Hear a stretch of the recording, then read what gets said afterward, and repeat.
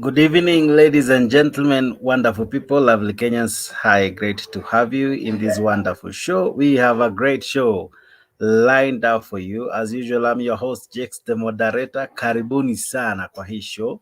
Thank you for being part of this wonderful show. Thank you for always choosing Mutembei Live. Thank you for being part of this wonderful, wonderful show. I have a great show lined up for you. Stay tuned. Wacha tufanye ile kitu. Asante sana. Let me know where you're watching me from.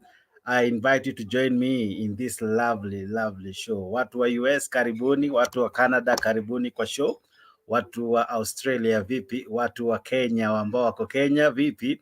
Let me know where you're catching me from. Thank you for being part of this awesome, awesome show. My name is Jakes. Karibuni sana. Karibuni sana, karibisha mwenzako kwa kufanya vipi, kwa kushare, kwa kulike na kwa kufanya hii show kuwa show fiti. Thank you very, very much. Let's have a decent discussion. Let's have an awesome, awesome, awesome show. Share hii video, like hii video kwa YouTube. Let us make this conversation known to many. Asante sana kwa kunijoin. Asante sana kwa kufanya hii show kuwa show yako. Thank you very much. Thank you, ladies and gentlemen. Karibuni sana. Let me know where you're watching me from before I even introduce a lot. Wacha nijue unanitazama ukiwa wapi. Namuona Ali Bira ako ndani. Namuona Kitengela Dickson ako ndani. Namuona Beatrice Namale from Saudi. Karibu. Mike Njoroge ninakuona from Kajiado Central Town. Karibu sana. Evans Mckenzie uko ndani, unasema how can I join in live? I'll be telling you just now. Alex N. Bernard, I see you from Eldoret. Karibu sana. Namwona Onesmus Jose Nyamwaka uko ndani ya show. Uko ndani. Karibu sana. Karibu sana. Karibu sana. Namwona Solomon Matumbo ako ndani. Namwona Tetera Sonkoi. Unasema watching live from Mara. Karibu sana. Namuona Joseph Opanda ako ndani from Rikuyani Ndiani. Karibu sana. Namuona Juma Daniel Nyongesa ako ndani from Lamu. Namuona Solomon, nimesema Solomon ako kwa show. Namuona nani hapa? Ebu Nazir ako ndani ya show. Karibu sana. Karibu sana. Thank you for being part of this show. Namuona Takara Sonkoi ako ndani. Namuona Angie Angela ako ndani. Nasema uko tuned from Mwitha. Mwitha ni wapi? Ninamuona Chepsut, I think. Naitamka vizuri. Ako ndani ya show. Let me know where you're watching me from. We have a great show lined up for you. Let me know where you're watching this great and wonderful show from. Karibuni sana wadau. Vipi habari ya leo? Leo kuna mengi. Wacha ni kuintroduce kaka clip kwanza alafu tuone vipi. Mingi ndugu zangu. Sasa hivi mtumishi wa serikali akatoa 3%. Wakata mfanyikazi wa serikali 3%. Huu shauri ulifanya wapi? Nani kashauriwa akakubali hilo? Leo serikali hii yashinda kulipwa wafanyakazi mishahara. Utafikiri county government ya Mombasa. Kwanza ushuru umekuwa mwingi ndugu zangu. Sasa hivi mtumishi wa serikali akatoa 3%. Wakata mfanyikazi wa serikali 3%. Huu shauri ulifanya wapi? Nani kashauriwa akakubali hilo? Leo serikali hii yashinda kulipwa wafanyakazi mishahara. Utafikiri county government ya Mombasa. Serikali ambayo hailipi mshahara. Siwende Makadara pale. Siwende Kilifi hospitali. Wakristo someni kitabu chenu. Hutasikia shekhe yuko nabii hata siku moja. Nabii wa We, leo ni ile siku, nakwambia leo ni ile siku. Today is another awesome show. Today we discuss a lot. Today we do something that I am skeptical kuihusu, lakini we have to do it now that it came into play today. Today we discuss church and politics, and zaidi yote how Raila put it today. Also together with the team that was with him today in Shakahola or in Kilifi, where they had a lot to say about the church. Well, what is your view on this issue? Let's discuss this. Let's have an interesting topic. And then also Gachagua today also made a funny statement. He said, watu wa Nyandarua waweke stima ili waweze kununua TV wamcheki hapo kwa teli. Hey. I tell you, it's becoming interesting. It's becoming moto kama pasi. Namuona Mike Njoroge ameingia, namuona Apap Arap Atem ako ndani, namuona Natasha Mary ako ndani, namuona Arap Cheps David ako ndani, David Lagat ako ndani, Leonardo ako ndani. Sikiza haya maneno Ndio kaka brother. naponya, siwende Makadara. Siwende Makadara pale. Siwende Kilifi hospitali. Wakristo, someni kitabu chenu. Hutasikia shekhe wa nabii hata siku moja.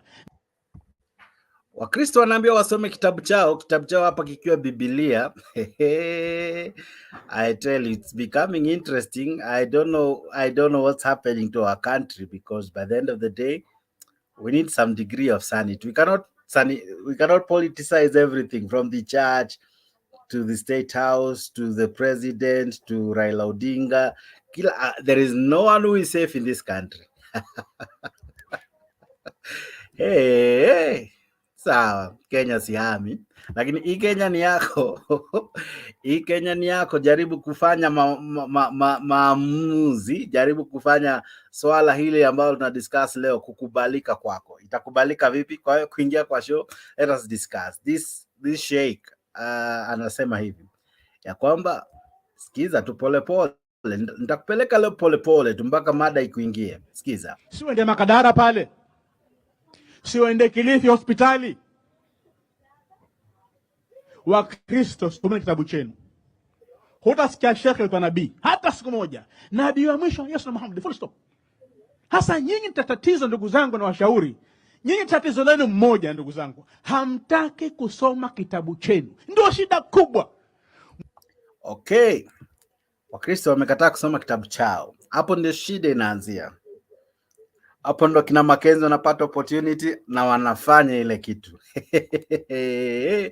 Christians, today mmemulikwa. I know you'll come in heavy to support yourselves. I see someone says like this, he's talking the point. Christians are taken as foolish.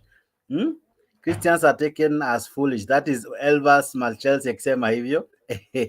Maoni yako acha ingia kwa show. How to join the show is not difficult. This is what you do. Unaingia kupitia link ambao unatumiwa na Mtembei Live, Mtembei Official, na Mtembei YouTube, na Mtembei Facebook. Hiyo link ukiklik inakupeleka place inaitwa StreamYard. Ukiingia unawasha mic, unawasha kamera, alafu unajikuta uko ndani ya show. Thank you very much for coming in. I see many coming in. I see many of you mkituma maujumbe tu kibao. Slimboy anasema I'm tuned from Malindi Coast, ako ndani. Namuona Elijah Nyaribo anasema niko ndani. Karibu sana kaka kwa show. Namuona Jerry Dayo ako kwa show. Karibu sana. I see you my brother. I see Mike Njoroge unasema moto kama pasi. Asante sana. Namuona Onesmus Jose Nyamwaka ako ndani ya show. Natasha Mary unasema ukweli. Namuona nani hapa? Namuona Yohana Mawawa ako ndani ya show. Nijuze unanitazama ukiwa wapi? Where are you catching me from? I'm here live from Mutembei TV. This is your show. This is your host, Show Moja Kali. Do this for me. Like this video, share this video. Let us do this for you. Thank you for joining me. Today, it's church and politics. Today, it's the religion with politics. Do we have a safe religion nowadays? I don't know. Hey, listen to this. Let me play it slowly and allow you to watch before I come back. Muislamu mtoto anakuwa madarasa kutoka asubuhi. Madarasa na shule. Si rahisi Muislamu kuwa Mkristo kwa sababu kutoka day one madarasa kutoka miaka mitatu. Akiitwa Sheikh Juma Ngao, nimejaa Qur'ani sawa. Huntoi ng'o hata kwa dinovumba. Nyingi ndugu zangu soma kitabu chenu, hasa kasome Mathayo 24:22 mpaka 28, kwamba maana wakati ule ukifika kuja Yesu kufika, watatokea makristo waongo na manabii waongo, watakuwa na ishara kubwa na maajabu, akifanya watumia chini. ishara kubwa na maajabu. Kama yamkini watawapoteza hao, hata wale Wakristo wazuri watasombwa na hao. Soma hicho kitabu ukielewe. Kwa soma hicho kitabu kielewe. Sijui kama umeelewa kitabu hicho, sijui kama umeelewa kitabu ambacho anakizungumzia. How well do you know your book? That book, the good book, the wonderful book, the living book, the holy book, the Bible. How well do you know it? I see Sami Sajika anasema hivi, my church is my heart, watching live from Mckenzie, Jogoo Road, Nairobi. Karibu sana Sami Sajika. Namuona Juma Daniel Nyongesa anasema, I am a concerned Christian too, big brother. Whatever is happening now in Kenya was predicted in the Bible years ago. Tusome Biblia na tuelewe, tusidanganywe na manabii wa uongo. I support his sentiments. Namuona Tom Odhiambo ako ndani anasema kuna kaukweli hapo. Namuona nani hapa? Slimboy anasema hivi. Anasema naomba kama kuna sawa. Slimboy hapa anatafuta mtu lakini ni sawa Slimboy. Nani mwingine hapa? Namuona Evans Mckenzie anasema that's Matthew, anaongelea kuhusu video ambayo nimecheza. Nitairudia kidogo na nitaka ingine na ingine ili uelewe mada vizuri. Lakini mwisho wa siku kuna sababu wewe uenda kanisani, kuna sababu wewe umeokoka, kuna sababu wewe unajiita Mkristo. Je, unakubaliana na matamshi kama haya? Je, wewe unaelewa Biblia? Je, wewe unaelewa Biblia? Sikiza hii.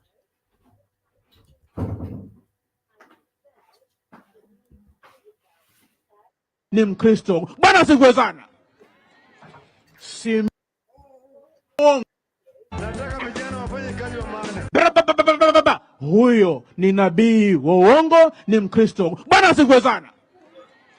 Si mimi mbibi. Nataka vijana wafanye kazi wa maana. Huyo ni nabii wa uongo, ni Mkristo. Bwana asifiwe sana. Si mimi Biblia. Open your Bible. Fungua Mathayo 24 20 mpaka 28. Sasa wakati wa makristo uongo, manabii wa uongo, wale Yesu alitabiri ni hapa. Kwa nini? Mathayo 10:29. Yesu anasema, jitieni nira yangu, mjifunze kwangu, maana mimi Yesu ni mpole na mnyenyekevu wa moyo, nanyi mtapata raha nafsini mwenu, maana nira yangu ni laini na mzigo wangu mwepesi. Mnyenyekevu wa moyo ataua watu Shakahola. Mnyenyekevu wa moyo ataua watu Shakahola. Wanafunzi wa Yesu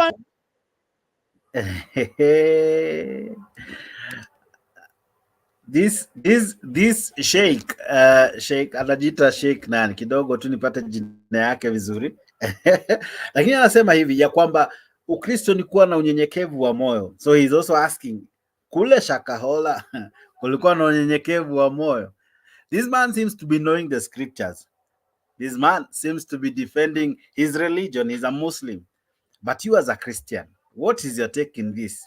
Because I'll also play what Baba said concerning all this. Now, the church needs to come out. Has the church been tainted to the level that it can be disgraced easily? Where did we lose it? What happened to the church that Christ left? Listen to this man. This is a sheikh criticizing the church deeply with facts from the scriptures themselves. Huyo ni nabii wa uongo, ni Mkristo. Bwana asifiwe sana. Si mimi Biblia. Open your Bible. Fungua Mathayo 24 20 mpaka 28. Sasa wakati wa makristo uongo, manabii wa uongo, wale Yesu alitabiri ni hapa. Kwa nini? Mathayo 10:29. Yesu anasema, jitieni nira yangu, mjifunze kwangu, maana mimi Yesu ni mpole na mnyenyekevu wa moyo, nanyi mtapata raha nafsini mwenu, maana nira yangu ni laini na mzigo wangu mwepesi. Mnyenyekevu wa moyo ataua mtu Shakahola. Mnyenyekevu wa moyo ataua watu Shakahola. Wanafunzi wa Yesu wangapi Yesu aliwaua wakati wake? Kuna siku Yesu aliitwa Kristo Galilaya msituni akawanyonga. Huyu Yesu alonyonga watu 5,000 ni Yesu wa nchi gani? Ndipo akaonya watatokea makristo wa uongo na manabii wa uongo. Sisi Waislamu hatuna manabii. Nabii wa mwisho ni Yesu na Muhammad. Hakuna nabii baada ya Yesu na Muhammad. Ukiona mtu ajiita nabii wakati huu, Yesu akamwambia muongo huyo. Huyo muongo huyo. Na ndo sasa hivi kumechacha manabii kweli kweli. Manabii ambao ukiwaangalia wanyonyora pesa za masikini na kanisani mwao. Miujiza ya uongo, viwete wa uongo, midomo ya kombo ya uongo, wambalanga wa uongo. Kama kweli manabii wanaponya, siwende Makadara. Well, interesting questions and serious questions being asked by this sheikh. Namwona IG yako ndani, na pia wewe ambaye unajiunga nasi, karibuni sana. Thank you for being part of this awesome show. This show is for you. This show is you who makes it possible. Of course, we are sponsored by Optiven. Optiven has been there for the last 23 years, giving people and settling them in their homes. So if you need a home, Optiven Gati. I'll be playing some clips about Optiven hapo mbeleni, lakini zaidi ya yote karibu sana kwa show. Let me know where you're tuning in from. Nakwambia leo ni ile siku.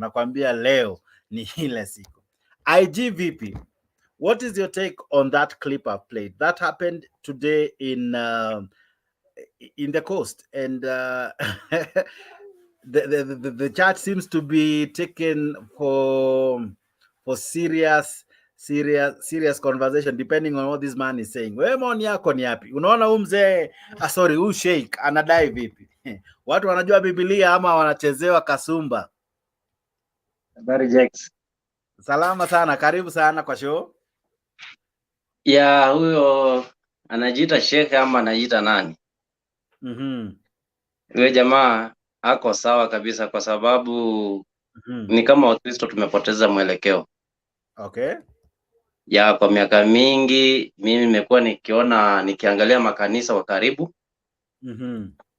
Na utaona kwamba sana Wakristo wenyewe tunajiaibisha tu mbele ya watu, tunajiaibisha sana. Ukilinganisha dini ya Kiislamu na Wakristo tuko na sarakasi mingi sana. Okay. Ndio unaona mtu kama yule anaweza jitokeza na kufanyia kukashifu dini ya Kikristo. Hizi sarakasi zimezidi kiwango. Na nadhani ni wakati umefika sasa Wakristo turudi tujiangalie ni wapi tulikosea. Okay. Ya manake ni kama tumepoteza mwelekeo kabisa, hatufati maandiko ya Biblia. Hadi wengine wale ambao si wa dini nyingine wanaijua Biblia kutuliko sisi. Haifai kabisa. Inabidi sisi turudi tujiulize ni wapi tulikosea na ni wapi tulipoteza mwelekeo. Pale ndipo tutaweza kurudi kwenye barabara ambayo inastahili kama Wakristo. Hapa kwa vilema na sarakasi kuna wakati mmoja nikiwa Kitengela. Okay. Kukawa na crusade, sitataja kanisa, kukawa na crusade mahali fulani. Sasa ukapata yule pastor alikuwa ni pastor wa nchi ya nje. Okay. Na hawa mapasta wetu ndio wamewekewa pale kuombewa vilema. Wakaletwa, siji viziwi, vipofu, wote wakaletwa pale kwenye podium. Walipoomba wakaona viwete na viziwi na vipofu hawaponi. Maajabu ni yule mhubiri mmoja yule wa kimataifa akaondoka pole kuingia kwenye gari na kwenda Nairobi. Okay. Sasa mapasta wetu ndio wamebaki hapa kujiaibisha kufukuza mapepo sijui yenye yako ama sijui yenye hayapo. Hiyo ilikuwa ni sarakasi ambayo nikasema kweli Wakristo tumepoteza mwelekeo kabisa. Huu ni wakati ambapo inafaa tujirudie, tujiulize ni wapi tulipoteza mwelekeo, lakini tutapoteza maana kabisa. Hata hii imefanya mpaka kuna watu wengi ambao sasa wameasi Ukristo kabisa kwa sababu hizi sarakasi. Ya kama mimi sasa nikienda mahali tuseme nimepigwa transfer ya kikazi mahali fulani, itanichukua muda mrefu sana kuji-identify na kanisa yote pale. Ya kwa sababu huwezi jua ni kanisa lipi ni la kweli, pastor yupi ni ukweli ama ni sarakasi hizi ni za nini. So unapata watu wengi wameacha Ukristo, wengine wanakaa tu manyumbani hawaendi makanisani. Wengine wanaacha dini ya Kikristo, wanaiacha kabisa, wanaenda kwa dini zingine. Dini wengi kuna wale wameenda dini ya Kiislamu, ukiuliza utapata wameenda kwa dini ya Kiislamu. Kwa sababu ya haya mambo, hizi sarakasi mingi hizi ambazo ziko katika Ukristo hii. So mimi maoni yangu ni hayo tu, Wakristo tujichunguze na tujue ni wapi tulipoteza mwelekeo. Sasa nikuulize, kwa sababu waumini wa Mckenzie kuna kitu waliamini, kuna mambo walifunzwa na ikawaingia. Sasa ni shida iliingilia wapi? Ni wao walikataa kusoma maandiko kwanza waelewe inamaanisha nini, ama walimwamini aliyekuwa akiwaongoza licha ya kwamba alikuwa na msimamo tofauti na maandiko? Maana maandiko sijasoma mahali panasema ufe ili umuone Yesu, ama ujinyime chakula kiwango cha kufa, maana Yesu mwenyewe alifeed watu waliokuwa na njaa. So hapa ambapo tunakuta mtu anakufanya uamini ya kwamba shida zako zitaisha ukifa, shida zako zitaisha ukijinyima haki yako ya kimsingi, iwe chakula na mambo mengine, ati ili uishe. So unaona ni nini alitumia? Ni watu kutoelewa maandiko, ama watu walikataa kusoma wakaamua kumsikiza yeye, na yeye akatumia hiyo kama loophole ya kuunda kitu ambacho kilisababisha maafa na janga kubwa Kenya. Ya ni kweli Mhubiri Mckenzie ni kama alitake advantage ya ignorance, na hii ignorance inakuja ya kwamba Wakristo hatusomi Biblia. Kama hatusomi Biblia, unakuta inakuwa ni rahisi kukuwa manipulated. Sijui ni software gani huwa hawa wahubiri wana install kwa akili zetu. Ya kwamba hakuna vile inaweza tolewa na mtu yote, ila tu yeye mwenyewe ndiye anaweza itoa. Sasa unapata ni ile advantage tu ya ignorance ya watu, ule ujinga wa kutojua. Watu hawajui Biblia. So kuna mambo ambayo hawaelewi kuhusu Biblia. Ni unapata mtu kama yule anachukua ile fursa kuwafunza mambo ambayo hastahili. Na mtu kama yule ni rahisi kuamini kwa sababu anajua mimi nikikosa kula chakula nitaenda kwa Mungu na shida zangu zitaisha. Hivyo ndiye anajua, hakuna vingine. Na ni kweli ukifa shida zako zimeisha. Lakini mafunzo kama hayo ni mafunzo ya kupotosha. Watu hawasomi Biblia, wako na ile ambaye ile hali ya kutoelewa Biblia inasema nini. So unapata inakuwa ni mwanya ambao mhubiri kama yule ambaye anatumia sasa kuwapotosha wale wafuasi zaidi. Keti tu hapo, kuna swali kama 2 hivi ama 3 ninazo kwako, lakini kwanza acha nifanye hivi. Acha ni salimu hapa. Namuona Yohana Mawawa ako ndani, namuona Alex Media ako ndani namuona ambayo Steve pia ako ndani from Mathare North. Namuona Haji Hassan anasema he's watching. Namuona nani hapa, Chris Lydia ako ndani. Chris Lydia baba wa sichana Leila, sorry Chris Leila. Karibu sana kwa show. Kuingia kwa show ni vipi? Hiyo link ambayo umetumiwa na Mtembei Official, Mtembei TV, Mtembei YouTube na Mtembei Facebook, hiyo ndio link unatumia kuingia nayo kwa show. Unafanya nini? Una tap hiyo link. Hiyo link ukitap, unawasha kamera, unawasha mic, alafu najikuta miongoni mwa watu ambao tayari wamejiunga nami kwa show. Wacha nisikie swala hili ambao tunadiscuss. Swala hili ambao tunadiscuss kuhusu kanisa na jinsi ambavyo imefika mahali. I think we need to have this conversation. Sijui wewe, lakini nadhani inafaa to discuss, right? Maana huyu Sheikh ana raise mada kadhaa. Mwanzo anasema ni kana kwamba Wakristo wengi hawasomi maandiko, so wanachofunzwa ndio wanaamini tu bila kuenda yeye mwenyewe kujisomea, kumjua Mungu ama kumjua Yesu ama kumjua kinachohubiriwa at a personal level. So through that unapata kuna kuwa na hali ya mtu kuchukua advantage. IG, swali rahisi. Yes. Wakati unakuta Mckenzie amefungua kanisa, hakosi washirika. Hata hizo sarakasi unasema hautakosa watu wakitamani kuhudhuria, kuwa miongoni mwa hizo sarakasi, wengine hata kufuatilia zaidi. Ni nini hasa unaona huwa kinavutia watu? Ni nini ambacho ni lugha ambayo ni inavuta ama kuna nguvu fulani ambazo zinatumika hapa?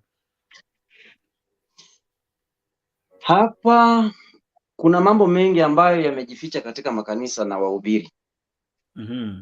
Mara unasikia kuna wahubiri wanaenda sijui Nigeria, sijui wengine wanaenda wapi, wengine wanaenda sijui chini ya bahari, sijui kufanya nini. Na ni kweli kuna wale wahubiri ambao wengi wanatumia zile nguvu ambazo ni nguvu za giza. Unaona wataenda kule kwenye waganga kule, wakatafuta nguvu zao za nini, yani kuja kuwapotosha tu wafuasi wao. Zile sarakasi wanaposema wanaponya, mtu anataka uponyaji wa haraka mahali pale. Wanaposema ukienda kanisani sijui utatajirika haraka, watu wamesahau ili kutajirika ni uende ufanye kazi. So watu wengi utakuta kutokana na hizi shida ambazo tuko nazo zimechangia. Hizi shida ambazo tuko nazo, shida za kiuchumi, hizi maisha imekuwa ngumu. Sasa ndio mmoja wapo ya zile shida ambazo zinachangia watu kukua radicalized, kukua katika hiyo radicalization ya wahubiri kama hao. Watu wanataka advantage ya hali ya maisha. Unaambia mtu Mkristo ya kwamba ukija kanisani hapa utapata mali. Na kweli watu wanaenda. Wanataka tu miujiza ya haraka haraka ndio maisha ibadilike, lakini maisha ya mtu kubadilika inakuwa ni process. Lazima ufanye kazi kwa bidii ndio Mungu ataongezea kwa kila ambacho unatafuta, ndio maisha yatabadilika. Na watu wetu shida iko hapo. Manake unakuta kanisa zinafurika na ni sawa, maana Yesu alisema acha watu wote waje kwangu, lakini anayeongoza hiyo ibada inafikaje anatumia hiyo ibada aidha kujinufaisha ama kupotosha watu ambao walikuja na jinsi unavyosema walikuja na nia tofauti, wengine walikuja na mahitaji mbalimbali. Iwaje sasa kiongozi wa ibada ama anayeleta neno ama anayehubiri ama mhubiri wa hilo kanisa ama hilo dhehebu, mbona basi achukue opportunity kama hiyo? Je, unaona kama ni mbinu wao wameona audience, so this is an opportunity to either enrich or capitalize on it to get something personal? Ni ya ubinafsi ama ni kwa sababu ya Kristo?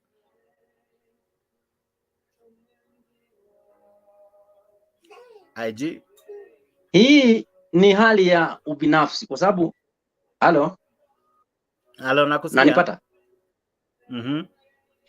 Hii naweza sema ni hali tu ya ubinafsi fulani ambao ni wale wameteka advantage kutaka kujinufaisha. Manake hawa washirika wamegundua ya kwamba hawa washirika wako vulnerable sana.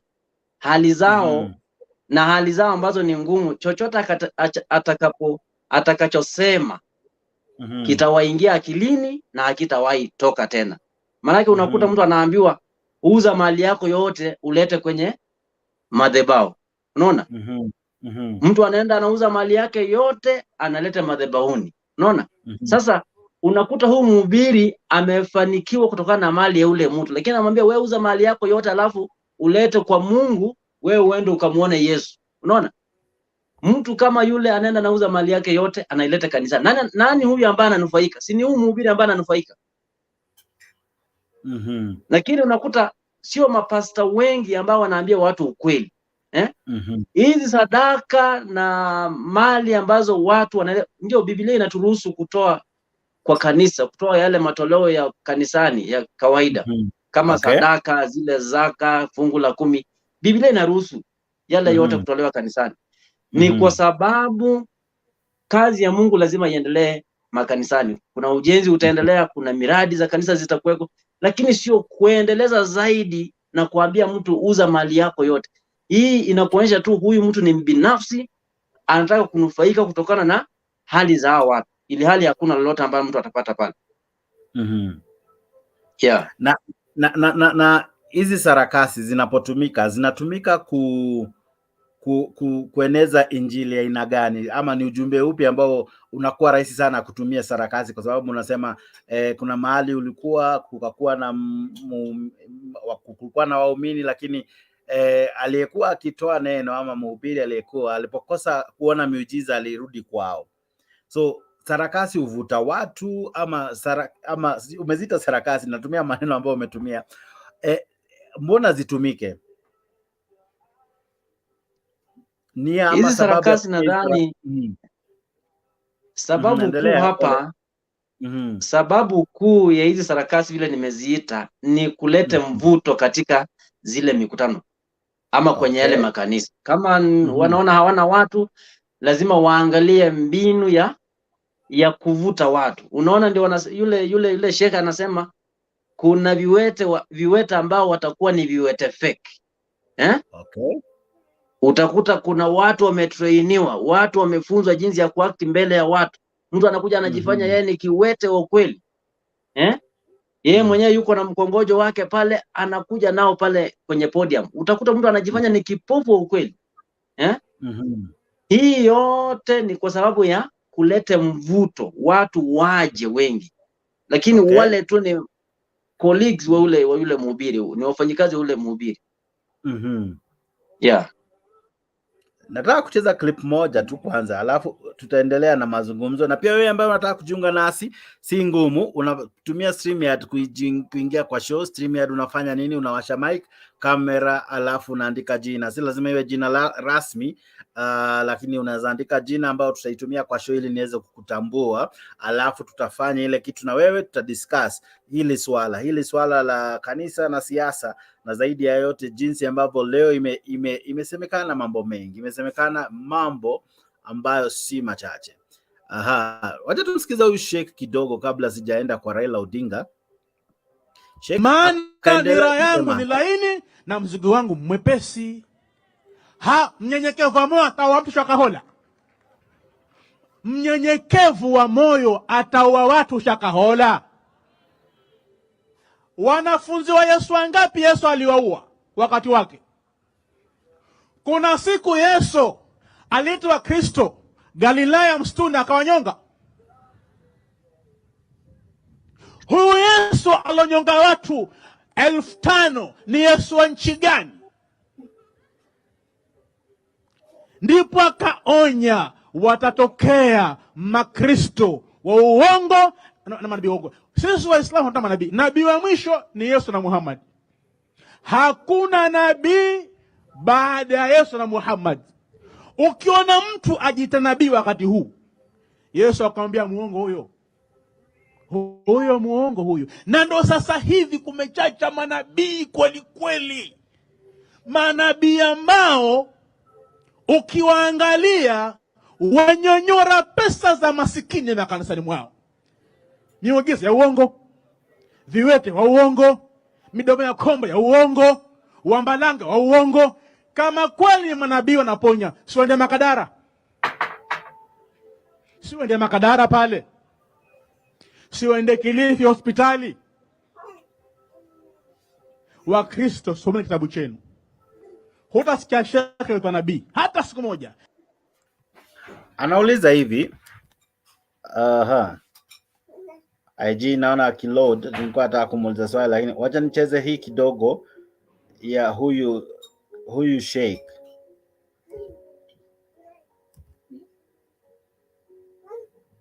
Nyinyi mtatatizo ndugu zangu na washauri. Nyinyi tatizo lenu mmoja ndugu zangu. Hamtaki kusoma kitabu chenu. Ndio shida kubwa. Muislamu mtoto anakwenda madarasa kutoka asubuhi. Madarasa na shule. Si rahisi Muislamu kuwa Mkristo kwa sababu kutoka day one madarasa kutoka miaka 3.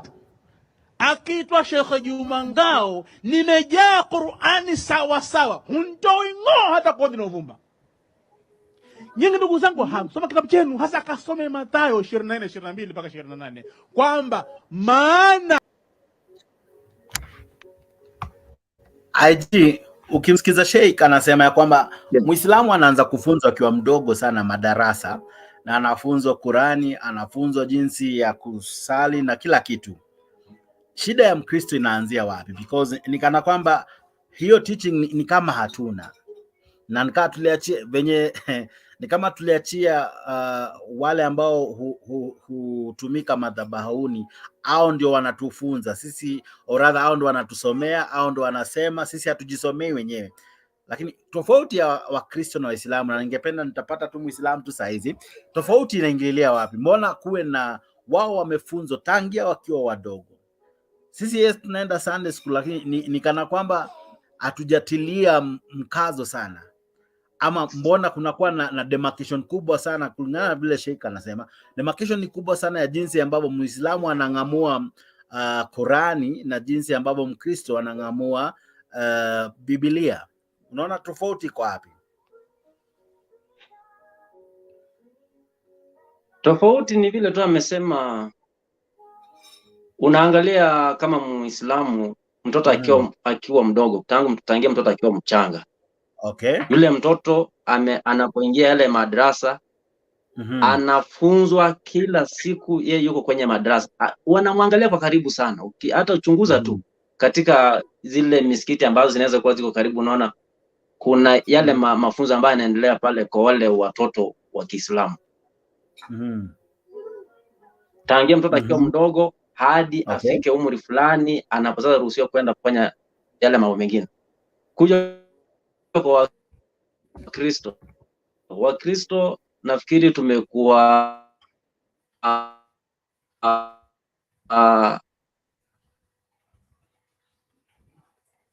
yes, a bit IG a bit IG ni kama kuna mshiki kidogo ya sauti yako. Unanisikia vizuri? Responsible kidogo, tumeachilia watoto wetu. Okay. Yeah. Okay, lakini ukiangalia nilikuwa nasema makanisa ni kama Wakristo tumekuwa irresponsible kidogo, tuko kama tuna neglect watoto kiasi. Sio makanisa yote ambao utakuta wako na zile ibada za watoto za Sunday school. Unakuta watu, unanipata? Nakupata. Sio kanisa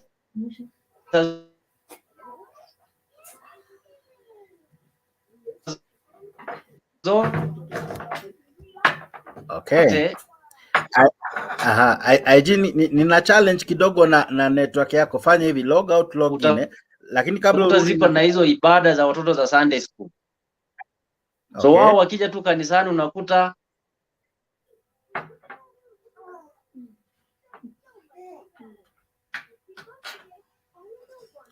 IG unakwama, network inanisumbua. Rais hawezi kuunda jopo kazi ya kufanya uchunguzi, maana yake executive ni mshukiwa. Okay. Fanya hivi, log out log in, alafu najua itakuwa sawa ukilog out ulog in. Lakini wewe ambaye unajiunga nami, asante sana kwa kujiunga nami kwa hii show. Tuna swala ambao tunajaribu kung'amua, tunajaribu kujadili vitu viwili vitatu, lakini zaidi ya yote jiunge nami kwa show. Namuona Gilbert wa Mukubia wa Mukubui, we sawa.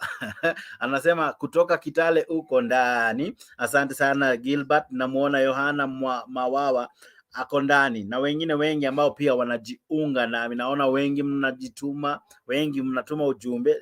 Nijuze unatazama ukiwa wapi. Tuma ujumbe kuhusu huu mada. Let me know what is your sentiment.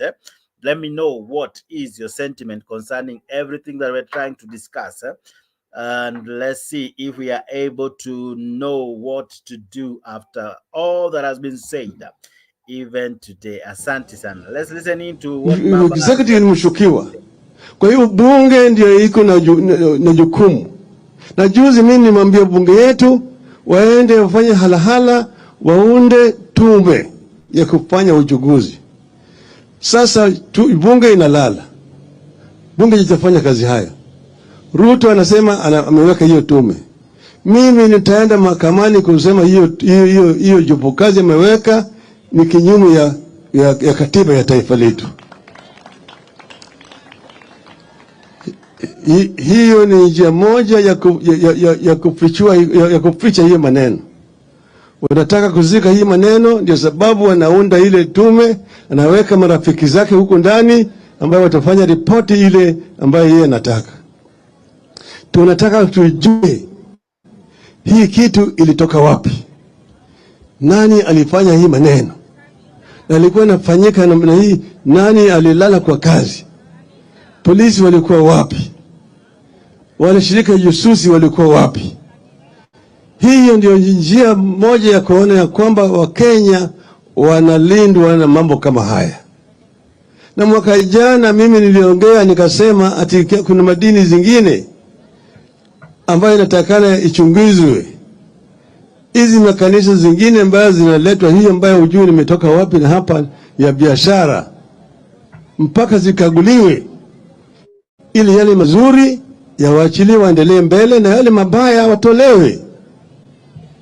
Lakini nilipingwa, wakasema Raila ni mtu wa waganga, ni mtu ambaye hana imani na dini, yeye ni mtu ambaye anaabudu shetani na kadhalika. Sasa wale jamaa ambayo wanasemekana ati ni watu wa Mungu ndio wamekaa pale, wamelala kwa kazi, Wakenya wakinyongwa kiholela namna hii.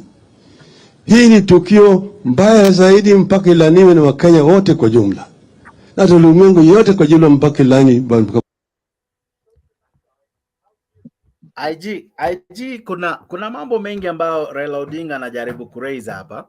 Moja, anasema ya kwamba wacha nianze na alipoanzia, alisema ya kwamba Ruto hana uwezo ama hafai kuunda jopo ya kuchunguza matukio ya Shakahola. Na nasema kuwa executive ama government it is involved in Shakahola issues. Unaona kama siasa ama wanasiasa walijiingisha sana na mambo ya kanisa to the level that mpaka inakuwa virahisi sana kuwashinikiza katika tuhuma za zozote ambazo zinatokea kanisani. IG? Ya, ni kweli. Nanipata? Nakupata, endelea. Mambo ya makanisa na siasa yalianza wakati wa kampeni. Naelewa wakati wa kampeni vile mambo yalikuwa. Okay. Makanisa yalijiachilia sana yakajiingiza kwenye siasa. Okay.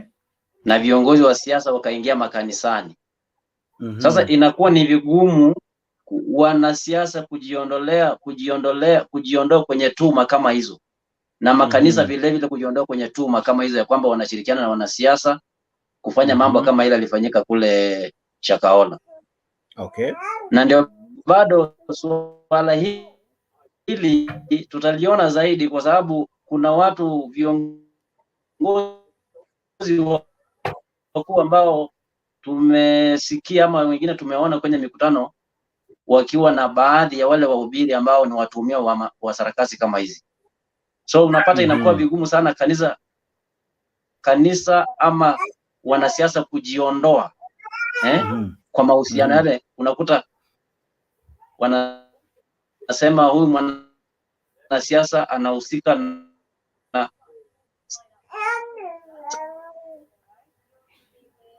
sarakasi za makanisa ama wahubiri wale.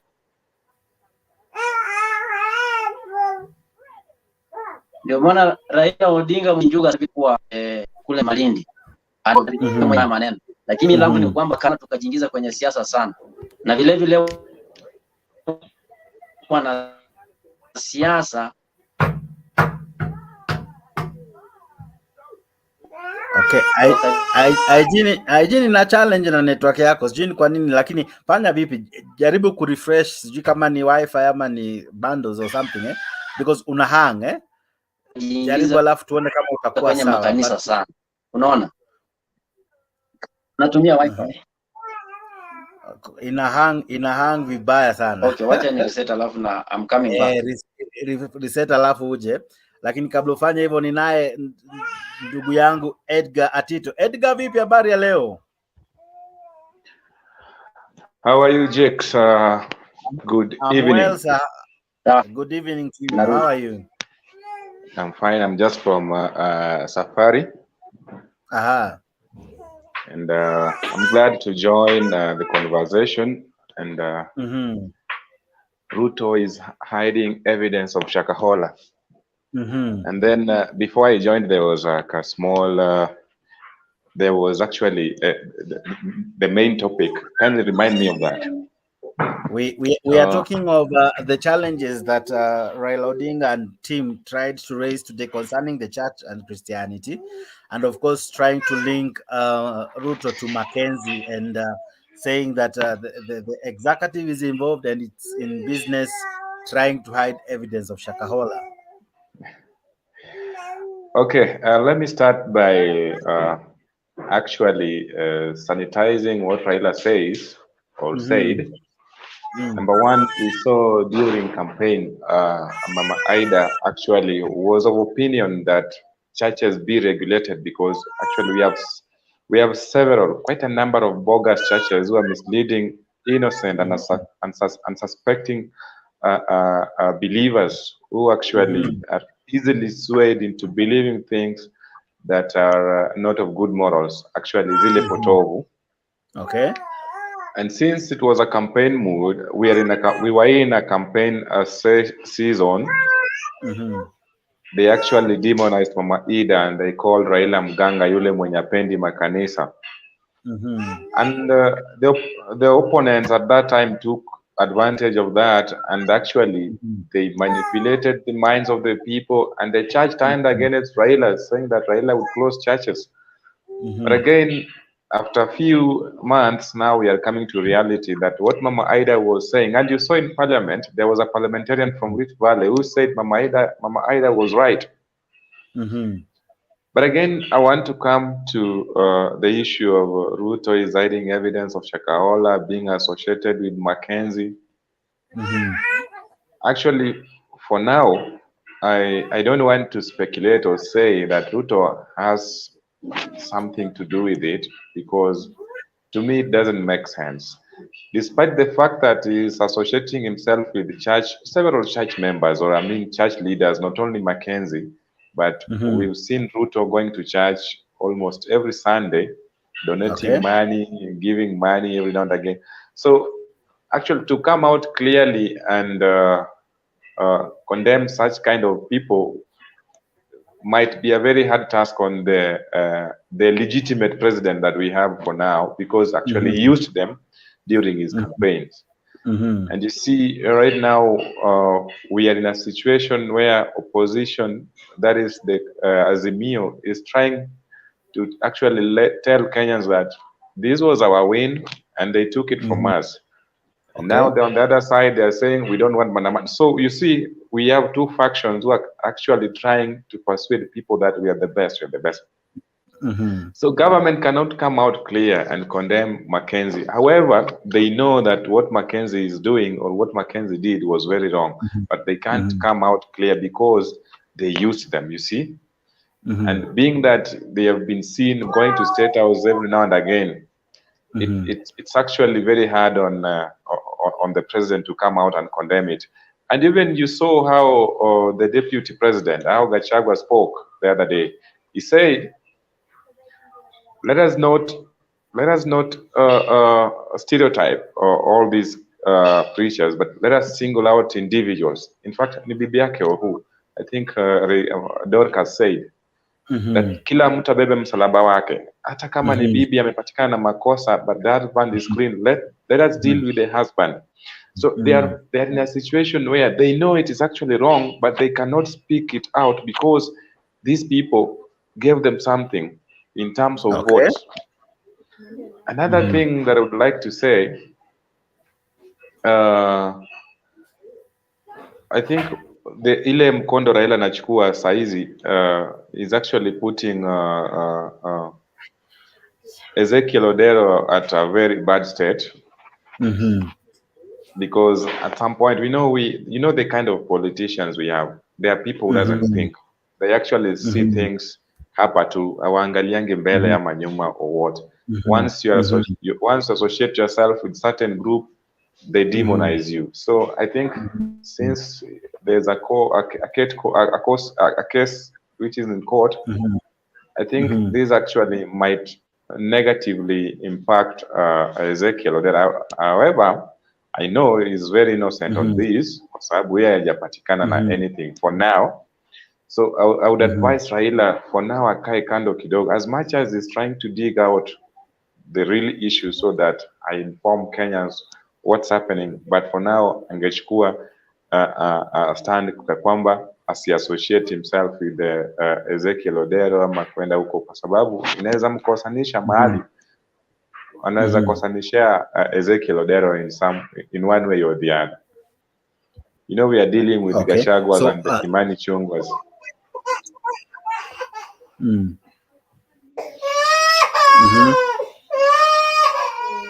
Sorry for that. At a glance of what happened today, these people, there's a point that Raila Odinga said today that these people have been linked to Gachagua and the wife, William Ruto and the wife, because of them being pastors and all, and these ladies, but seeing Raila now, does it water down what he was trying to say? Jax, you know, these are politicians. You know, these are politicians. Raila Odinga is a politician. Rigathi Gachagua is a politician. These people use every moment for their advantage. And being that Dorcas Rigathi is a pastor, I mean, we have freedom of worship, freedom of association. You can associate with any church that you want. That does not make you a demon or be part of the scheme which is ongoing. She can be there innocently, not knowing anything. But now, you know, when Raila was in the rally and others, they were saying, oh, the Shakahola annex, Mckenzie's and Ezekiel's friends. But you see, today, Sasa tunaona he's coming to associate with Ezekiel Odero.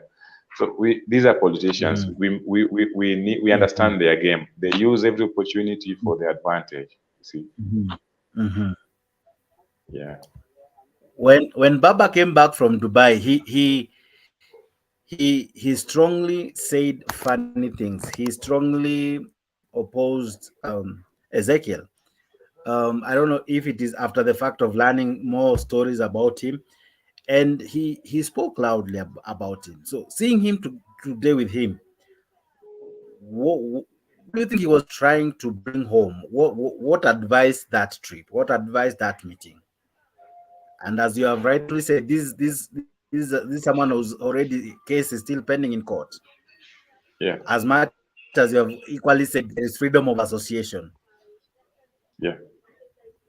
There's one thing that I would like to bring to your attention, and it was said by the former governor of Western Kishu, Ezekiel Mandago. Alisema siasa usiweke kwa lungs, usiweke kwa roho, weka tu kwa lungs, unakohoa na inatoka. You see, a politician can say one thing today, and the next day is singing a different tune.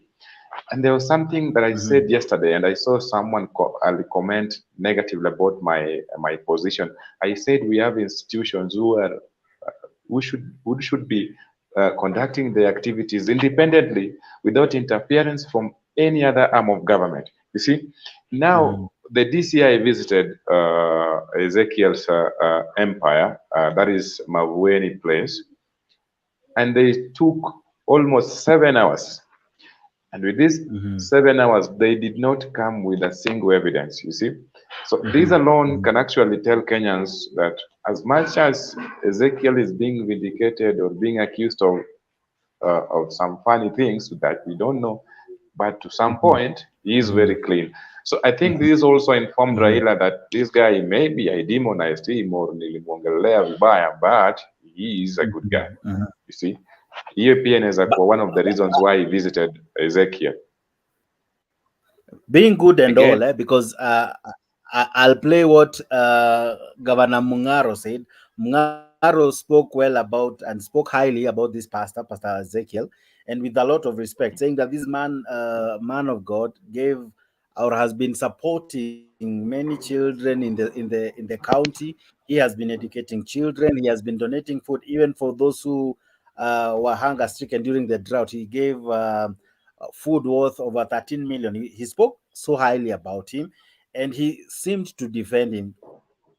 Could that have informed Baba's decision to visit the church today? should I respond to that? Yeah, that's what I'm asking. Could what Mungaro said have influenced the decision of Baba visiting this church? Well, I think Baba's visit to Ezekiel's church has been informed by several reasons, and one of them may be that of Mungaro's utterances or speech on Ezekiel. Two, about what people are speaking about Ezekiel. And three, Ezekiel has numbers. Look at that church. It's always full. And what politicians are looking for is just numbers. And again, another thing that informed his visit, the DCI's report. Though it's not in the public domain, but we saw they came up with nothing. They come up with nothing, and actually informed many Kenyans that as much as Ezekiel was taken to cell of police custody, he may be innocent. So that may have informed Raila's association with Ezekiel today. And we also support him. We support that. Yeah. And you know, there's a panelist yesterday who said something interesting. He said at times you don't choose the people who come to a meeting. Like, for example, there are so many people in this group, right? Those who are in this meeting here. There is Raila Odinga, there is Pastor Ezekiel, and there are so many other people there. If one of them has maybe been committing a crime, let's say, for instance, case in point, Pastor Ezekiel is found on the wrong. Will it be right now linking Raila Odinga to Pastor Mckenzie? To Pastor Ezekiel, given such a moment like this? No, that is absolutely wrong. But you see, we are in a nation where people take anything slightly, they use it for their advantage. I mean, to demonize you and to make you bad, or to make you a demon in front of the people. I told you that, you see, we are in a nation, wakati unajua tuko na the likes of Moses Kuria, tuko na the likes of Kimani Ichung'wah, tuko na mpaka Oscar Sudi. Imagine such kind of people, tuna share inchi with them. If they see such kind of a thing, Raila associating himself with Ezekiel, tomorrow if they have a rally, they'll say, we also want you to visit Mckenzie. Why? They always try to push things so that you look like, or you appear a bad person, or you appear a demon, the way they have demonized Raila in front of other people. Yeah, but equally, like could I told Raila you, as well be all right. Come on, Go come ahead. again. No, you No, were go saying ahead. something. I'll ask you after you're through. Equally, in the same breath, Raila Odinga can be reaccused of this, that as well he's using on one hand, but again also supporting in the other hand, given that he accused the wife of Gachagua and Rachel Ruto of such, and now today we see him with Ezekiel. Does it not water down all he has been saying? That is why I was telling you, politicians are masters of double speak or double standard. You see, today you are saying this, and tomorrow you are doing opposite. Today you are saying this, and tomorrow you are doing contrary to what you said. So it's actually politicians use every moment actually for their advantage. And one thing that I told you, you know, as we speak, Mandamano is still on course. And if you read, if you are actually reading Raila's movement nowadays, a day to Mandamano or on the a day to Mandamano, you always visit church. Anaendanga churches where mali kuna numbers, you see. And you know Mombasa has been quite low. The turnout has been zero actually in Mandamano. So this could be also a strategy to lure the followers of Ezekiel, so to know that we are fighting for you also. You saw the other day I was with your pastor when he was accused wrongly. So we want to go to the streets to condemn such kind of things. You see, that is why I was saying any slight moment where there's opportunity that they can use to charge the crowd, they'll actually use that to their advantage. And again, we also have a constitution which gives us right for association, freedom of worship, and the people to. We have no boundaries in terms of association, so long as it's within the law. Now, Raila or if the Rigathi Gachagua is registration right to there's associate. there's this registration that they really are highly publicizing. Um, Regardless of how we take it, does it in a way limit or kind of restrict the freedom of worship? Because if there will be some certain limitations, regulations, some certain qualification for you to have a church, could that as well be a way of limiting the freedom of worship, despite it being this freedom of worship in our country? I don't think it will limit freedom of worship. All we are trying to, all this bill is trying to regulate is the kind of people who actually are in these churches, the leaders of these churches, Jakes. You know, we're in a country where someone just wake up, opens a church, bring in people, fake some miracles, swindle unsuspecting Kenyans with some fake miracles, and people will actually flock in that church, you see. Like, for example, I saw a clip where one pastor, alikuwa nainua simu hivyo naambia watu, inua tu simu yako na utingize kwa imani and you will receive M-Pesa message. That is actually very wrong. So actually, if that bill can control such kind of actions, I think it's something that we need to support. But again, it won't limit our freedom of worship. Kwa sababu, we have churches. Churches have been existing since time immemorial, since independence, since we were there, since missionaries came. Churches zimekuwa zikiexist. However, we must regulate, and if in case someone is spotted doing something that is not right, like Mckenzie, the likes of people that I don't want to mention, such kind of churches should be actually closed. Because you're not now worshiping, but you're now misleading the congregation. Instead of delivering them, but you are busy there extorting them, the little that they have. You know, we are in a nation where now we don't want to work hard. We only want to say, amen, I receive, I receive, I receive. But again, now we are giving government a challenge. Create jobs for us. Create jobs for us so that we don't flock in churches expecting miracle to happen. Yes, miracles are there. But hata kama ukiamini, utapata hiyo kazi wapi? In whose company? So I'll actually, I'm in support of that bill. If in case it will regulate the likes of Mckenzie's and others, I'll support that. Yes.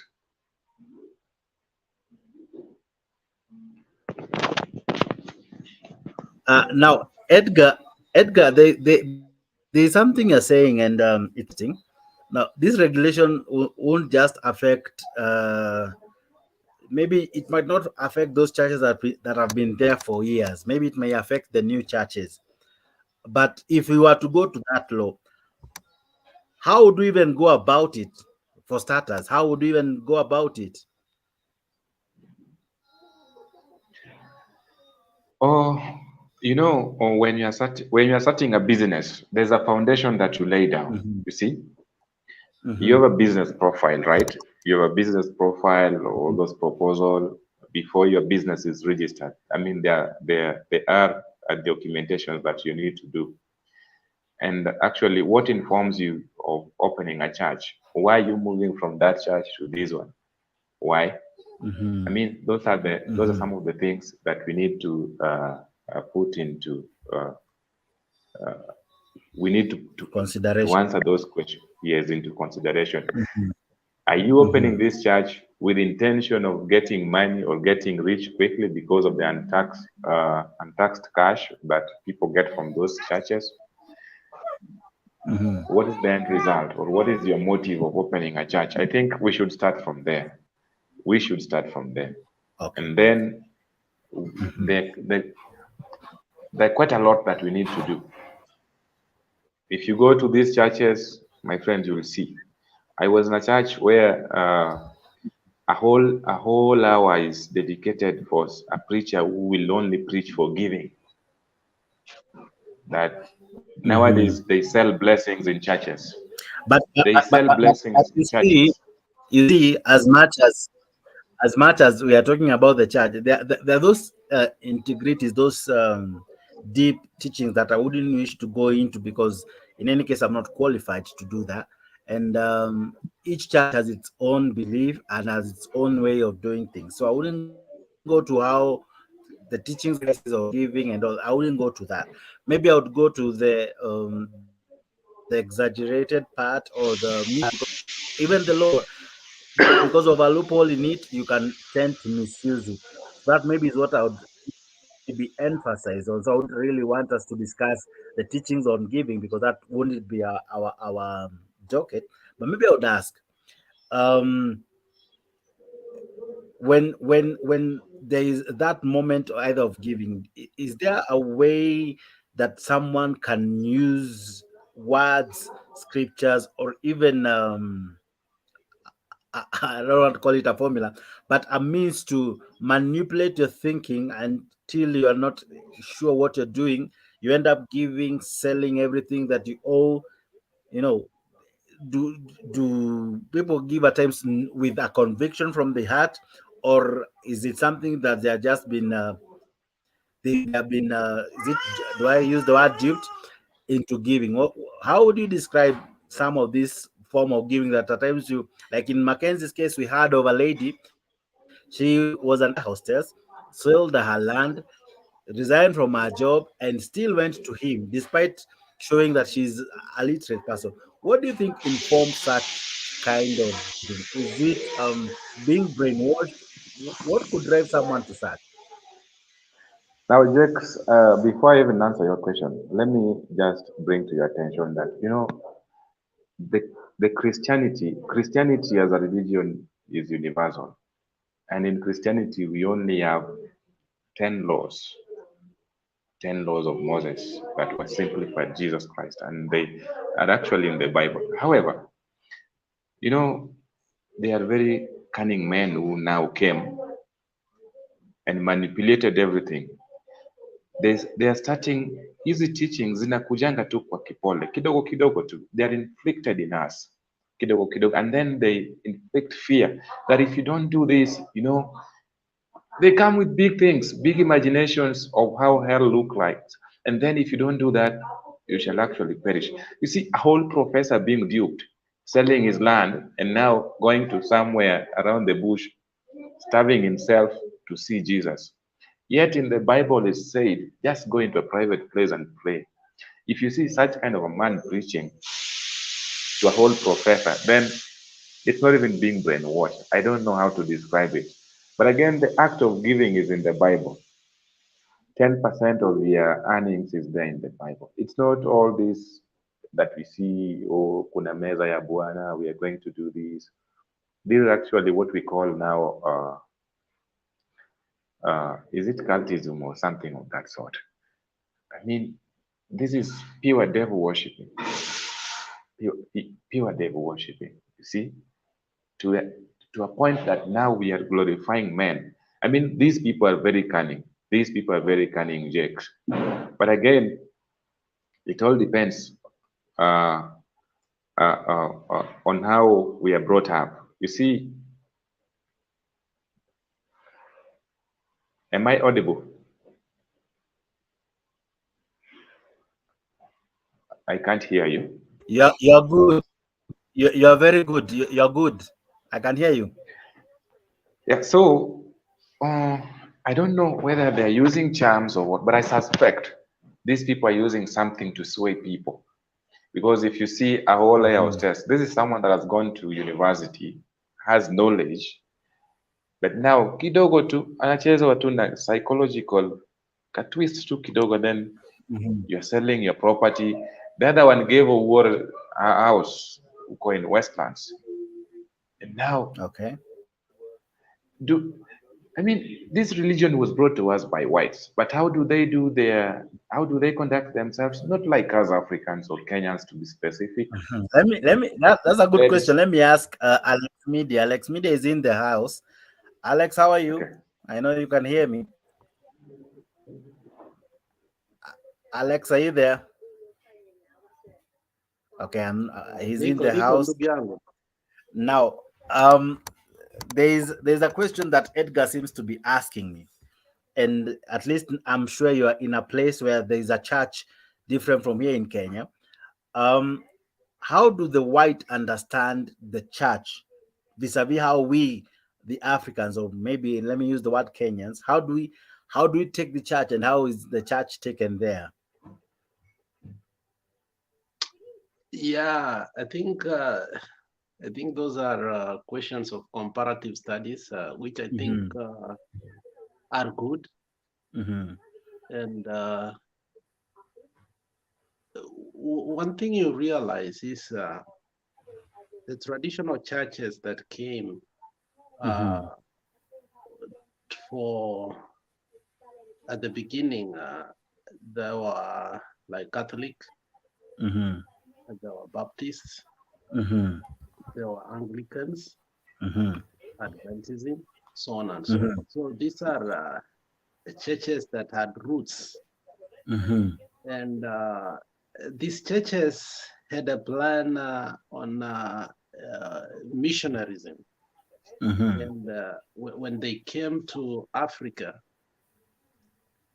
they subdivided. For instance, in Kenya, the Catholic Church took Central, the Methodist Church took the Meru, the Adventist Church went to Mutembei, later on to Kisii.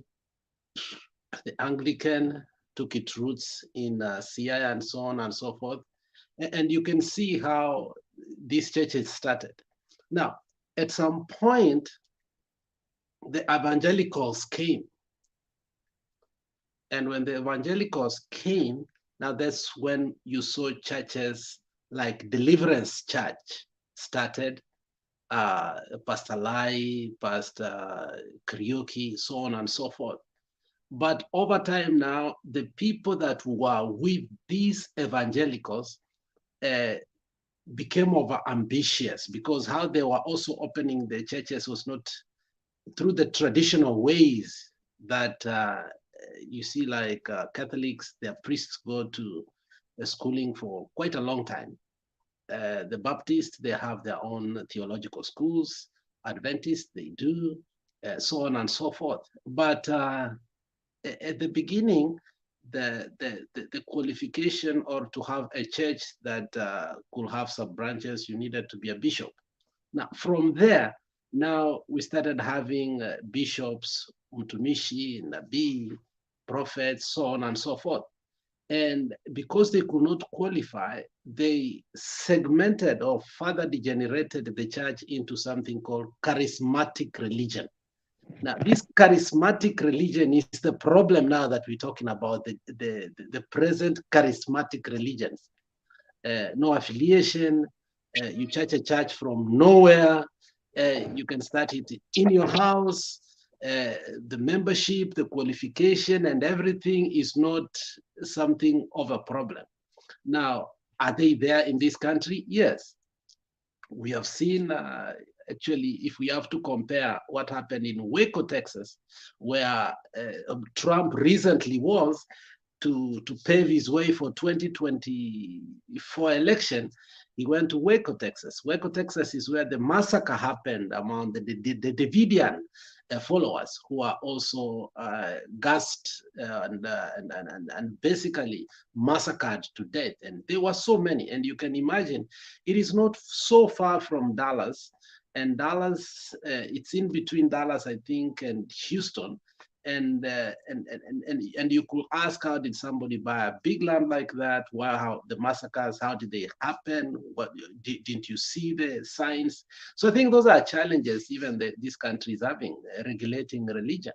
So charismatics are there who masquerade as prophets, who are not regulated, and that's where even the Mormon church is is categorized, because if you go here in Utah, you will find that you may think that polygamy is not allowed in the US, but those people live here in Utah, and the Mormons, they are polygamists. They kind of have their own economy, and they have really thrived, and truly thrived to a point that you can admire their lives. Go here in Wisconsin. We have another charismatic or something that subscribed something of the sort, whereby they don't.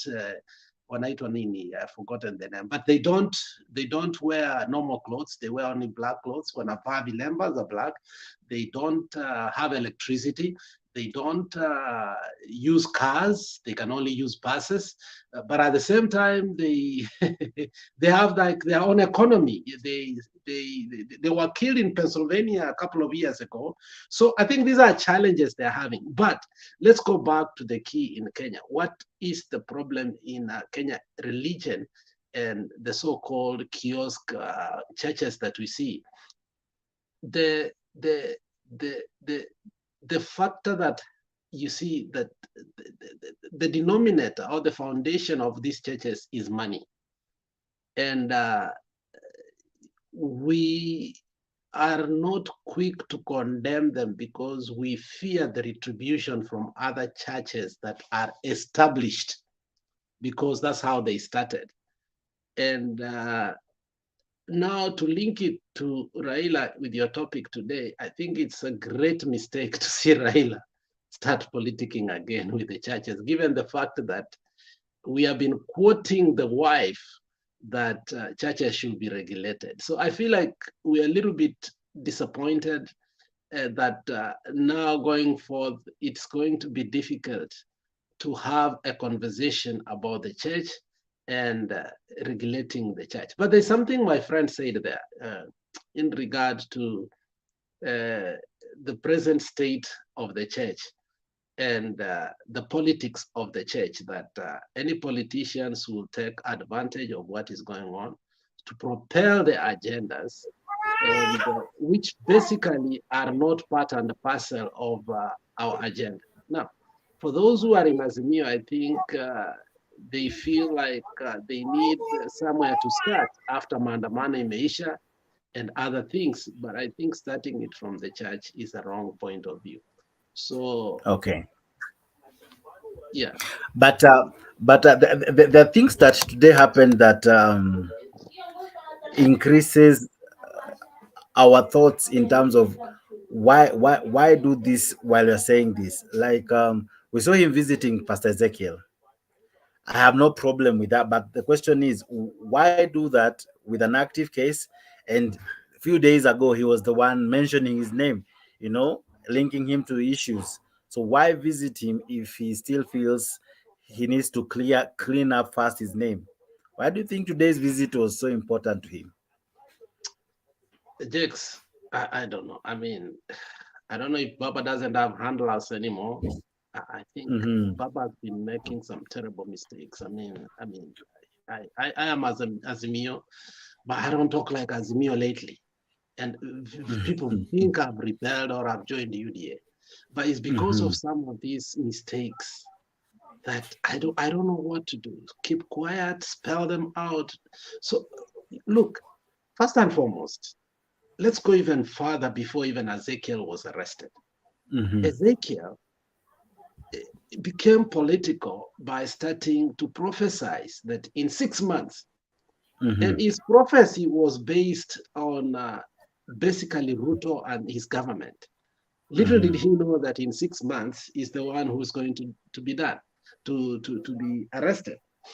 And I have my gut feelings telling me that since Ezekiel sort of politics and his undertones that I've listened over, that he really supported Mungaro to become the governor, or he has been part and parcel of the ODM fraternity in Kilifi. Now, why do I say so? The reason I say so is when Ezekiel was asked, why don't you allow live sessions in your church? He said, there are prominent people that come to my church that do not want to be seen. It will be an invasion of privacy, something of the sort. I am paraphrasing, and I ask to be forgiven if I've paraphrased in a way that maybe you did not get it from him. But now, yeah, just one moment. Edgar, kindly try to remove the baby from the show. We try to always protect children. Yes, thank you. Please don't have the baby in the show. Thank you, sir. Go ahead. Yeah, so from that point of view, some gut feeling tells me, I might be right or not right. When you hear leaders, church leaders, go supporting openly politicians, I think they have given their donations and also the campaign money to these people. So I think Ezekiel seems to belong to ODM party. Those are my analysis. I might be right or wrong, and forgive me for that, because there's something I want to build on. Now, given that fact that he has been generous to this party, given the fact that he's one of the few prominent people who came out and castigated Ruto and his regime when the whole church was supporting the Kenya Kwanza, I was astonished and shocked when Raila criticized him. And I questioned Raila's loyalty toward a man who single-handedly, when the whole church was castigating Raila, he was one of the few leaders, religious leaders who supported, apart from the Muslim religious leaders who came forth and also supported Raila. Now, something tells me that the hemorrhaging of the ODM membership in Kilifi was going to be a real thing. And what Baba is trying to do is to resuscitate. What Mungaro has told Baba clearly is, if politically we go against this person, he has had his foot in the politics of Kilifi, ODM is going to lose. So me think that Baba is doing what he ought to do, which is to stamp his feet in Kilifi. We have had that talk here before, that it's not just membership of the church, it is also the voters in the coastal region. If you look at the voting register, all of a sudden Kilifi ballooned so much.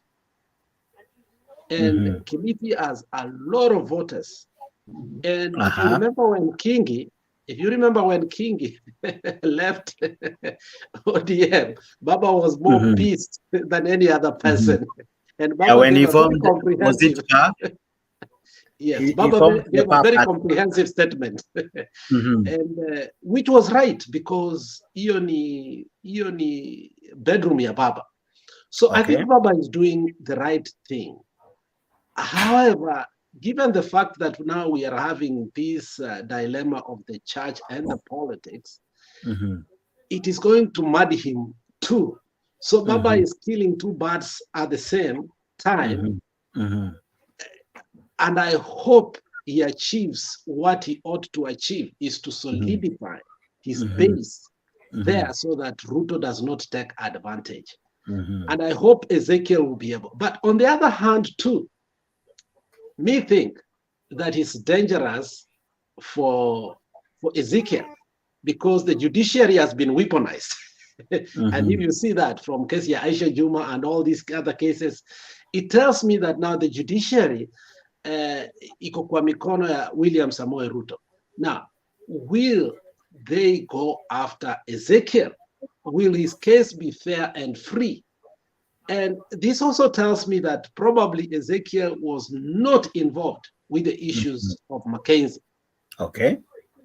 That's my own analysis. Had he been, and given the fact that Mckenzie behaved and said things, and before he had been protected by the state to a point that he was saying Tawaramba, it tells me that Mckenzie case is going to be a foregone conclusion in a few months after our political amnesia is over. Okay. But if Ezekiel continues to be political and to be next to Baba, I fear the Kenya Kwanza government will make sure that they have crushed him down. Okay. And he must remember that his name may betray him too. Thank you. Those are my views. And I want to Temba Karibu man. Long time. Temba, the lost are found. Good to see you, my brother. How are you? I'm good, sir. How are you? I almost thought umesahau how to put on the mic. Yeah. Jaribu kutoa cobwebs kwa show.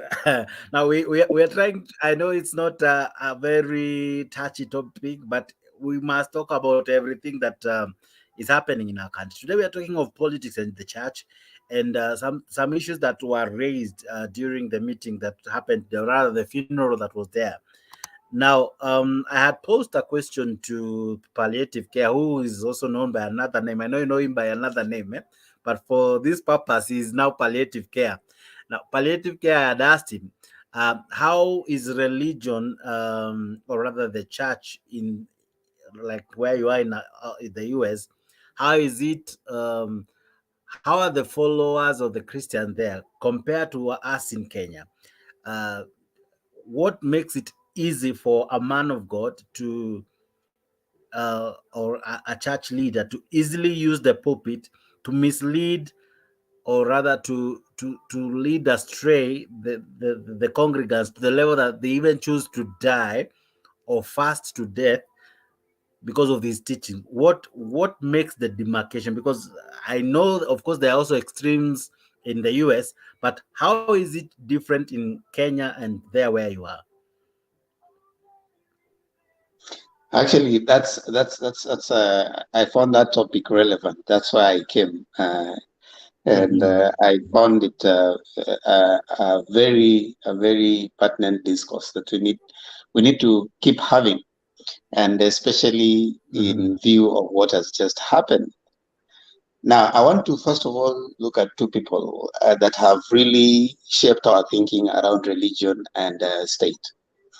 Is it Karl Marx that says that you know he says that religion is an opium of the masses, and then there's a certain because university I had and said of the poor. Yeah, masses basically, according to classic the class theories, is the proletariats, and proletariats are basically the people who work in the fields. Yeah. And then vis-a-vis the bourgeoisie, which according to Karl Marx were those who are the owners of production.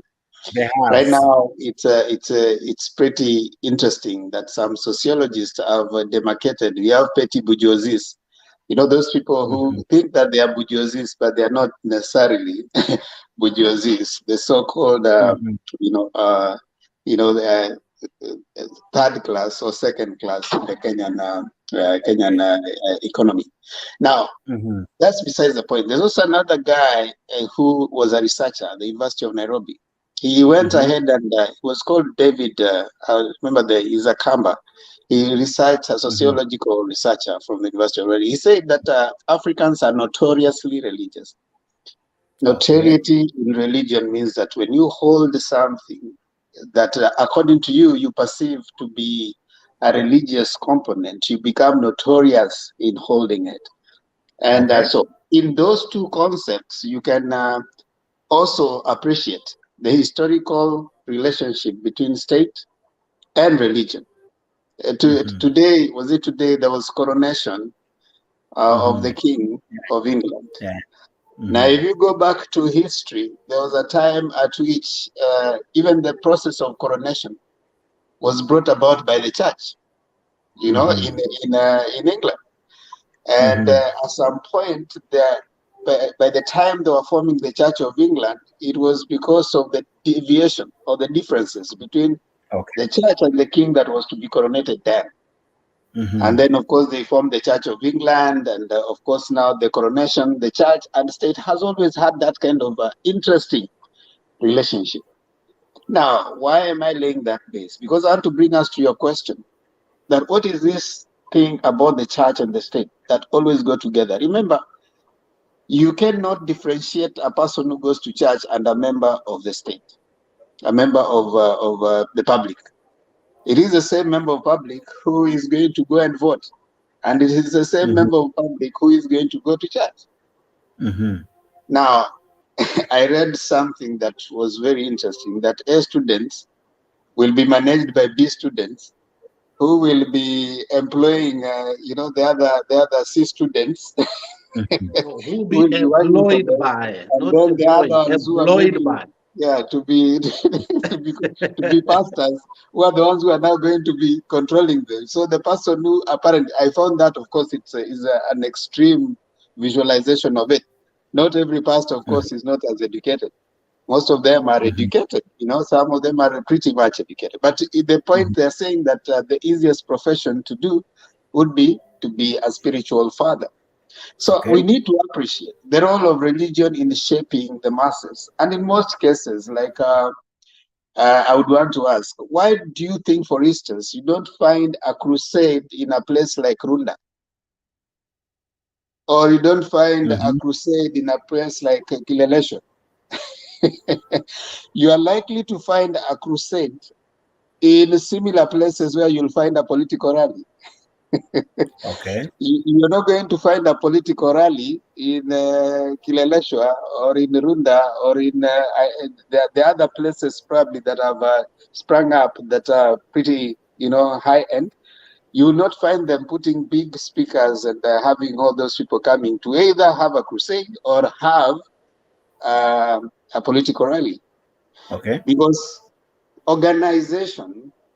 political organization has a sense of similarity with church organization.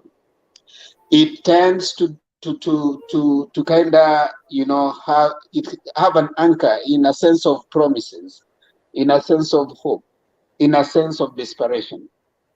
A politician is going to take, take advantage, play with your psychology in the sense that if I go with this particular politician, I'm likely to have my issues attended to.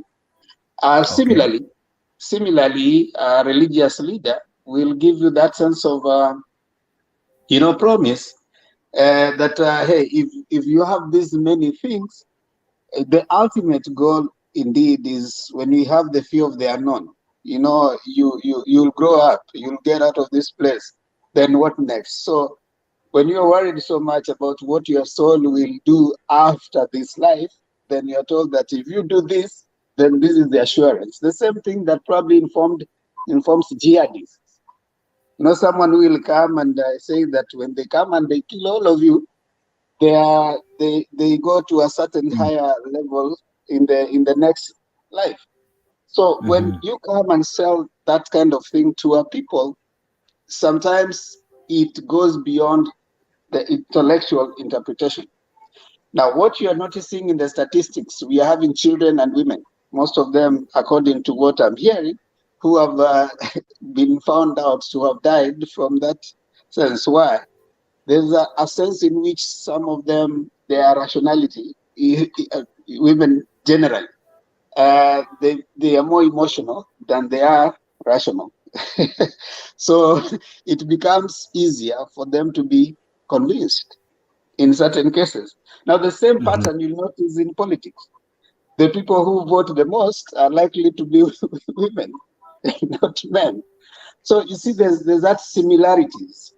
Now, I want to say this back so that I can give the others also to come in. Religion is a way of organizing your spirituality. Your spirituality has always been there. We are spiritual beings. We are born spiritual beings. But as you grow up, religion comes in to organize your spirituality. That's why you'll find different people, the same Bible, but they move into different religions. The National Council of Churches has a crossboard of different religious Christian churches. They're reading the same Bible. But religion basically comes in to organize that based on the differences, on what people want to appreciate. You know, we say that you go to Catholic, I go to whichever religion I go to, based on what I think differs. But still we come and say, okay, fine, we are National Council of Churches. I want also to categorically say, I don't know. I don't want to go into the merits and demerits or criminality or otherwise of the cases that are going on, because they're in court, they're having an investigation. It will be appropriate to wait and see what is it that the court would come up with as far as their cases are concerned. But if you pursue it in view of spirituality, you are not likely to go anywhere. But if you pursue it in view of criminality, now you'll go into looking at what are the, they say he who alleges must prove. Yeah, so if they are alleging that there was criminality that was committed, then they need to pursue that path. Because as far as we are concerned, the Constitution gives us the freedom of worship. But does it say what worship? It doesn't say what worship. Okay, so you might be chewing a lot by saying, I want to regulate how you worship and who you worship. It will be tending now to come and say that all of us must be Christians and we must go to Catholic. If we say that we all must be Christians and we must go to Presbyterian, that one now you'll be going against the Constitution. So the Constitution says freedom of worship. If you want to worship whatever you worship it. But now the criminality of it is what probably I'm imagining the state ought to pursue, not the spiritual aspects of it. Because again, it's very hard to say, how did we arrive at mainstream and one that is not mainstream? It's just about the numbers. So is it possible you can also have something that is so extreme and you still bring in the numbers? Will it make you mainstream? All right. So how do you again decide that we are mainstream and the others are not mainstream? So those are questions that are going to inform probably the debate for a long time. But yes, state and church has always had that kind of a relationship, that even if you look at organization of the state from a time immemorial has gone around church. So it will be hard for you to find a clear departure from it. Now, I love what you're saying, and it makes me want to ask these other gentlemen some questions. Maybe I begin with the palliative care. Demba brings in a very broad way of looking at this issue, that there could be the criminal side and the spiritual side. Now, if, for instance, we were to diverge, of course, it's not right to speak on matters still in court, but he says it so well that if we were to go the spiritual way, Mckenzie might walk free. Now, but the criminal part might be intriguing. Now, how does the state prove their case? Because it's also one thing, as he has said, it's one thing to allege, it's another thing to prove. How does because these people went there voluntarily in the first place. Now, how do you now connect them dying by their own volition and now making it criminal, not spiritual? I know you're not a lawyer, probably not really qualified for that question, but maybe what does your 2 cents say? And I'm glad your last phrase that I'm not a lawyer. I don't aspire to be like Actually, I even don't Omari, know my what you are, friend. but I'm glad to be a Mutembei panelist. ah, Being Omari is very difficult right now. mhm, However, your mhm. question is valid, and I think we must go back to the cases that we had before that involved similar scenarios and where we got to and how we got to where we got to and the verdict about it. Let us look at the case of miracle babies. For years, we knew it was funny, it was a lie, and something was probably happening that we did not know. Somebody cannot claim that you don't have a child and then a white man gets a black baby. And it was just black babies all the time. And it was really miracle babies because white men got miracle babies, black kids. And finally, when the investigative department of Kenya became serious because the issue was way beyond them, they came up with a verdict whereby we needed to extradite Adair from London to come and face the consequences. Where did we end? Nowhere. Why? Because at the heart of everything, Adair seems to have contributed over the years in many political parties. Religion was part and parcel of the politics of Kenya, and politics was part of religion. You look at what Temba said today, the coronation, the Anglican Church is close to it. Many churches in the Scandinavian are state sponsored. The pastors are paid by the state. And why did that happen? It's because when the monarchy realized how powerful the church could be, they decided to, to join hands with the church. And that is why the king today is the head of the Anglican Church, so on and so forth. You go to Germany, you go to Sweden, you go to Norway, and the Lutherans are part of a government and their pastors are paid. So I think in the case of us, you're going to see was it called dare verdict, whereby Gilbert there. the postponement of the case, the forensics, so on and so forth. And that's why I think Omari is very wise. Omari rushed there because he knows the big money is going to be there. So I think what Temba said, the spirituality part of it will supersede the criminality part of it because nobody wants to destabilize the establishment of the church. If you try it on one side, the other side will cry out. Right now, they may condemn Mckenzie, but deep inside, there are many people who understand that once Mckenzie case should be judged, justly, we will go after Ogor, we will go after Pius Mihuru, we'll go after many prominent people. So, and the numbers matter. As Themba said, and many other people had said before here during our discourse on the issues of religion and the state, our politicians are conniving. They understand we do not have town hall meetings like here.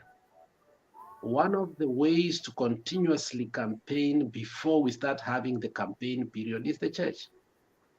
Okay. And Ruto used it effectively. Baba did not see the sweet and the juicy part of it, to a point that when we declared a curfew during the Corona period, Ruto had already entrenched himself into the churches, and you couldn't stop him because there is. We even had to close down the churches because of basically because of Ruto, because he still had to use the church. So once you try to destabilize the establishment of the church, and as Themba had said, or as we know, when people are poor, whatever that gives them hope, they hold on to it. So if church gives hope to the poor holds on to church, and they will listen to anything and everything the church says, which means when you're saying the church is the hierarchy of the church, those who are in the pinnacles of the church, basically the pastors and the people who are the leaders of the church, they can basically bring you down. So in this case, Ruto understands he is a president because of the churches, not because he won. He may have done 1 or 2, 3 things, that is my perception, but the church was behind him and the church has been behind him. Now, how does he handle it now?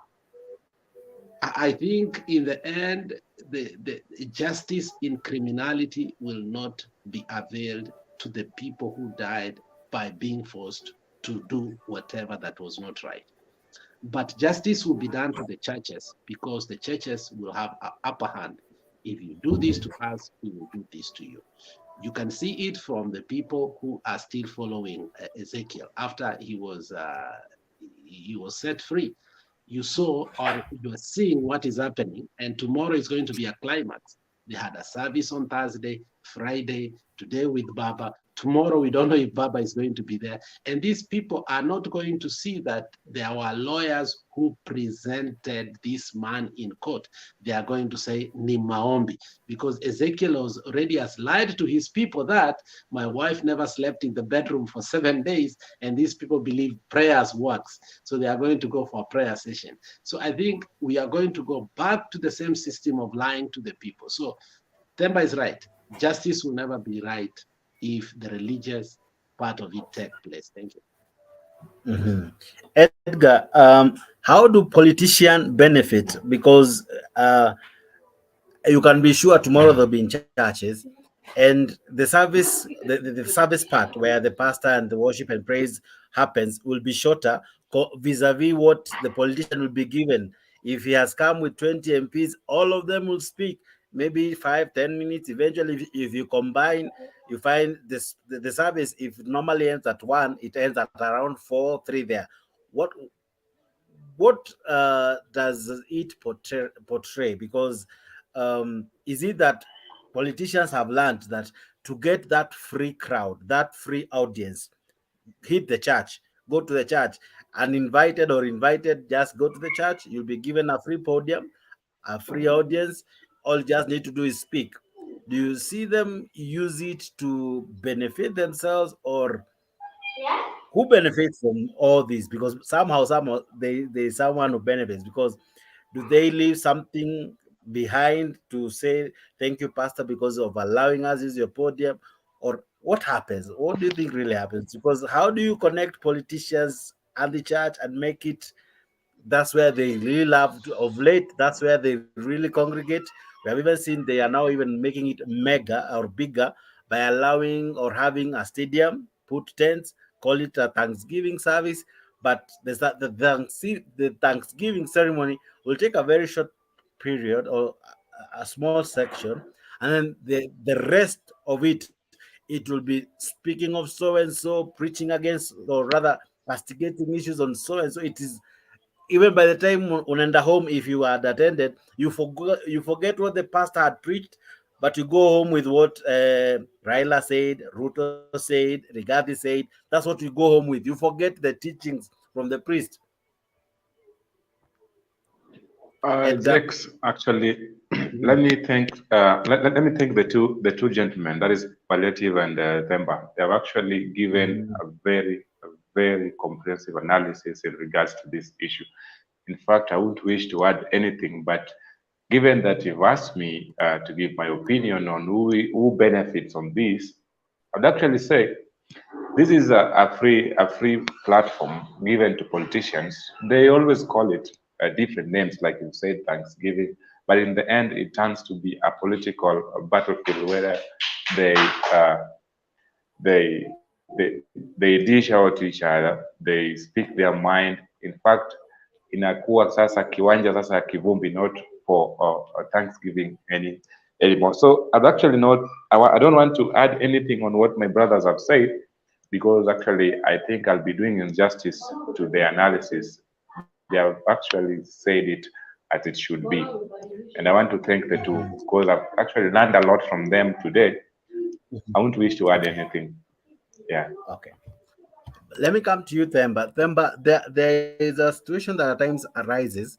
You find now, for instance, when there was Mandamano and there's crisis in the nation because of how maybe a certain denomination had affiliated itself with a given politician, they find it difficult to come out strongly to oppose him. Maybe he was in their church lastly, yeah, and now today is in the Mandamano. So tomorrow, if this man, the politician, is out there causing issues, I, as the man of God, I feel kind of compromised to come out and call the evil out.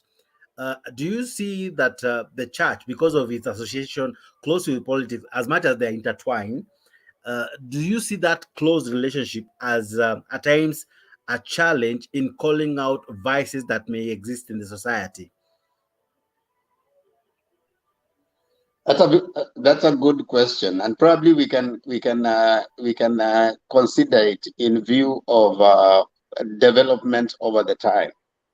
If you go back, there were times you could hear people like Archbishop John Jue, Zeki, John Jue, John Jue. You could hear someone. There's this Bishop Muge. If you can remember Bishop Muge, the story and the white guy who was killed, he was called is it Kaisa or Kai? It was called Father who? Father Kaisa. It was Father Kaisa. You remember him, eh? Yeah. And you remember there was the story about the one thing that stands out about Bishop Muge, very great critic of the Moi regime. There was this guy who was called Peter Habenga Okondo. So Peter Habenga Okondo decided that he got excited in I think in Busia somewhere, and then he told Bishop he told Bishop Muge that if you come to Busia, you will not leave alive.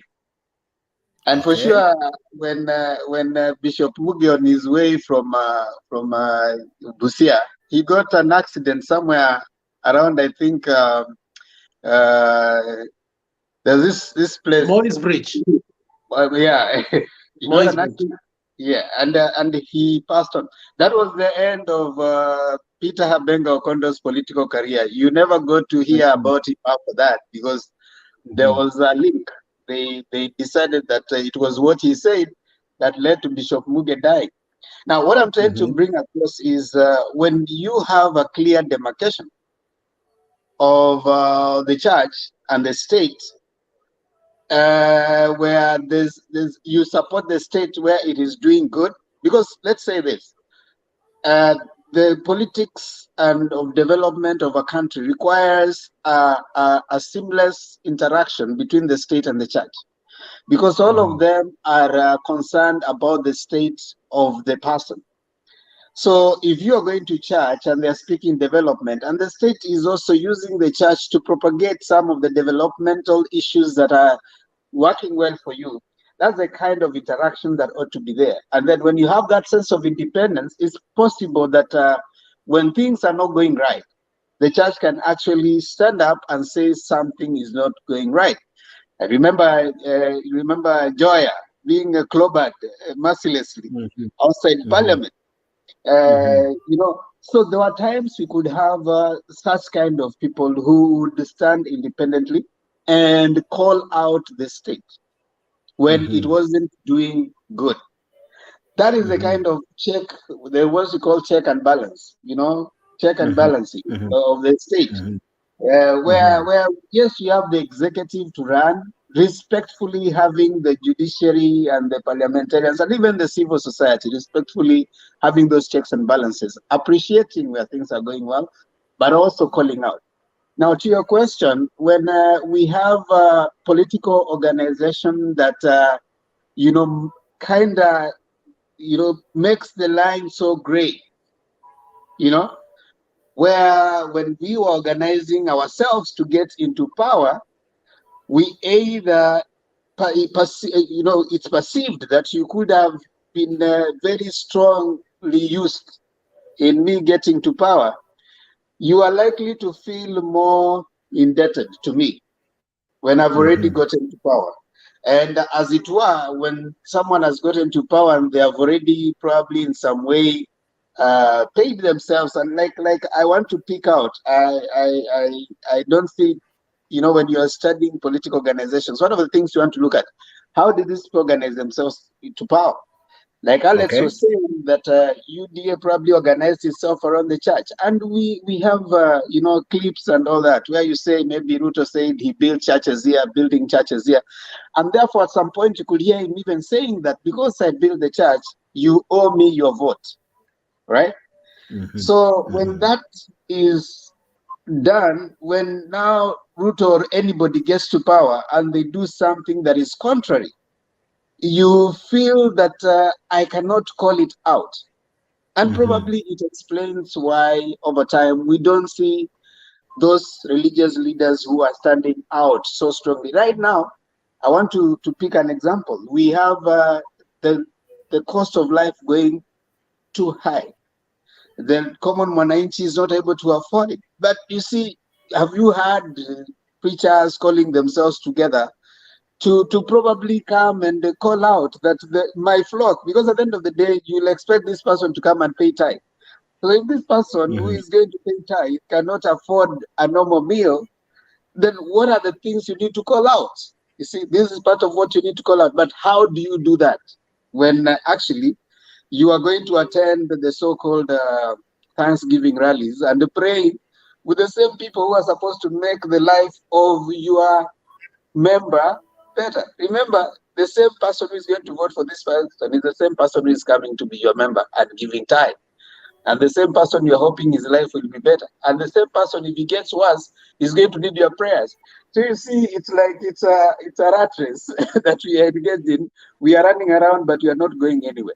So the spiritual leaders, unfortunately, in Kenya, if you go across the time, over time they have probably been pretty much compromised, and the voice that they could have that would stand out, like the people, the likes of Dingi Mwananzeki, the likes of Timothy Njoya, the likes of Bishop Muge, those kind of people who the society would rely on when the politicians and the executive fail them.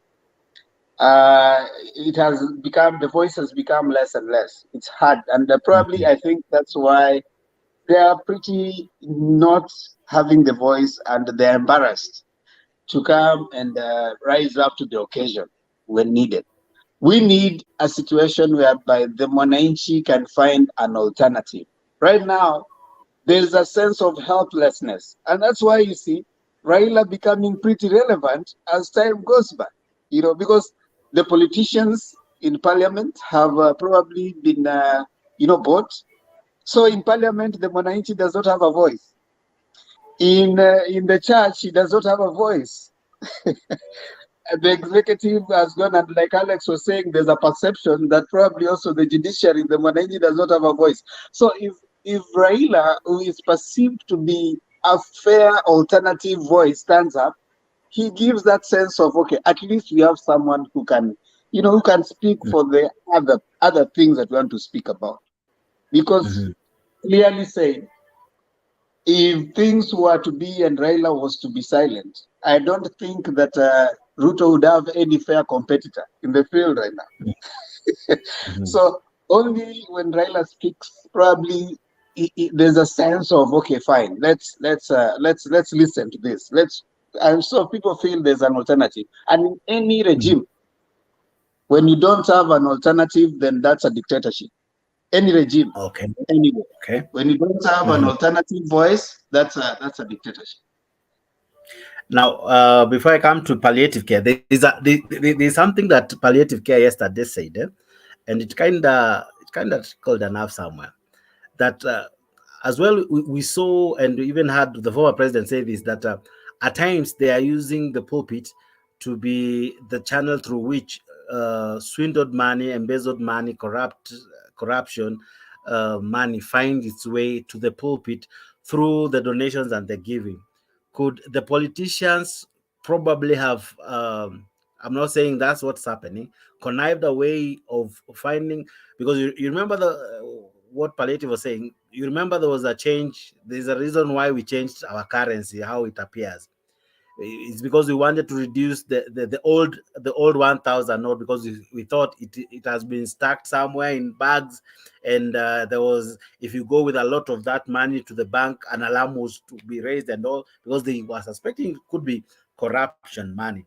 And then we saw a trend where someone goes to a church with a sack full of money, and that money is handed to the pastor or to the altar, and the sources notwithstanding, could it be that we can link some of the corrupt dealings and the money, if it was to be thoroughly traced, probably we could find out that somehow it ended up in the church?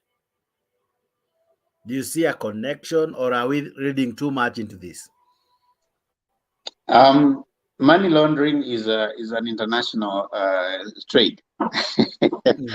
And money is laundered in so many ways. Projects, when people come in and say they are putting up projects, making the money enter into circulation within the country.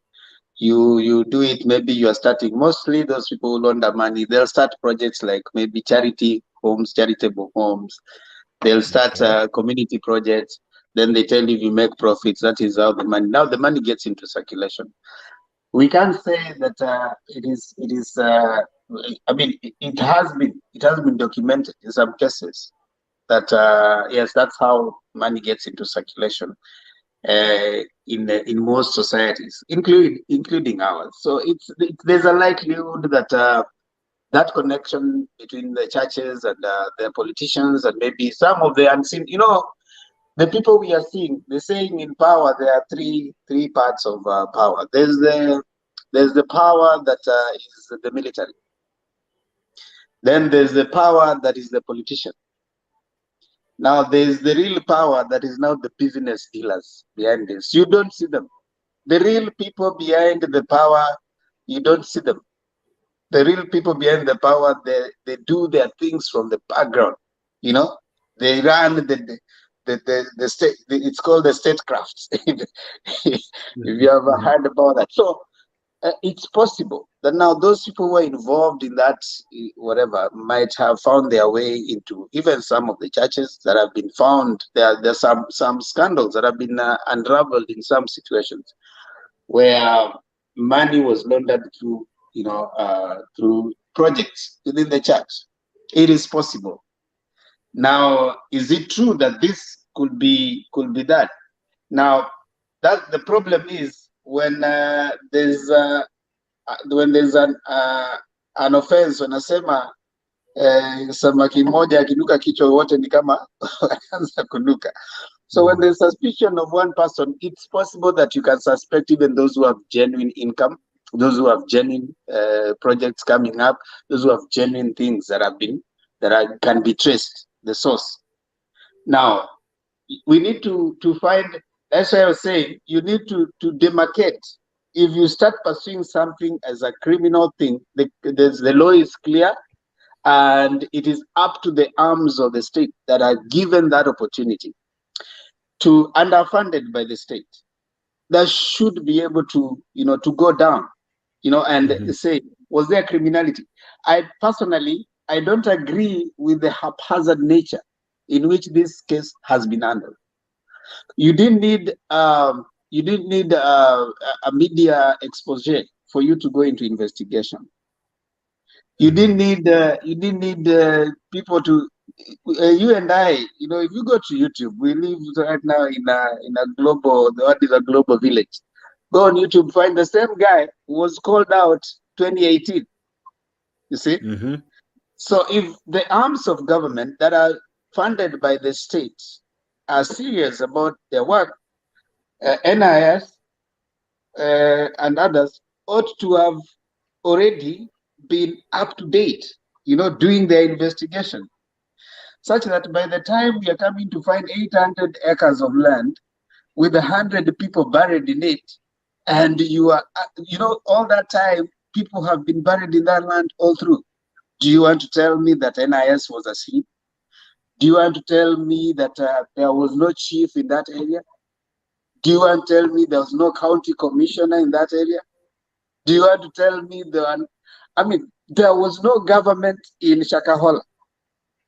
It is simply telling us there was no government in Shakahola. You see? What happens now when something has happened is when now you have a knee-jerk reaction. We are gazetting this as an interfered with. Someone has buried over 100 people in an 800 acres of land. Now you are declaring it gazetted after the frenzy. You know, there's embarrassment. It's an embarrassment, which for me, I think there should have been, at least if possible, some people heads rolling in some place. Somebody slept on the job. You know, why do you have a county commissioner? Why do you have a DC, a DO, a DCIO, a CIO? You know, there are too much government organization for that to have happened. You know, we needed to have at least seen a reaction, like someone should be taking responsibility. That's, if that was to happen in Kibra, and we are saying that 100 people were killed by shooting, do you think it would have been normal? We would have been talking about people going to the Hague right now. But these are people who have been dying, starving to death slowly, and being buried in a place where there's a government. I think it's an embarrassment to our security system. But having said that, yes, there's a connection. There's a connection. There might be. It could be. But all that will demand investigation. You see, they say, if you allege, then you must prove. So there has to be a way in which you link.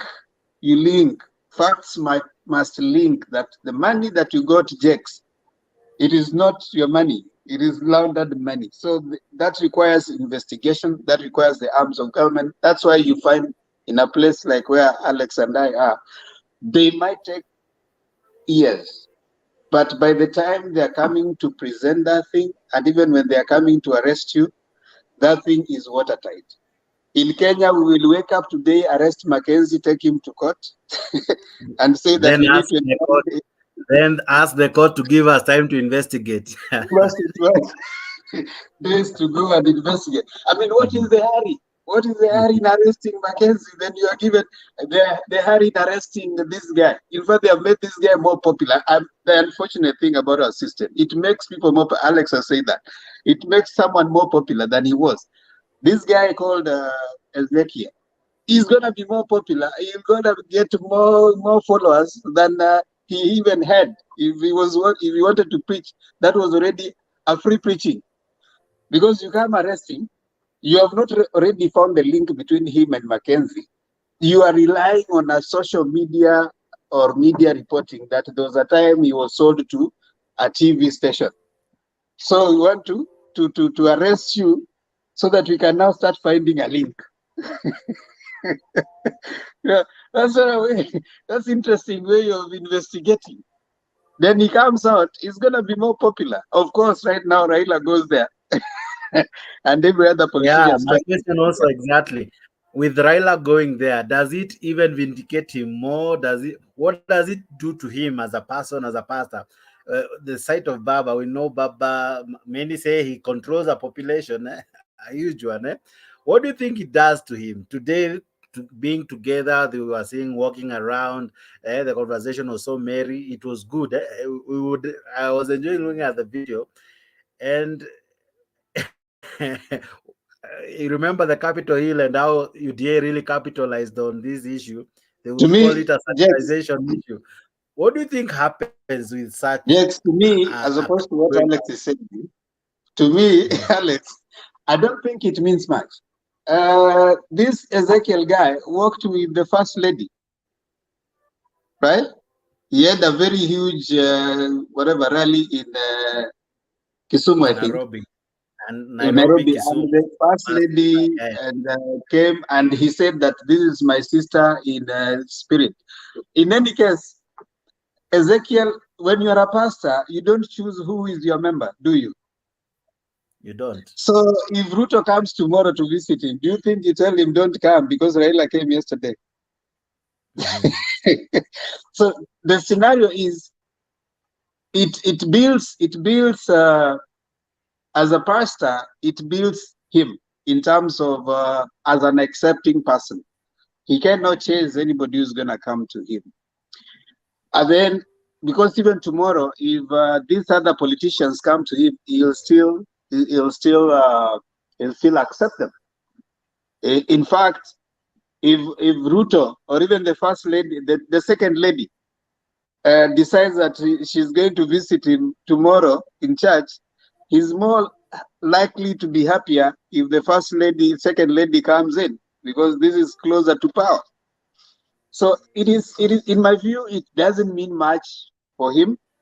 It doesn't have any kind of trajectory, because as it stands in Kilifi, the guy had a model city.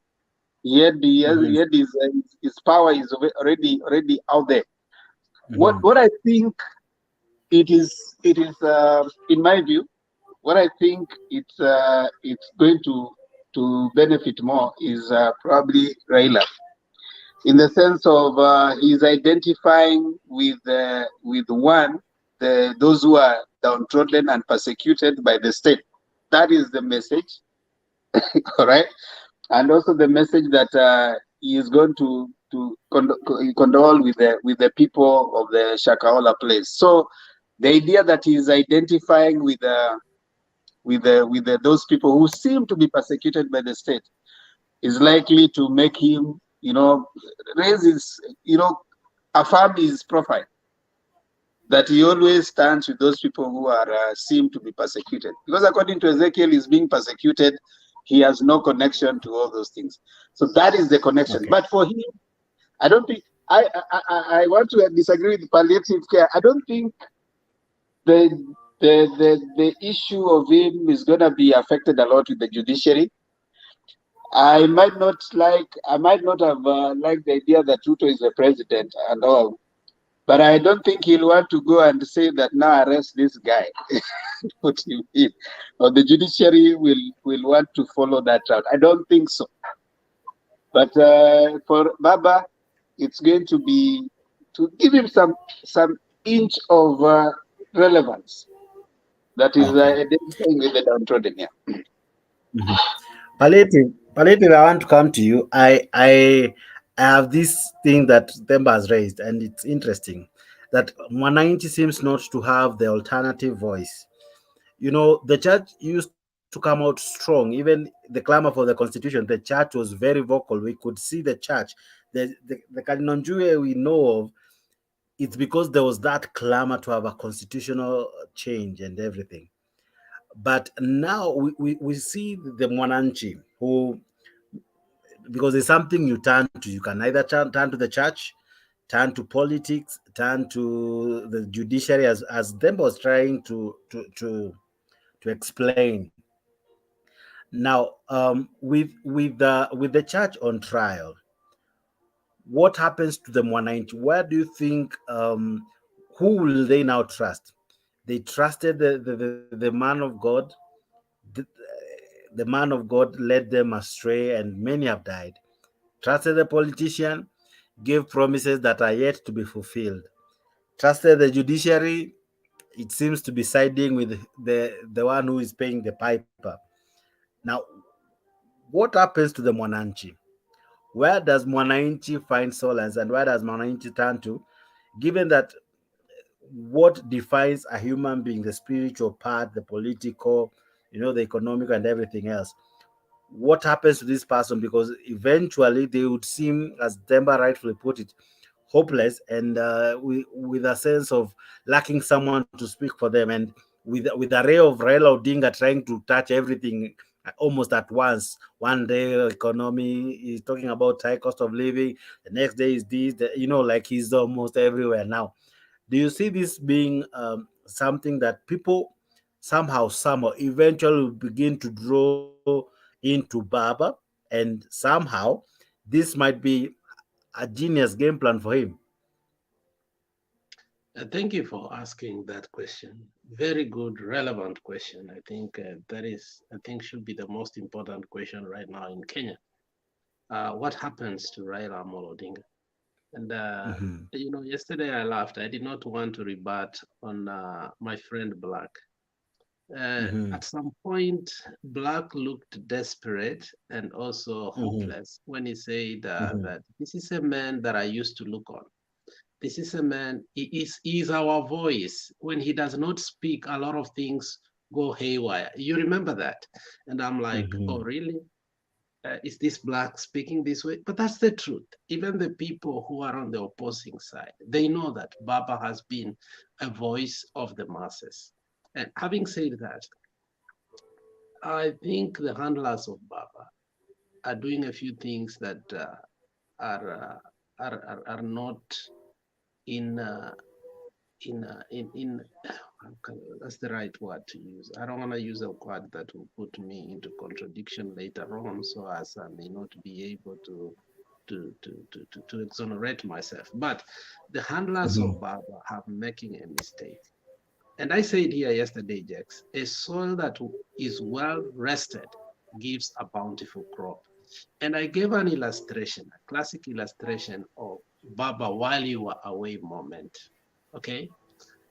When things are plummeted together, you see in a very fast rate, and you keep on, picking, not able actually to resolve them, I think you become irrelevant. And I never thought Baba could get to a point whereby the government will push him to this point. What ought to be done is, if the people want to know the importance of an alternative voice, Baba must exit for a few days, so as that vacuum will be a reality of what Themba has already said, that in the absence of that alternative voice, what crops in is dictatorship. It is good for us to test the dictatorship of William Samoei Ruto while Baba is alive, so as when the alternative voice returns in its full swing, the people are able to understand it. Otherwise, if we continue pushing it the way we are, then it's hard for that realization, which is actually necessary, that people must know that Baba is not doing this for himself, because nimesikia some careless statement, even from some of the panelists here, and later on they forget, they also give us an alternative view that, Baba is important, Baba has done this and this, without Baba, this country can degenerate. So I think for some who do not know the history of this country, to fully comprehend the importance of that alternative voice, whether it be Baba or anybody who will fill the shoes of Baba, we must execute a vacuum, and that vacuum will make Ruto a dictator, and that dictatorship will make us wake up from that deep slumber and realize, look, this alternative voice is important. But I think we become so careless, and I gave an example, this born-free generation. Themba comes from the school whereby he saw, when he was in the university, or a young guy, and you and others saw how these people fought foot to nail to make sure that we have what we have today. There seems to be a generation today who doesn't want to hear about the historicity of the whole, where we are. That's why my friend Dunia said the other day, mimi siwezi kwenda kuandamana ndio watu wengine wapate vitu vile nimekuwa nikiandamana. Mimi maandamano peke yake nataka ni ile association. And I laughed, but that's the reality. You get tired of fighting for people who don't realize that we are fighting this for the posterity of our country. Now, let me come what Themba said before, because it was very important. Themba, I grappled and I suffered in my heart, asking myself the same question. Didn't the government know Ezekiel existed? Did Shakahola, just prop up from nowhere? The same pertinent questions that you have asked. The answer is very clear. All these things were known. Now, Elachi exonerates us because Elachi went to the media and said that Lady Aisha Juma in parliament, because we viewed her to be irrelevant, brought the case of Mckenzie, but we did not listen to her. So the issue of Mckenzie, the issues of Ezekiel are not new to the security. But why now? That's the question. Why now? And yesterday, over the past few days, I've been reading about consolidation of powers because we glued ourselves into maandamano. Ruto was studying on how to consolidate power. The question is, did we succeed in maandamano? Has he succeeded in consolidation of power? And I gave a classic example again. Personally, I believe when Uhuru came into power in 2013, he did not have a grip everywhere, and he had a problem.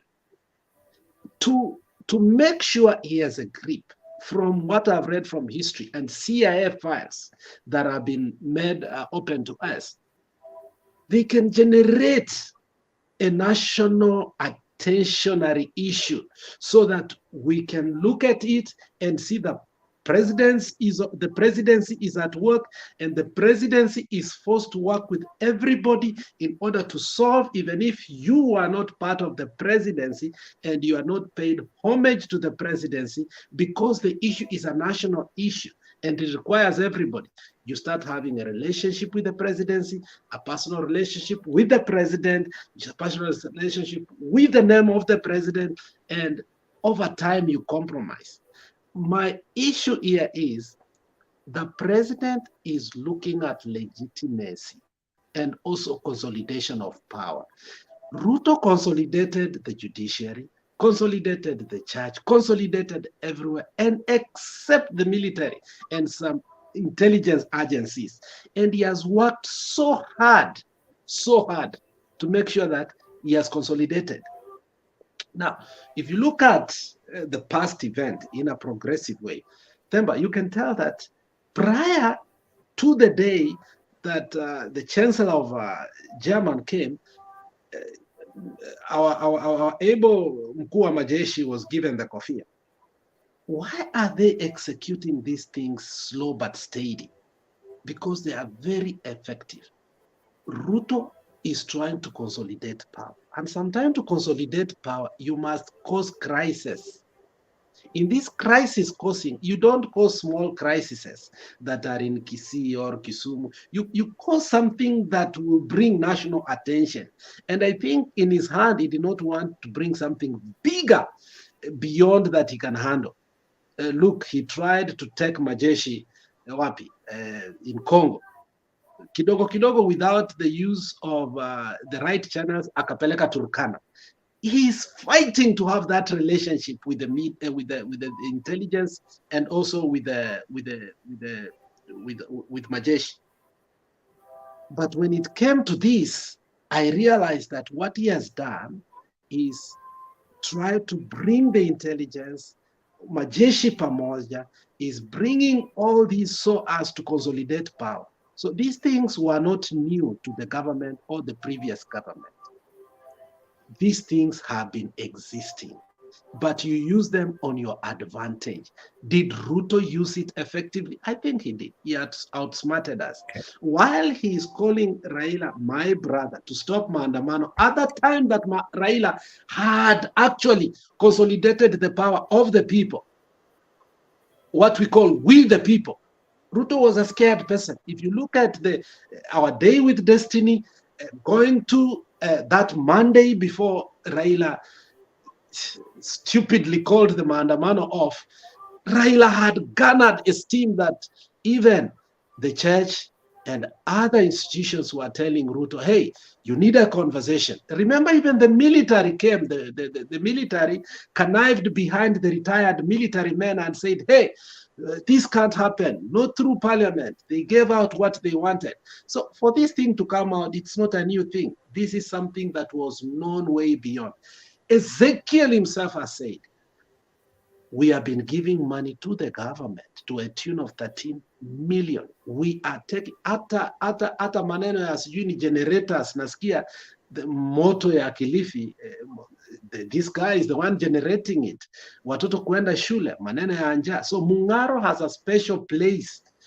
The previous governor, you cannot tell me who is now there.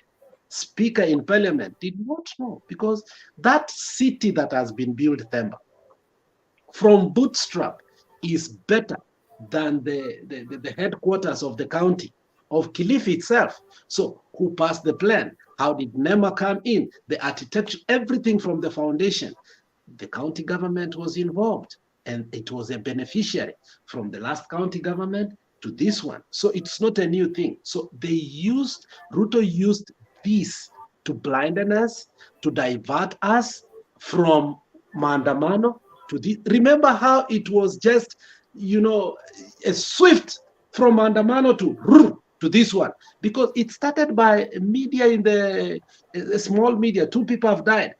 In 2-3 days, 70 something. In less than a week, 100. They totally diverted us from what we were doing. So Ruto used the church again effectively in a diversion tactics for his own political expediency. Now, lastly,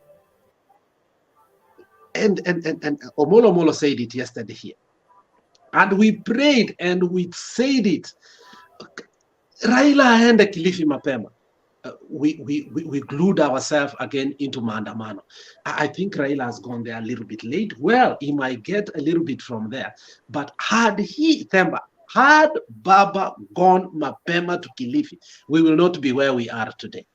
That I liked how Omolo put it. If he had said that we are postponing this maandamano, not for any reason, exactly, just to go protest in Shakahola. If that statement came out, that bonga point would be off we could not have been we could not have felt that maandamano imeisha. We could have felt a person of the stature of Baba cares about our people. And I think we could have scored big, Themba.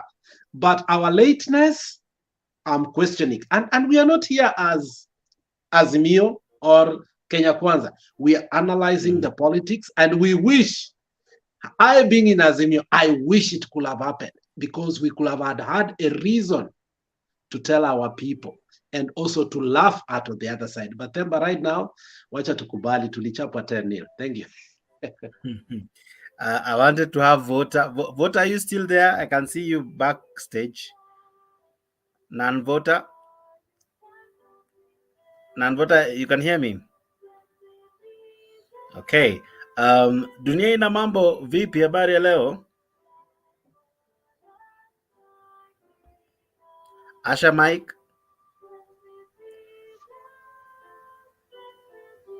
Guza tu mara moja itawaka. Habari zenu? Tuko salama, habari ya jioni. Niko salama, alhamdulillah. Labda nyinyi? Naona bado topic, bado watu naongea mambo ya Pastor Mckenzie kuwa watu huko Chakani. Hii Shakahola masaka ni same tu na Raila. Hakuna different. Sababu pale ilikuwa ni kupeleka watu kuzikwa. Raila ilikuwa kutupwa. So wale walikuwa wanapatikana Raila ilikuwa inapatikana kwa sababu maji ni ndogo, wengine wanakwama katikati, wengine wanazuiwa na mawe, lakini kama maji ingekuwa ni nyingi kama saa hii, ingekuwa inaonekana kitu yote. So hizi masaka mbili the same. Vile walikuwa wanadai serikali uhuru na huwa watu natupa kwa Raila, saa hii pia the same thing. Wanaua watu, wanazika wapi? Shakahola huko. So ni kitu the same thing na different method. Unanipata? Method yake ndio tofauti, lakini the same thing. Kwa sababu wale ambao walikuwa wanapatikana na kufa Raila walikuwa wanaulewa na nini? Paka leo watu hajui. So watu wanajua tu watu wanapotea. Sasa wale ambao wanasemekana na kufa huko Shakahola wanasema na kufa kwa sababu ya kufunga njaa. Hiyo si the good reason. Kwa sababu kama nyinyi watumia umekutana huko kama uko hai, njaa ikianza kushika nyinyi tutaepa. Kwa sababu umeweka mali moja kama gunia hujakufa. Pale walikuwa wanapeleka watu wa Kisaku. Pale ilikuwa ni pale kuzika watu, ni kama naita aje, ili cement ya kuzika watu. Si watu walikuwa wanafunga pale.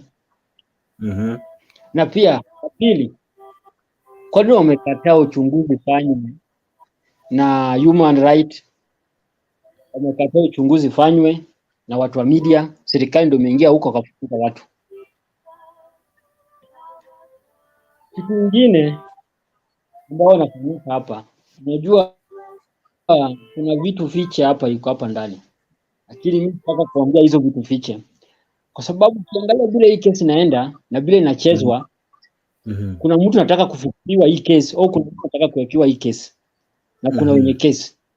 Hata huyu jamaa ukiangalia, huyu anaita Pastor Mckenzie, huyu jamaa bwana, ukiangalia mavazi yake bila anaongea, huyu jamaa kama caretaker watchman, huyu ajui chochote inaendelea pale. Kuna mtu iko nyuma yake, kuna watu wako nyuma yake. Na huyu jamaa, acha nikwambie, atafungwa sasa. Yeye atafungwa, atawaachiliwa. Akishawaachiliwa atakuja kuliwa nje, atakuja kupigwa risasi na magunzo ni serikali ile kuficha nini.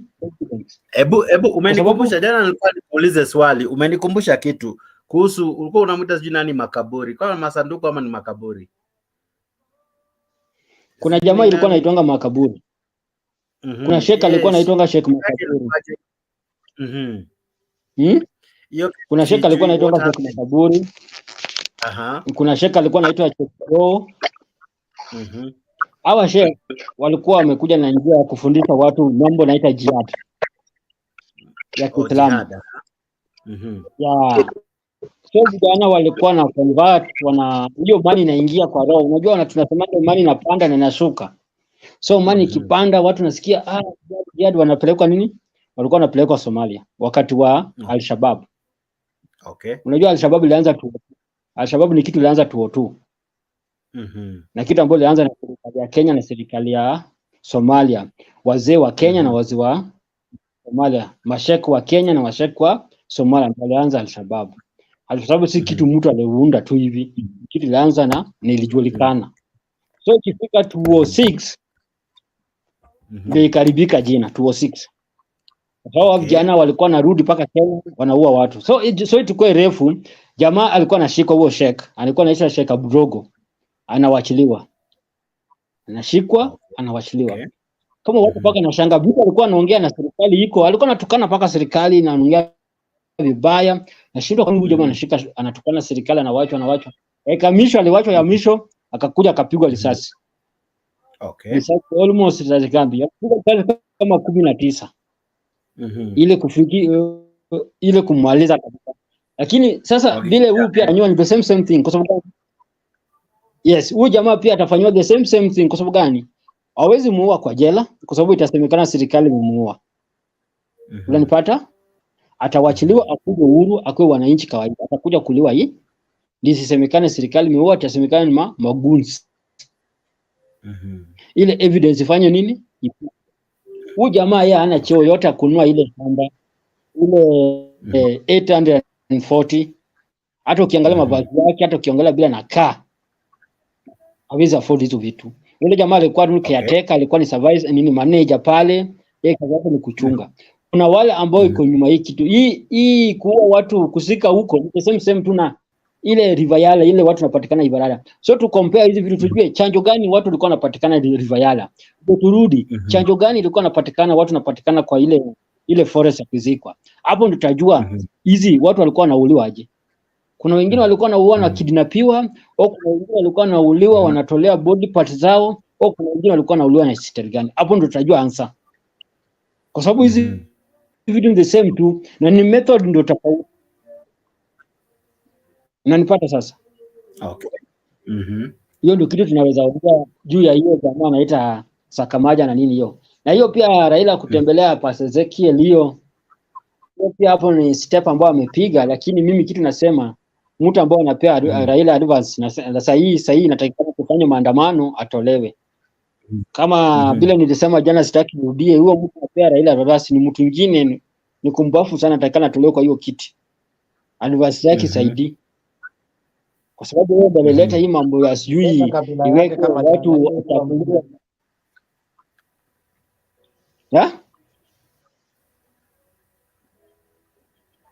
Pole, sikusikia nani amekuuliza. Sija notice, nimesikia tu muongelesha lakini sijajua nani amekuongelesha. Lakini ukimalizia swali tu ni kidogo. Probably alienda kumtembelea, maybe kuna vile alielezwa, akaelezwa huyu jamaa labda si mbaya, ama unaona ushauri unaweza kuwa ulikuwa upi? Juu sidhani kutembelea si mbaya. Kutembelea si mbaya. Unajua ametembelea kwa njia gani? Kwa sababu ule gavana wa Kilifi unajua ni rafiki ya ule pastor, na ule pastor pia amefanya makubwa pale. Amefundisha watoto, ametoa chakula. So kutembelea pale ni kujua kweli kitu anasema kwa huo mtu ni ukweli au ni uongo. Yeye pia aenda afanye evidence zake aone iko vipi. Kutembelea kwake si mbaya. Ni hayo tu. Okay. Nanvota, vipi habari ya leo? Kabla sijakuja kwako Kennedy na nirudi kwa Themba na palliative care. Habari ya leo Nanvota? Mzuri. Can you hear me? I can hear you loud and clear. Umeshindaje kaka? I've been good. Okay. Endelea, maoni yako. Nangoje hilo swali uniulize, ama today there are no questions. Swali ni your background music inaweza leta copyright issues. Nanvota, ni wewe umewasha mziki? Sikusikii vizuri hata. Punguza sauti ya radio, lakini swali ni hili. Maoni yako ni yapi kuhusu matamshi especially ya Sheikh? Najua uko Mombasani. Sheikh alisema kanisa inafaa ijifunze ukweli wa neno ama Biblia, wajifunze neno, na zaidi ya yote Raila akatilia mkazo ya kwamba kanisa imetumika visivyo, na tumeona hata kanisa ikiingishwa kwa mambo ambayo haikufaa kwa sababu ya maybe uhusiano wao mbaya wa kisiasa na viongozi fulani, na tumeona hadi maafa yanatokea. Maoni yako ni yapi? My opinion is that first of all we have to take a look at the position. Can you punguza sauti ya mziki ndio kwa background yako? Okay, let me just log off, then I'll come back later because right now where I'm at there is music. Okay. Kennedy Humphrey, habari ya saizi? Sijui kakangu kama unanisikia.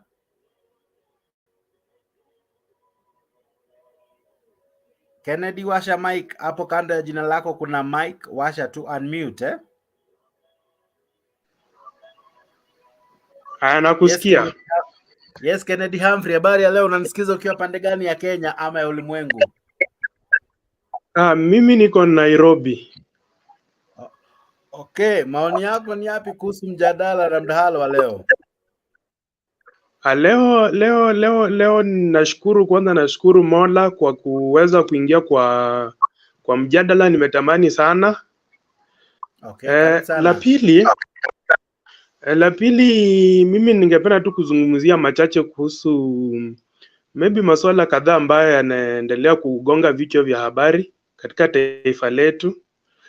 Jambo la kwanza ningependa kuzungumzia hatua ya Mheshimiwa Raila Amolo Odinga.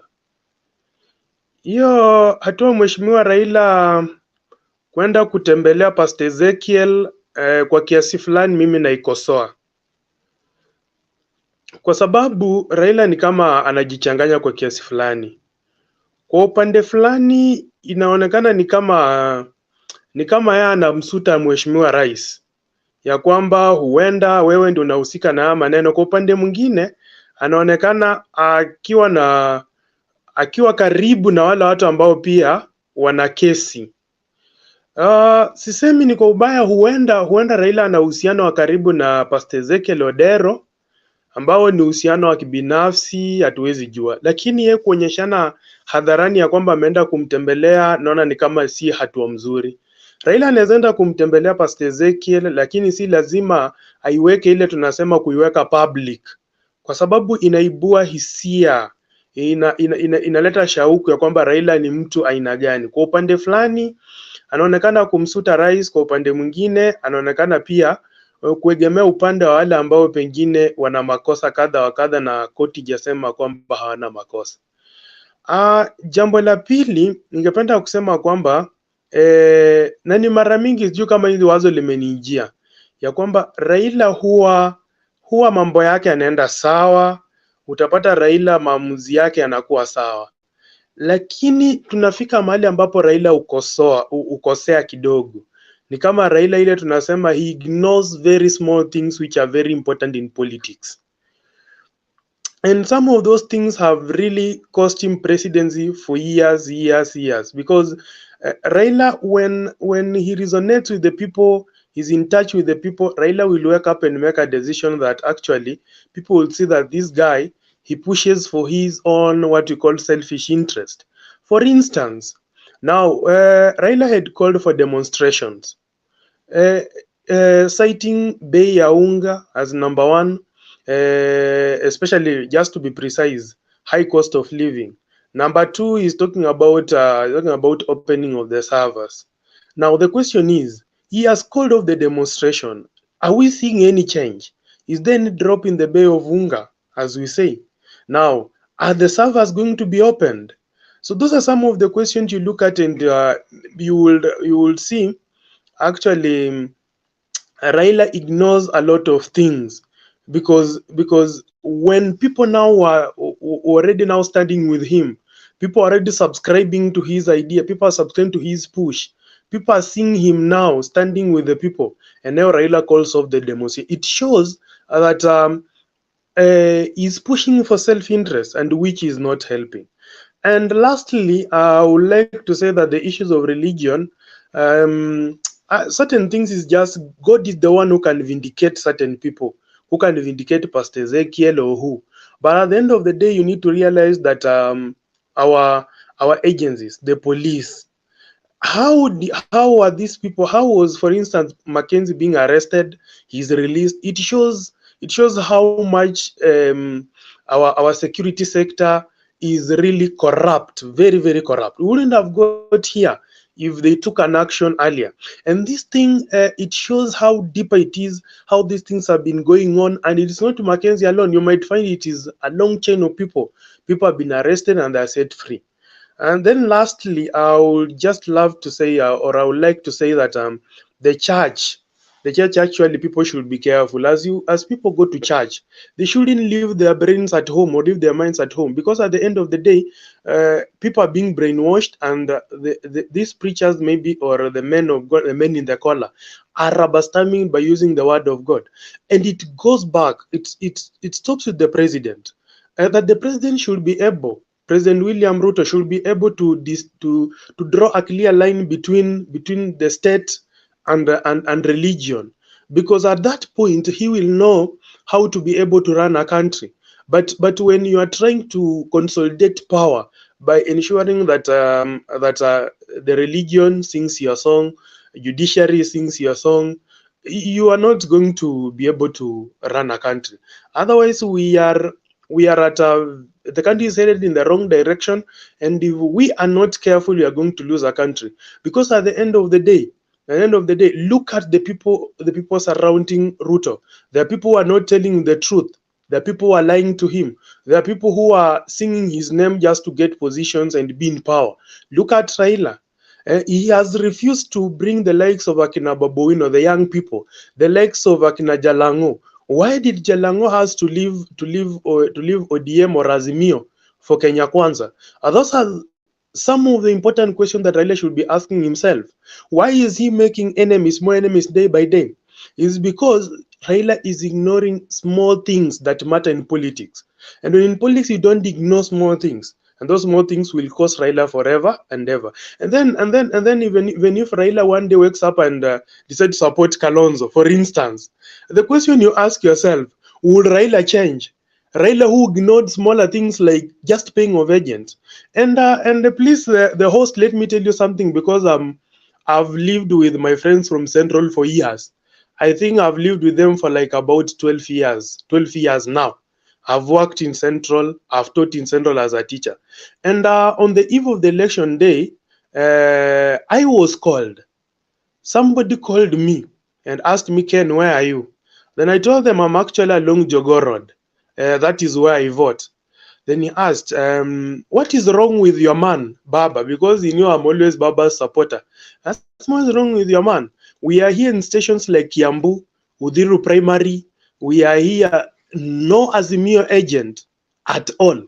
It shows how Raila has been ignoring very, very small things. Now, another thing, Raila is a man, I feel he does not want to run this country. If Raila wanted to run this country, Raila would have been president long time ago. Because look at the people that Raila puts in his inner cycle. Same mistakes day in, day out. Imagine how Wajakoya got into Raila's inner cycle. You wonder. Ask yourself, how did he get into Raila's inner cycle? Look at what that guy says in every time he's given a microphone. Sometimes you really wonder. Just to Sorry to ask, what's wrong with Wajakoya?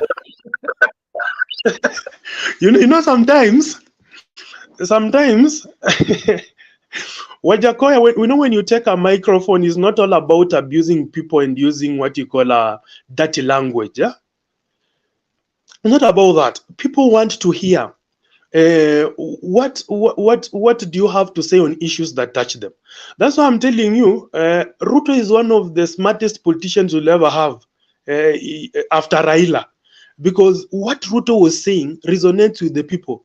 And I will tell you, because I'm in Kiambu, what is Wajakoya saying that people can buy?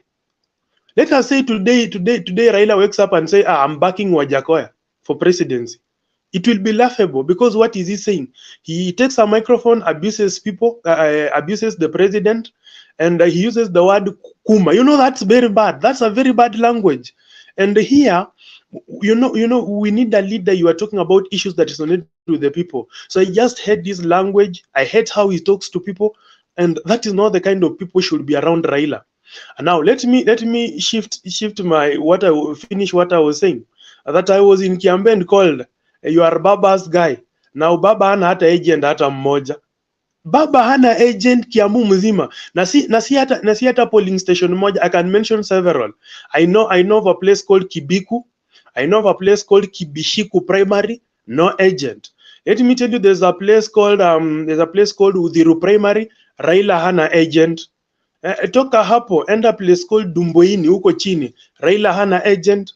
It shows you how Raila ignored very small things that came to cost him presidency. And Raila is making everything worse day by day. And I'm saying this because I'm a Raila supporter, diehard supporter of Raila. I've voted him severally. But now the question I'm asking, does he really want to run a country? Because as Ole Kanjori puts it, elections in Kenya are never won or lost. Elections are simply taken. So what Ruto did, he only took an opportunity. And now what Ruto is doing, he is trying every day to destroy Raila. He's destroying him every day. And it's because Raila keeps on making those mistakes and Ruto is capitalizing on those mistakes. Raila calling off Mandamano, it was one big mistake and he will live to regret. Number two, Raila putting close the guys of like Akina Gaucho, Akina Nuro Kanga, who wakes up every day and goes to just say nonsense. We want people who are talking about issues that are related to the people. Those issues are the issues that people are going to buy and say, oh, come on, Raila is offering what you call alternative leadership. But when he's still doing the same thing, how can you wake up and go to Shakahola? People are already dead. How is this going to help this country? Raila should be pushing for investigation, not causing drama that he should be allowed to go and see the dead. He's not offering any help. I wish he went there with a spade to help the officers try and maybe kufukua makaburi. We'll see maybe Raila is helping as a Kenyan. But that is a sin of crime. It's a sin of crime. What is he going to do there? So Raila is becoming irrelevant day by day and is digging his own grave. And before we realize, even if they are going to back Kalonzo, Kalonzo might fail terribly.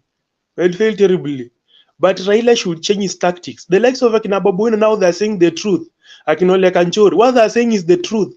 That Baba messed up. And let us agree, we have been in Kiambu. Raila did not lose. He did not lose. The only thing is that there was no one who could tell he got 400, 200 or 2 votes. So that's all I have to say, and I'm happy to have joined this group, and I'll be trying my level best.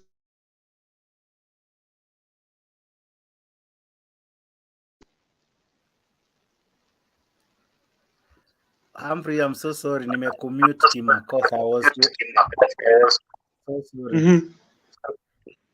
But Yes, one, I love your submission.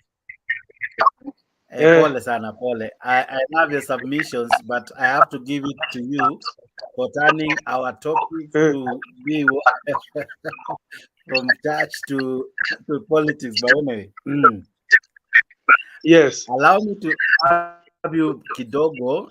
I'll come back with questions, but I want some reactions to everything you have said. I know these panelists have something they want to say. Let me mute you because your mic has some echo. Let me commute because your mic has some feedback. Now, let me start with Themba. Themba, Kennedy Humphrey seems to be raising funny issues, interesting ones as well. Let me start where he began. Before we come to politics, I think that was Dunia na Mambo. He was relating the Yala issues with Shakahola issues. Now, he kind of seemed to ask why didn't we see the aggressiveness, the passion, the desire to get justice then vis-a-vis what you're seeing now? Maybe I start with that before we go to the other political issues that Humphrey has raised, because a death is a death, by whatever means. A death of a Kenyan that wasn't natural, caused by man, should be called out with the highest terms possible, because it's wrong. Because whether you die because you chose to fast to death, or someone chose to kill you and dumped your body either in Shakahola or River Yala, that's still criminal. Now, it's like we have a tendency of sliding issues under the rug somehow. Even this one, you can bear me witness, soon it will not be a topic making sense anymore. Not that we'll have arrested Mckenzie or found justice to the victims, but somehow the stories will fade away. We have history of cold cases, not one, not going back to Akinauko, to Akinahu, name them. We have a history of cold cases that I don't know how to term them, X-files, files that are there that you can't really say what happened. No one can tell you with finality that justice was found on this particular case, especially on mass killings or on assassinations. What do you make of this, sir? Allow me to say hi to Mr. Black. I haven't seen him in he's the old man of our panelists. yeah, Black, my friend. How are you, Black? Ameenda kuwasha sauti akajizima mic ni kamera. Nice to see you. Nilikuwa nataka umenotice eh? I wanted to unmute. It's quite There's unfair excitement. because It's been a Themba while. hasn't seen me longer, but he didn't say hi to me. But it's okay. Inakaa hii salamu ni special, maybe kuna vile wanajuana. Unajua they say Wakorino wanajuana kwa vilemba. Unajua ile vumbi tulitoanga hapa, but at least we are past that now. Go ahead, Tim. Let's calm down, man. Yeah. Now, back to your question, Jex. Whatever trend that we are seeing is a very usual trend, and it's I think it's maybe just a projection on what we are as a society. You see something happening, and like we are relating politics and church. Any place that a politician is gonna find some mileage, they are going to take advantage of it. I tend to disagree with Kennedy. In politics, anything you throw that will stick, you go for it. That's how politics work. Politics is not is not something that some of us think about. Some of us think politics is you you know, you have to kind of cook it the way you cook ugali. You know, you put unga first, then maji first, uache ichemuke.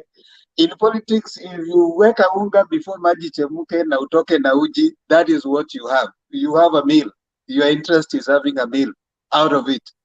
You know, you might have, when you go to cook, for some of us, when you go to cook ugali, you are going to cook ugali. In politics, when you're going to cook, you're going to cook a meal. So whatever comes out of it, if it can be eaten, it is eaten. That's how politics work generally. So the issue of I respect his views that he's disagreeing with Raila, the timing and all.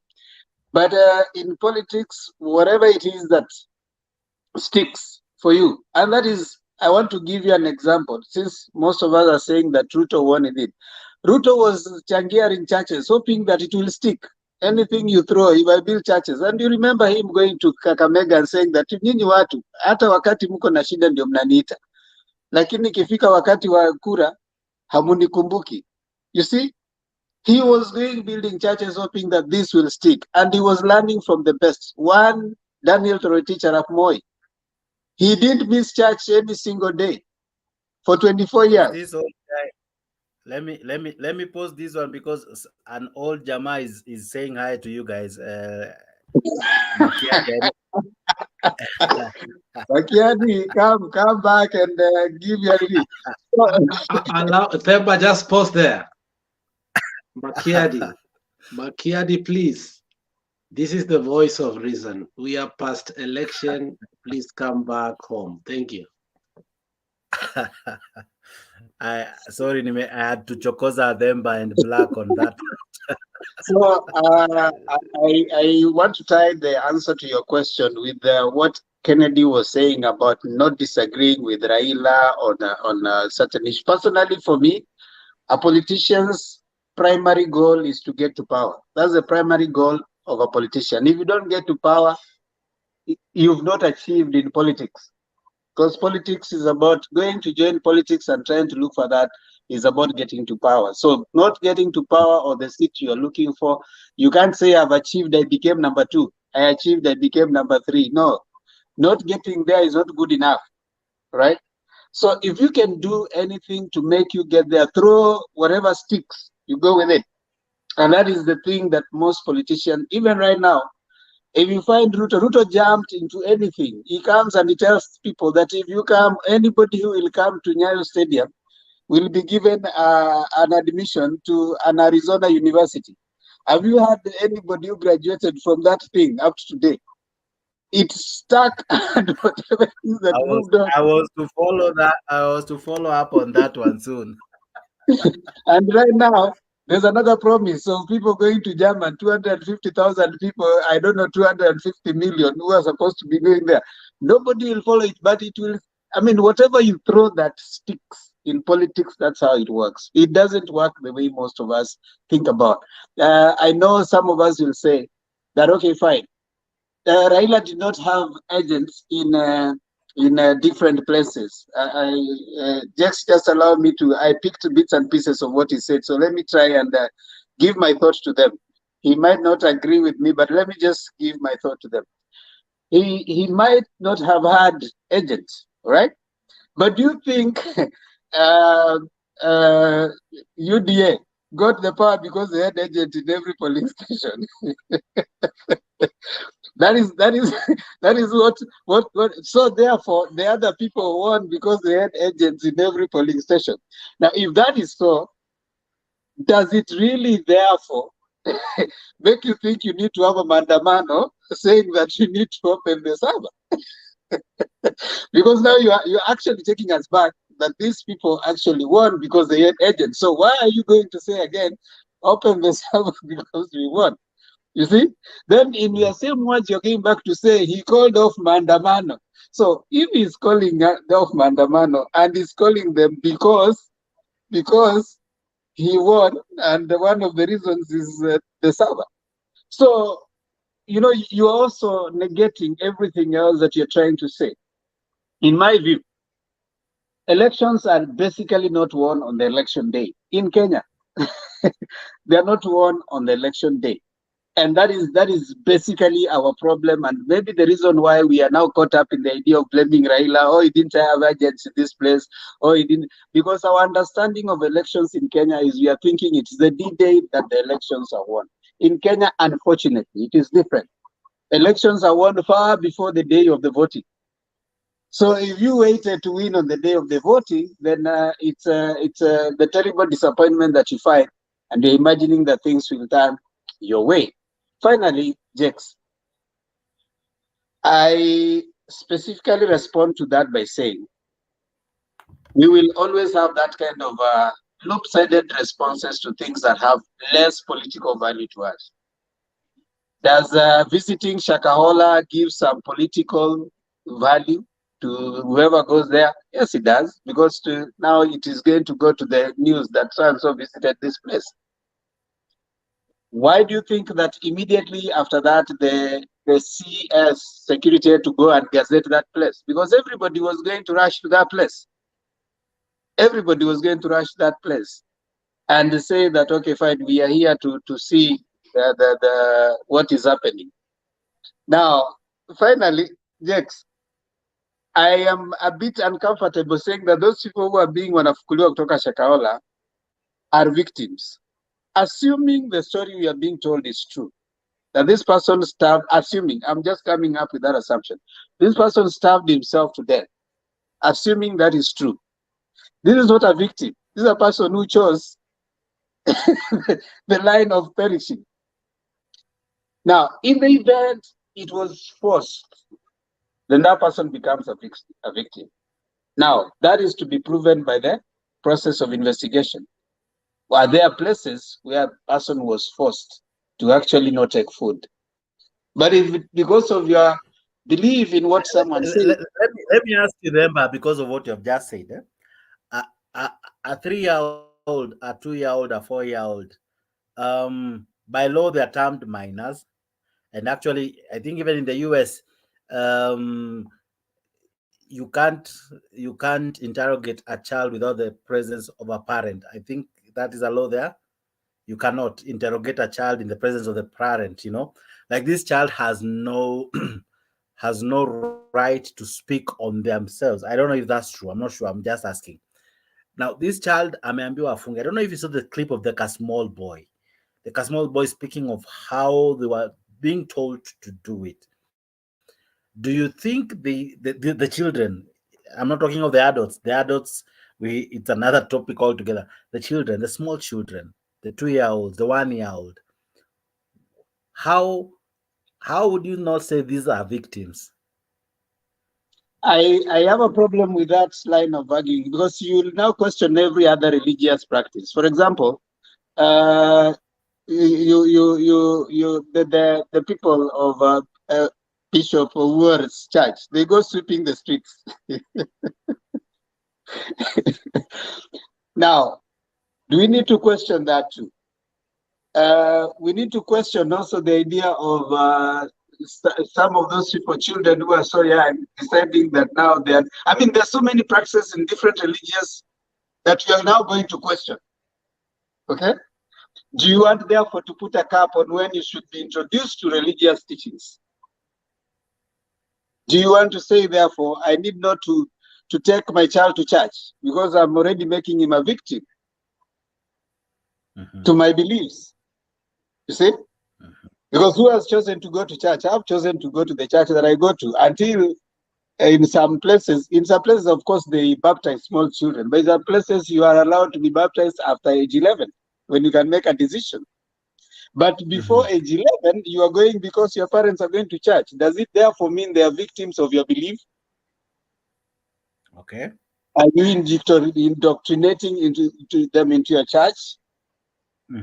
So that's in my view a very open discourse, it will be a rabbit hole that will be digging. We might keep having so many things that you are likely to question, and in the end of it, if you put a cap that you're not supposed to say this to your children, then it's likely to affect even those of you who are baptized when you're young, or even follow some practices that you see the religions are different because of the different doctrines. There's some things that you do. There kuna watu wanafunga for 1 week. All right? Kuna watu wanafunga for 2 weeks. In the State House here, wanafunga every Wednesday. You know, that's the report that are coming out. So if we say they are victims, the only thing, like I said earlier, it's you need to find criminality. Criminality. And criminality, criminal, it was there forced, right? Was there forced refusal, or was there denial, right? Did you want to eat and you're not given food at that point? But when it comes to issues of when you follow the thing of now you're calling them victims because they have done that, you need to. It's a very interesting line. In some places, that's why when you have this thing we are calling that you have a freedom to worship. That freedom to worship, you just need now to go to the border of finding criminality for you to be able to actually nail someone. That someone is in the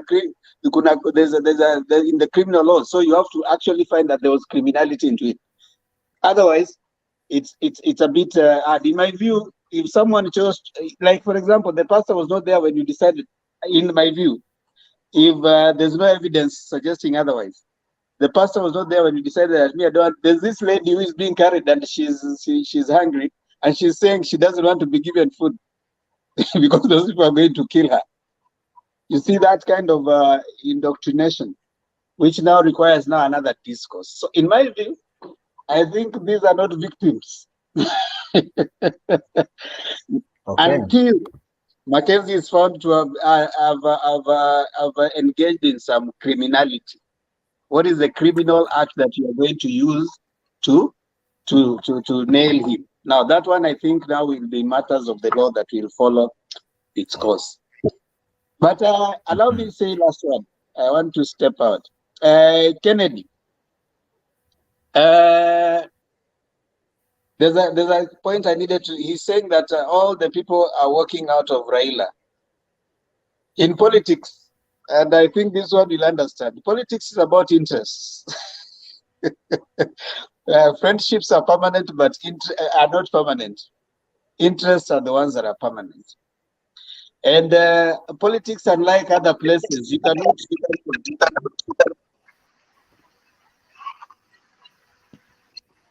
There's feedback.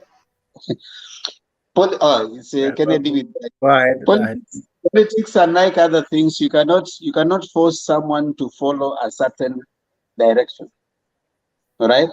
If someone chooses not to follow Raila, there's a lot of latitude in politics. You can wake up today.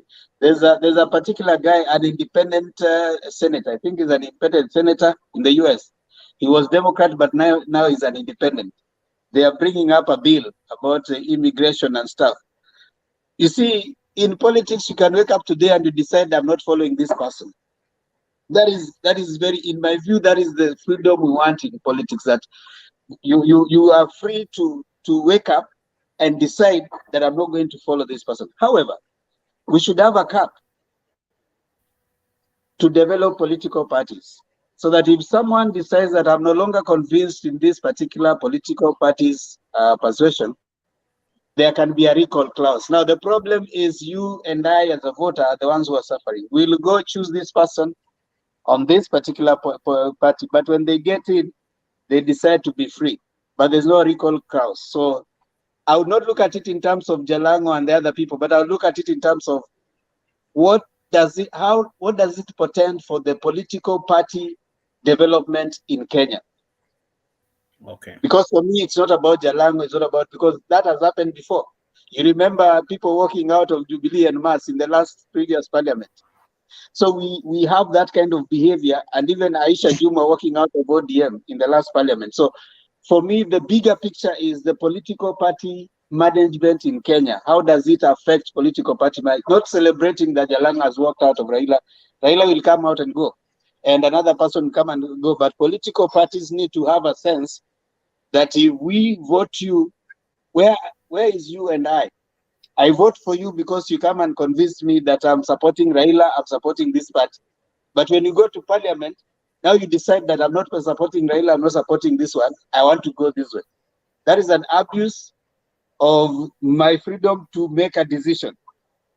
I need to be making a decision when I'm choosing Jakes. He is coming to convince me that I'm supporting Alex or palliative care. So that is part of my vote I'm making. So when he gets to parliament and he decides that all of a sudden now he can make a decision on his own, yet when he was coming to me, he was not involving me in that decision making. So I think for me, the picture is bigger. How does it affect our political party management and development in the democratic society that we want to see now and in future? Okay. Before I come back to palliative care, to Black, to Dunia, I want to give wageni wawili hapa chance. Kuna time palliative aliniambia sometimes ni vizuri kukua mzuri kwa wageni. Let me begin with Master. Is it Raz? Is it Rats? Is it Master? I don't know if you can hear me, and I don't know how to pronounce the last word. What is that word? Master, can you hear me? Can I say hi to Captain before I leave? Captain, how are you? Please do. Captain kama bado ako job. Siku hizi anaingia akiwa I'm job. fine, thank you. I'm fine, thank you. Temba, how are you? I'm good. Nice to see you. Okay, nice to see you. I think I should welcome you back because, and I believe you are coming back when you are a good person. You are not removing us because we are from the UDS side. What are you talking about? Nilikuwa na swali kwa Temba before he walks out. Temba, are you there? Guys, I think we need to create a reunion. I think I'll talk to Mtembei. We need to create a reunion so that Temba. Yes, sir. we solve Are these you there? things. Then when we come Wachana to hii show, mtu ya UDA naitwa Captain. Temba, enda mahali vitu yako. Hii UDA wachana Very good, very good. I think now I was to come back. I was to come back also with a new name. The way I'm seeing people trying to renew themselves to be good people after seeing the government is on a different part of where they were supporting is now. Wako paka banafanya na polisi. I will come with a new name also next time. Okay. Temba, tuko pamoja. Tuko pamoja. Okay. I had a question because I heard Temba is walking out, or unless he's coming back. Temba, are you coming back? I don't think so. I'm stepping out and I'm going into another meeting. So I'm going to I think you should come back because we want to deal with you properly once and for all, and you go direct, but you will not come back again. No, it should be coming often, as many times as possible.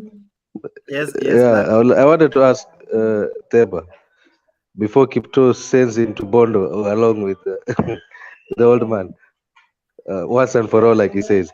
Now, Temba, don't you think that if we take the trajectory of an MP has to be blindly loyal, let me use the word blindly loyal in quotes, to their party leader, such that they cannot make their own independent just one second, Black. Decisions. Palliative care. Just one moment. Black, a second. So palliative care, kindly care kidogo for the group as I'm coming back, please.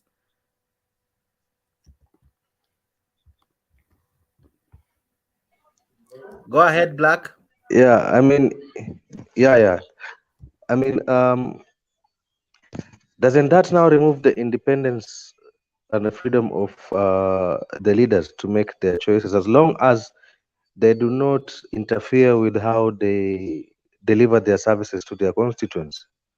Because now the main question would be, on top of that, is did that decision by Jalango to work with the government affect service delivery to the people of Langata? And will it affect it in any way? Because I think the primary role or primary reason as to why he's there is for the people of Langata, not Raila. Because the people of Langata, when they voted him believing that he was going to be the solution to the problems they had. So that's my question. That's a good question. I agree with you. I mean, we need independence, but let's consider this. Yeah, consider the start from the time you are consolidating when you're asking for the vote, right? When you're asking for the vote, there's a chunk of people who vote for you because of the party and the person, the presidential candidate that you are campaigning for. All right. So there's a choice for you to move as an independent candidate. All right. If your initial goal is to work with whoever will come in, which is also a chance. I mean, you have that option that I can work with whoever once I get in. When you go in as an independent, it doesn't matter who comes to power. But when you have gone with a party, there are party rules, there are party manifesto, there are party members. That for me ought to be respected, in my view. Now, when you get in, you are acutely aware that there's a possibility that the party you are supporting might not get it, because when you're going for a hunt, don't go 100%. You may not get it. All right. So if you are supporting this party and they don't get it, what is your plan? All right. Now, if you get in and then you tend to be leaning towards the other side, then it creates a problem. Another thing is, in our political system and our constitution, there's no opposition. It is majority and minority. Now, in working for the Kenyan people, it is possible for you to still become support what is right and not support what is not right. Still remain in a situation where you are respecting your party. In the event that you disagree with your party position, in my view, then it will be fair for you to go back and seek a fresh mandate for political party development, political parties, because you cannot say we have political parties, yet when we get there, we find a gray area. Someone does not respect their political party. My argument was for the development of political parties. We need to give political parties a way of development. But if you don't want to go with a political party, follow the independence route. Finally, the way the constitution is right now, you don't have to be leaning towards the state that is on power for you to get development. I think that is where we want to get away from. I think we are still hung on the Moi era. The Moi era was that you need to go and beg in State House for you to get development.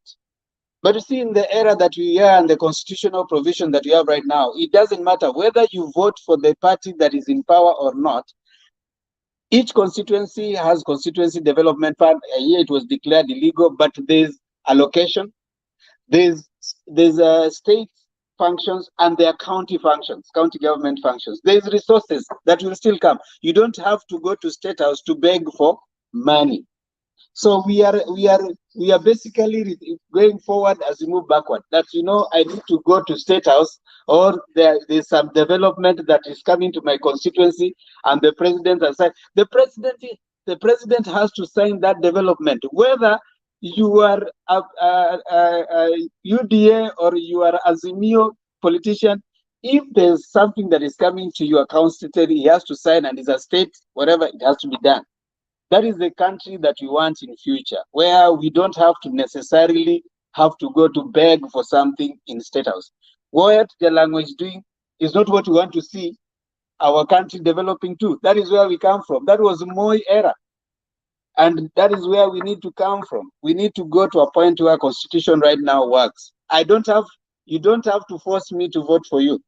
You have to make it so easy for me to make a decision. I can vote for Azimio, I can vote for UDA, but I know either way, roads that have been earmarked to be constructed in my constituency, and they are sponsored by the national government, they will be constructed, whether I voted or not. If there is a particular thing that is supposed to come, it will come, whether I voted for that person or not. So, Black, I don't think Jalango needed to have gone to State House. Now, are we going to see that happening? Yes, because politicians will always be politicians. We are likely to see that happening, but is that my wish? No. For political party development and for progressive democratic conversation, where Alex is, sometimes you don't even realize you are a Democrat or you are a Republican because of development. No, development will happen. If there's something that is going to be done, it will be done. There are taxes that across the states. Counties should be now implementing their developmental economic plans. If a county has any resources, it works hard to improve the lives of its people using whatever resources they have within the county. So it is not something that now we have to go begging at State House. That for me is not progressive. Then I want to give you an example. Wait. Some time back, Black, in Mombasa County. Wait, Before Black. you leave. Wait. You'll turn this thing into between you and I. Can you allow Alex to moderate? Alex, with that, I want to step out because I know Black will not get out of that. We'll see you again. Yeah. That's what I wanted to tell Black. But you don't have to run away before you answer the questions. I'm running away. It was a simple thing. You are stuck on August 2022, and for me, I've moved from August 2022. No, but you are explaining something about 2023. So, and that is what I'm asking. I was talking about Themba, you already made Governor. a decision. You are stepping out for a meeting. We wish you the best, and we welcome you back. No. Thank you, Alex, Themba. you So are happy to letting see you again. Themba to go away. Why? Have a discourse that will enable our country to move forward. Themba had already asked permission. When he came from the beginning, he had already told us that he had somewhere to go, and we respect that. It's okay. It's okay. It's okay. It's okay. Black, on that, let us agree that political parties are a vehicle to power. And once that happens, let us choose our political parties wisely. Let us not lie to people that we belong here and we belong on the other side, be it from my party or from who you subscribe to. If truly you want to serve the people, serve them from the political party they're subscribing to. I was not happy where the Nandi Hill member of parliament was subscribing to, and the party that he, the vehicle that he used to power. I think that is connivery. If you truly want to be honest to the electorate, be honest from the very beginning. And you become an independent, there's no problem. We have seen independent people being elected, even in the heart of democracy like Kisumu, where Shabil was elected, not because he belonged here and there, because he was honest to the people, and the people elected him against, the force that was there. And he became the member of parliament. And I think had people like Jalango, still they could have been. Let me tell you, Jalango, after he did his the Luo Fest, let me tell you, he was very popular. He could still be elected, and he will not be having the problems that he's having.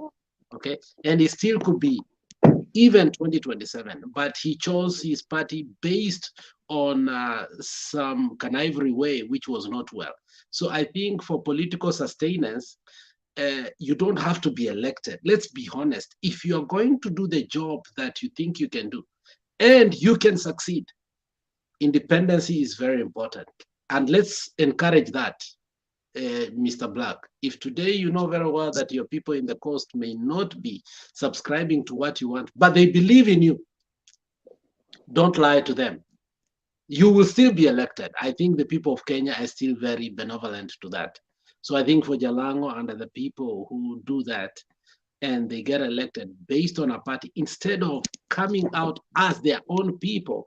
So the next election, what will happen? They will still use other vehicles instead of using their record, developmental record.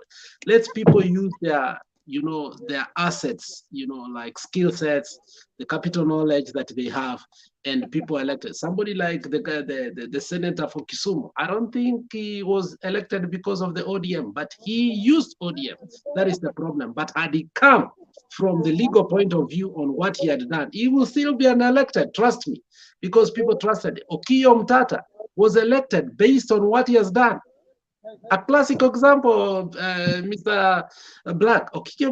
Did he go as what did he go? And he was still elected.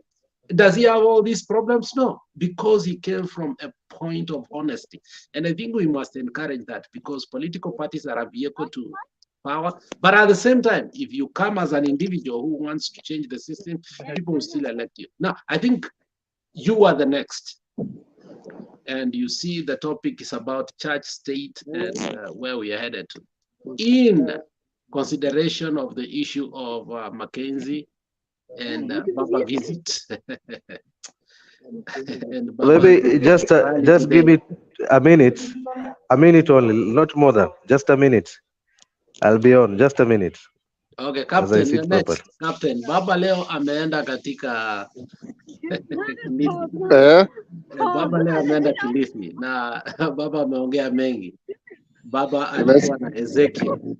I don't know. Sijasikia sana lakini nimeona tu mahali amesema amepeana 30 days. Sijui amepeana 30 days nini ifanyike. Sitaki nichangie sana kwa sasa, niko kwa gari fulani napiga kelele. Wacha tu ni left out kwanza mpaka baby baadaye.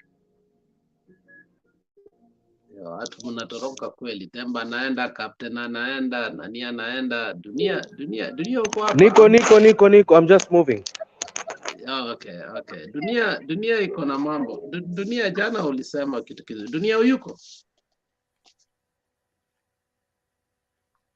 Hasa nimeacha peke yake stesheni. Wacha niongee yangu.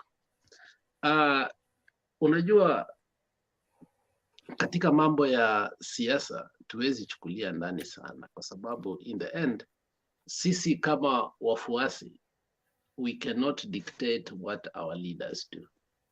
But I do still believe that there are better things that Baba can do to change the trajectory of our current political situation. Napoangalia maneno ya Shakahola, I think vile Temba amesema, I think he has come in, even if it's a little bit late.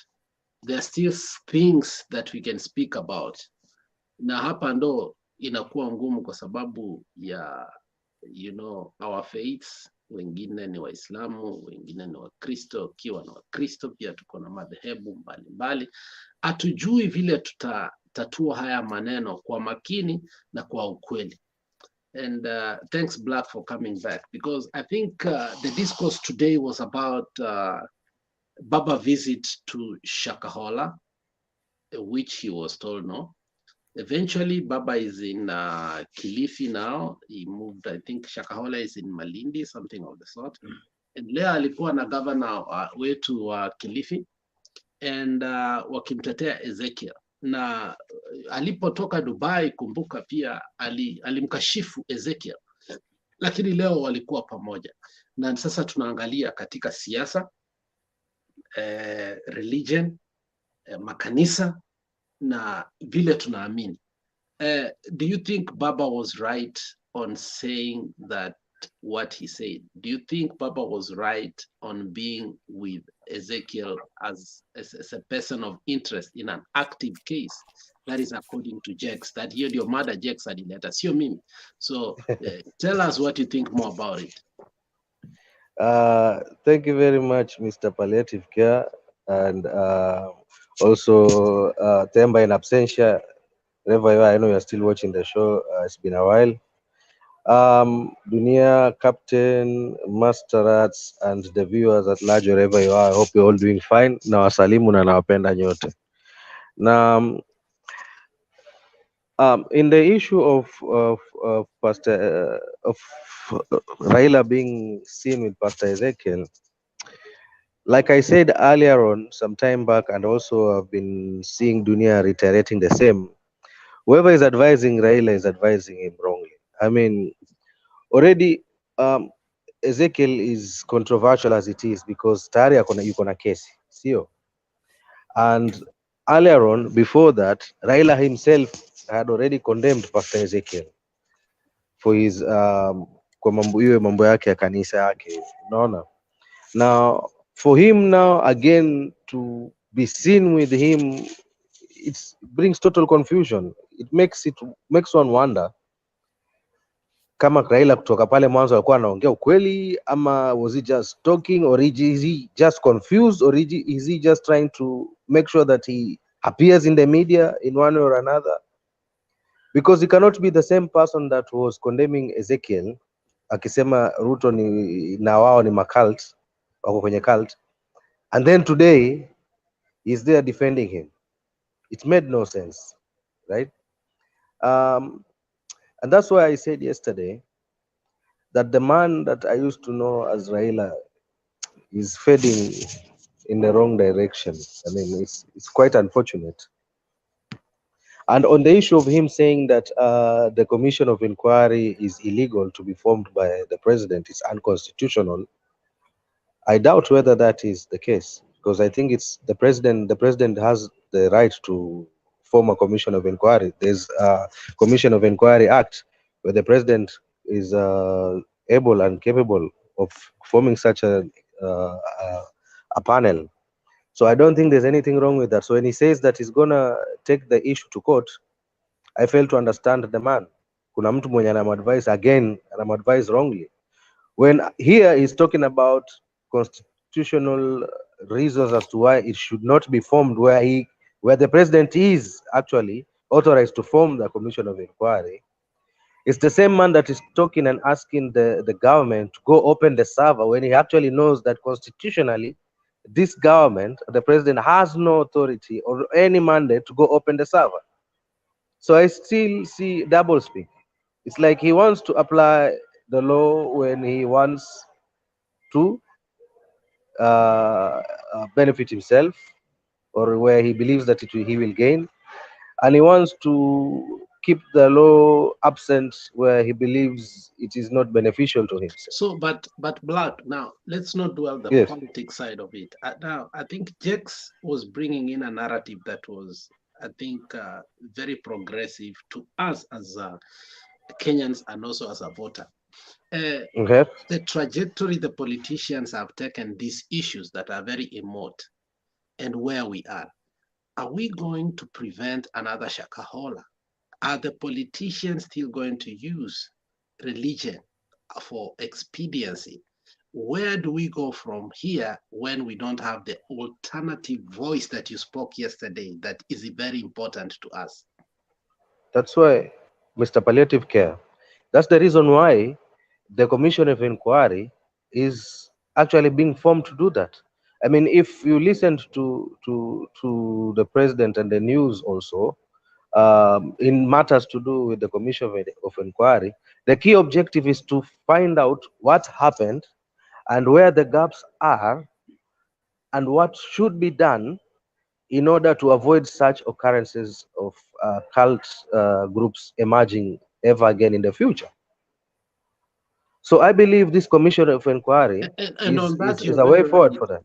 On that, you're very right. But there was an accusation now which we need now to dissect. I think Baba said that on the commission, he's going to take him to court. And I think you have also said that haujui hicho kipengele ni kigani under which atamchukua. I haven't even seen it yet. But however, this is what Baba said. Ataweka marafiki zake kule. You heard him very well. But all those were bishops and reverends in that list. Yes. There's no politician there. No, ni Baba amesema kuwa atamweka marafiki zake kule, and we will never come to a conclusion that is truthfully for justice. It will be a compounded delusion kind of a conclusion. Do you agree with him? I don't agree with him because just a minute, dunia dakika moja tu ndo nisahau kenye najaribu kusema. Haya. Ndo nijibu ndo nisahau. I don't agree with him because you know why? Number one, this Commission of Inquiry is not there so that it can what do you call this? Incriminate anyone or kufunga mtu yoyote ile in any way. It's just that kwa kuongea kwa Kiswahili ni kuweza kupata tu ni shida inatokea wapi, inaanzia vipi, na huenda ikawa kuna mwanya gani katika hizi sheria zetu ambazo ndo zinaruhusu makundi kama haya kutokea, na iwapo kuna njia ya kuweza kufunga mapengo kwenye sheria ili matukio kama haya yasiweze kufanyika tena. So you see, that's why I say I disagree with Baba. Hapo sasa ndio nilichanganyikiwa Black, kwa sababu this is a person of interest uko naye na unasema kuwa there will be no justice. No, there's a court that is already doing its job. Yeah, so the commission of inquiry is not there sasa umeenda kumuona yule ambaye hata sisi tunamkashifu kuwa amekuwa katika haya. Yes. Sasa that was wrong. Do you have the audacity to speak like that when already you are with the victim who is present has been gagged by the court not again to speak about these issues? He is present there. He's there with him present. I mean, he was out of place, to be honest with you. I mean, that's why I said earlier on, and I've been hearing a lot of panelists saying the same, that Baba needs to change the advisors that he has. Maybe hiyo ndio swali Dunia alikuwa anataka kuuliza. Dunia, swali lako ni gani katika ndugu yangu Black? Swali yangu iko hivi Black. Pole sana kukatisha. Swali yangu haina neno kaka. Ndio. Haya, ukisikia wale ambao watu wako Kilifi, wale wabunge ambao wako Kilifi, wale wa viongozi wa Kilifi, wanasema hii chombo inataka kutengenezwa na president. Hakuna mtu yote ambao anatoka area hiyo. Ni watu ambao kutoka eneo zingine ndio wakuja kufanya uchunguzi hapa. Na sisi ndio tuna watu wetu hapa, tunafaa iwekwe pale kwa sababu gani? Hii kitu imetendeka kwa landi yetu. Alafu swali ya pili, unaona mambo ya Ezekiel na Mckenzie. Mckenzie ni watchman pale, ni caretaker. Ezekiel anafiksiwa pale. Kwa sababu gani nikisema anafiksiwa pale? Wewe Ezekiel alizuia wiki mbili. Wewe unijua alizuia nini? Hatujui. Pili, amewachiwa na boni ya almost pesa nyingi sana, 1.5 million. Juu ya kesi ya nini? Ya swali ya misho. Wale wa polisi, machief, assistant chief, wazee wa nyumba 10, mkubwa ya polisi, wote hakuna mtu ameenda kuandika statement kuhusiana hii jambo. Wote wamepewa transfer. Ni nini inaendelea hapo? Sasa kujibu swali la kwanza kuhusu kwa nini sijui watu wa Kilifi hawajawekwa pale. Number one, we should understand that ile commission of inquiry ambayo inatengenezwa pale, lile jopo ni tofauti na kuna lile tena, kumbuka there's also another parliamentary committee that has been formed to investigate the same.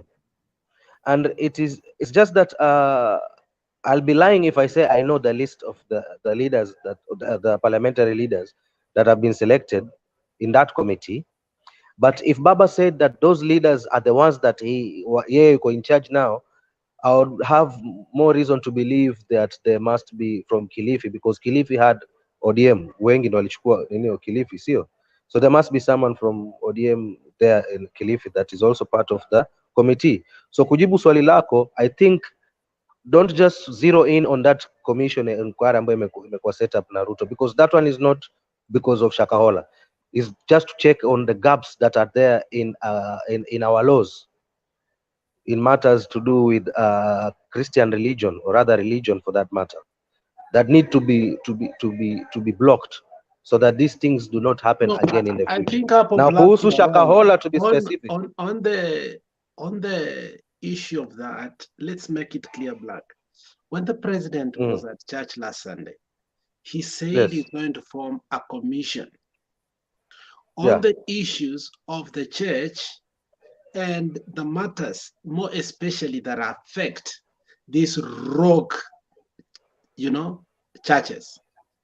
Correct. It was specific, and so for you, it's a broader issue. It's not specifically for this. It is going to look on the issues that of a national attention of all these things. They are going to plummet them together.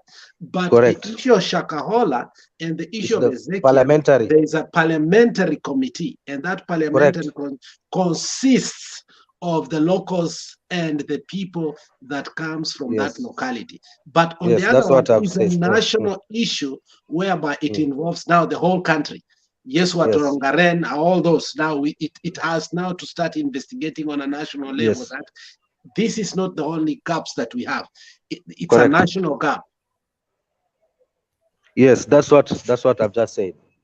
So I hope Dunia kwa upande hilo limejibu Yeah, hilo swali Dunia lako. uko pamoja na Black.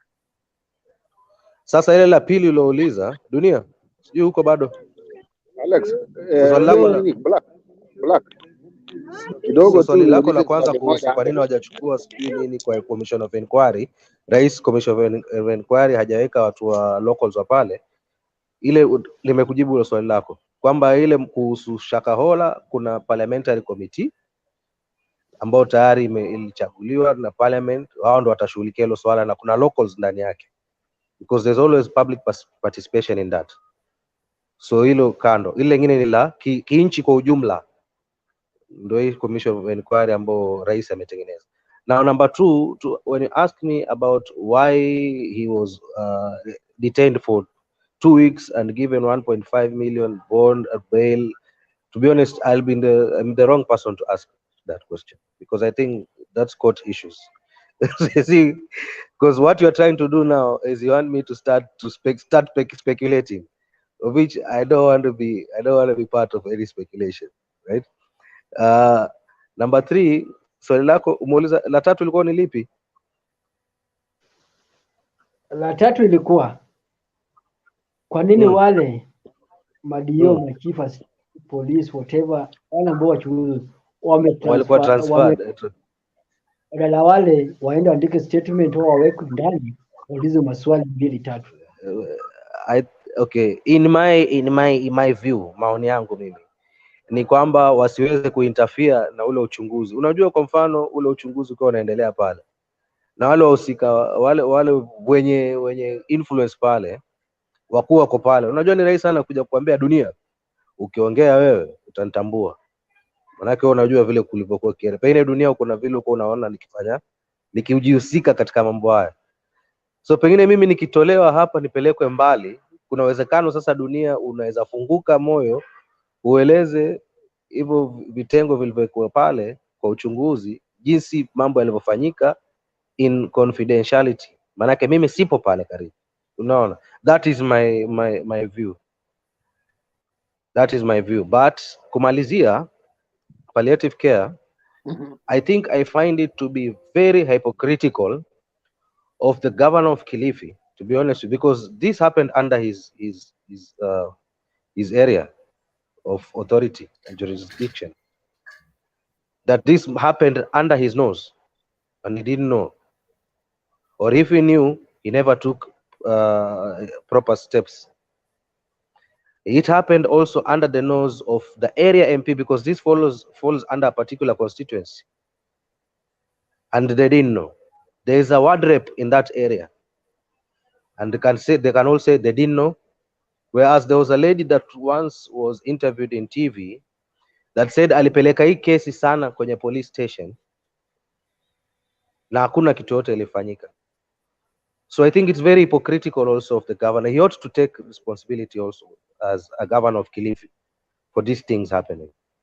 I'm not saying that because he belongs to ODM or not. Even if he was Kenya Kwanza, I would have said the same thing. Questions that Black we've been asking, and I don't think he's the only one who bears that responsibility, because when you listen to Dunstan Omari and Cliff Umbeta and the other lawyers who went there, the assumption that, or the report they give us is 1 year, 1 month ago, this thing was not here. So specifically, if there is a connection between Ezekiel and the Shakahola, and let's use that 1 month, 1 year, yani 1 year, 1 month, and the cases that were brought, and the first one in the media that we know that was brought forward, let's say it was 1 month, 1 year ago.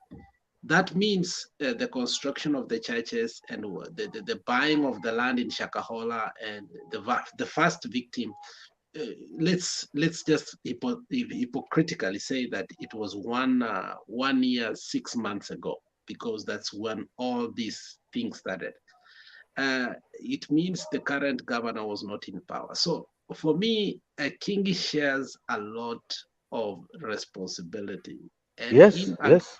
yeah, and him being also the Speaker of the House, his quietness raises questions, because for 10 years, the people who were responsible for the sale of this land, both lands, Mavuno and Shakahola, whatever shants that were constructed in Shakahola, and whatever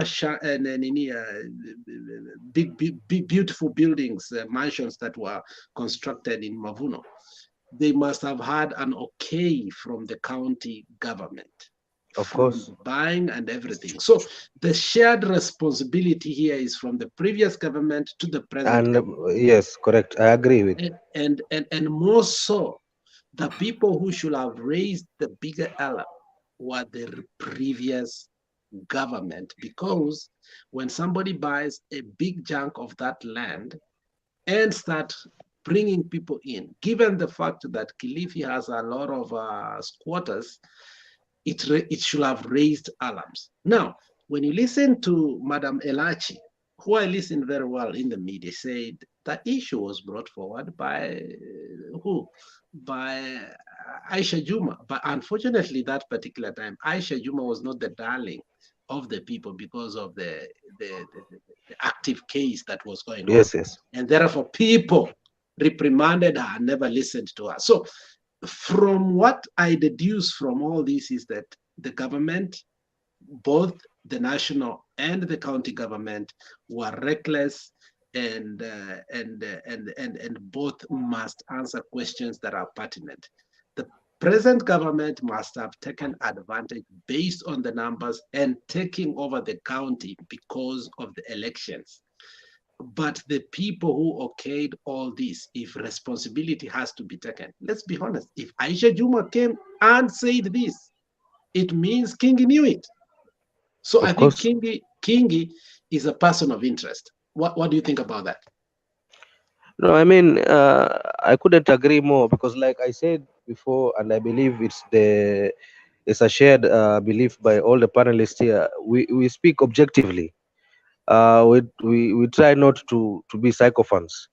It's because when you Azimio unakwamilia Azimio, hata ukiona makosa ya Azimio huwezi point out ama because I'm KKA, I kwamilia KKA, I cannot. No. Because here now we are talking as Kenyans, and speaking as a Kenyan, if this thing had begun a year plus before, we should, and we've clearly mentioned the persons or individuals that were in charge of this county, Kingi that being the case, and Madam Aisha Jumo having brought up that issue, but it was just brushed off due to her political affiliations, then I believe Kingi ought to be brought into to be asked some few questions.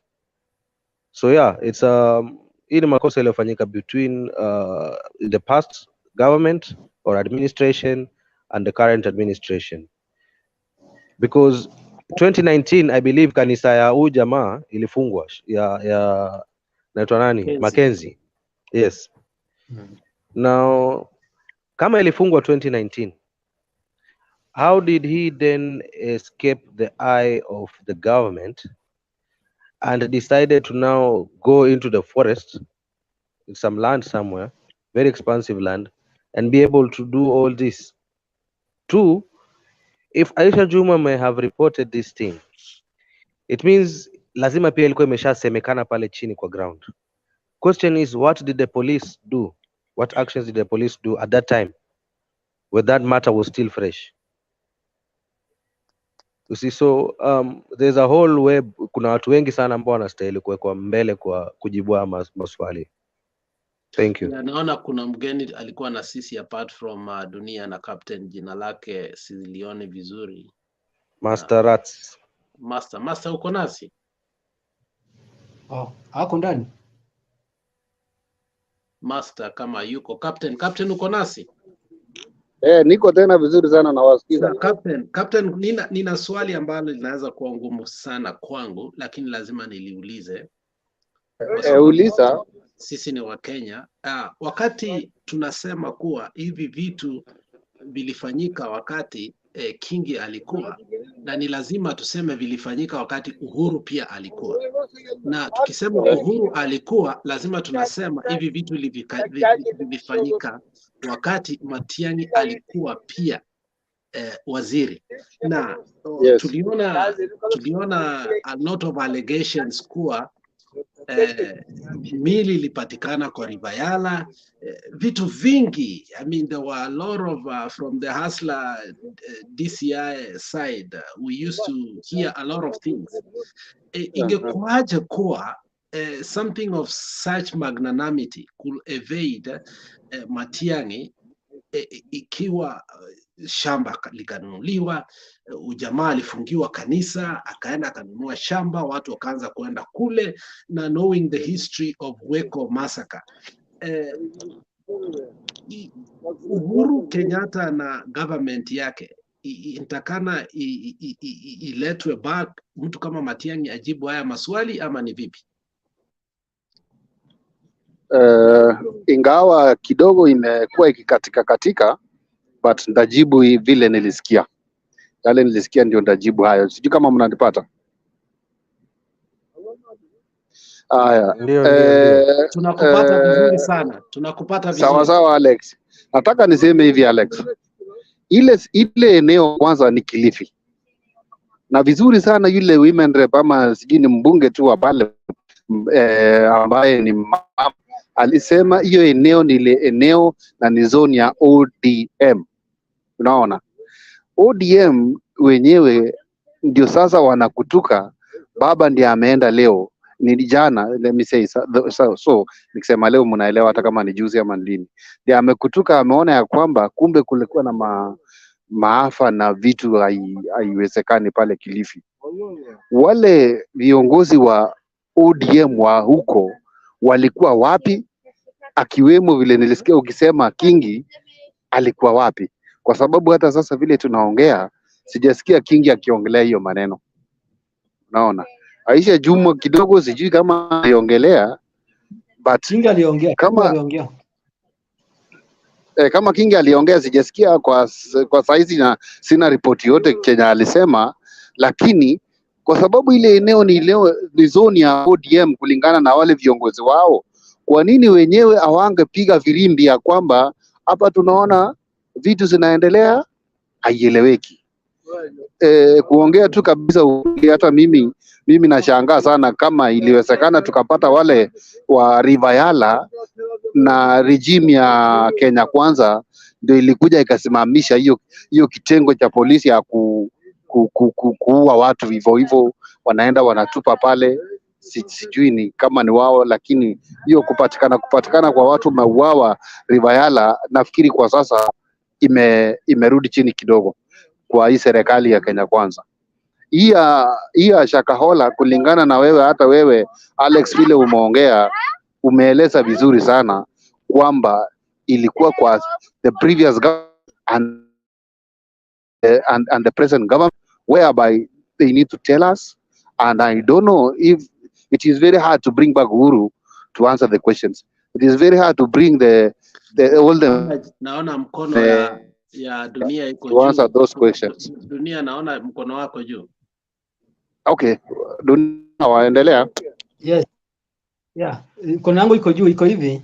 Wewe nisaidie dada. Unajua kitu iko hapa ambayo Black na mimi nimezoea kuita Alex na nini captain hawajaelewa hapa ni kitu moja. Hapo acha nieleze.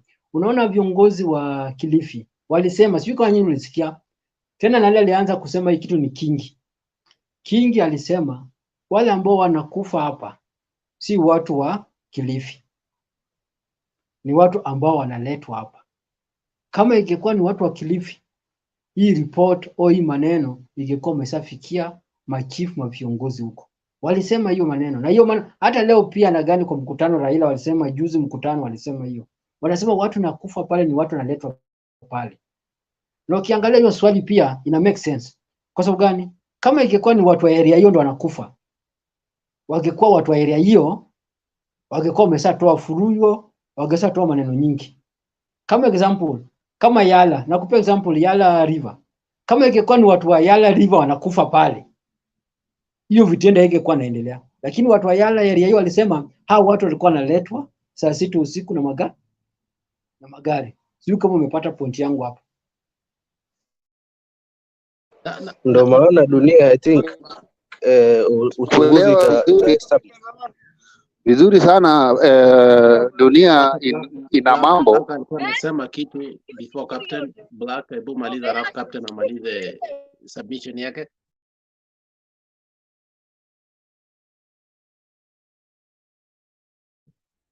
Black yuko?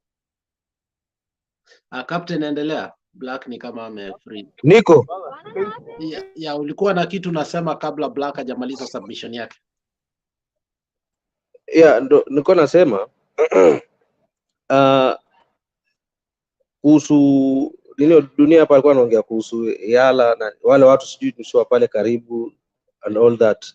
Ndo maana nilikuwa nasema investigative authorities once they finish to establish, then they will let us know.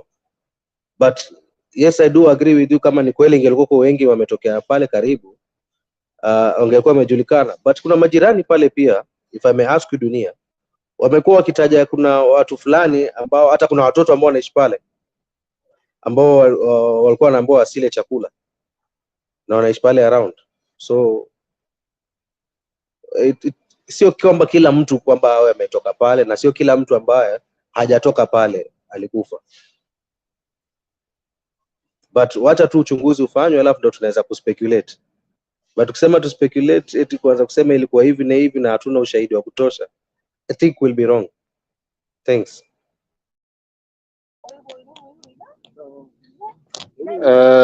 Okay, Black. Nafikiri I can take over. I see Jex is coming back. Jex, you are welcome back. Labda umekuwa umeenda factory ya kutengeneza watoto. Hiyo ni mzuri. Sasa ni mzuri sana kama viongozi wa Kilifi kweli wamesema wale watu waliuawa na walizikwa pale sio watu wa Kilifi, ambapo naona ni ukweli. Kuna ukweli kidogo hapo, kwa sababu ingekuwa hata ni sisi hapa saizi kwa platform tunaona mtu hapa amepotea kidogo nini, tunaanza kuuliza fulani aliendanga wapi. Hatutaweza kukosa kujua fulani alikufa ama alifanya nini. Namaanisha nini? Namaanisha kwamba kama ingekuwa ni kijiji pale, naona jirani yangu ni dunia ina mambo, sijamuona siku 2-3, kwani alienda wapi? Sasa ndio unaona kumbe walileta watu kutoka mbali, ambapo kama mtu mmoja anatoka kama tuseme mfano Eldoret, mmoja anatoka Mara Kiricho, mwingine atoke Murang'a, ile kujua ya kwamba watu wanapotea na wanaenda kuzikwa huko Kilifi ni tunasahau hiyo. Murang'a mtia wanasahau. When we think the village ingejulikana vizuri sana. So wafuasi wao kulingana, hata nilisikia mmoja akiongea from Kisumu kwa wake tu alipanda basi anasema anaenda Mombasa, sijui anaenda kuombewa nini hivyo. So iangaliwe vizuri sana kulingana na vile Alex aliongea. Nilipenda vile aliongea, hakuegemea upande wowote. Lakini baba kidogo naona anashtumu Ruto sana. Hata ile commission ilifomiwa ni kama baba hajafurahia. So hatuelewi kwa nini. Kama ingekuwa ni baba yeye mwenyewe angefanya nini? Atoe suluhu basi, atuambie ama ambie serikali, hapana msiform hiyo commission, tufanye hivi na hivi na hivi ndio tupate kiini ya hii maneno ilikuwa nini. Nimemalizia. Black, wacha ni Captain ama Black, one of you, wacha niwaulize swali. Yes. Na nitaweza hiyo swali kupitia comment imetumwa hapa na Said Salmin. Anasema hivi: handshake regime are the orchestrators and now puppet is being used to interfere and politicize the issue the way they organized and financed maandamano for selfish needs. Swali yangu ni si ati regime ya Uhuru Kenyatta ilikuwa perfect. But how comes when Yala River issue ili emerge, we didn't see the vibrant Raila that we are seeing now on Shakahola? When the COVID issue happened, the COVID billionaires and all, because a crime is a crime, whether killing or stealing. Why was he not as vibrant, as audio, as he's pushing issues right now with a lot of gusto and all? Mbona saizi akona anajituma hivyo compared na last time? What's the real issue?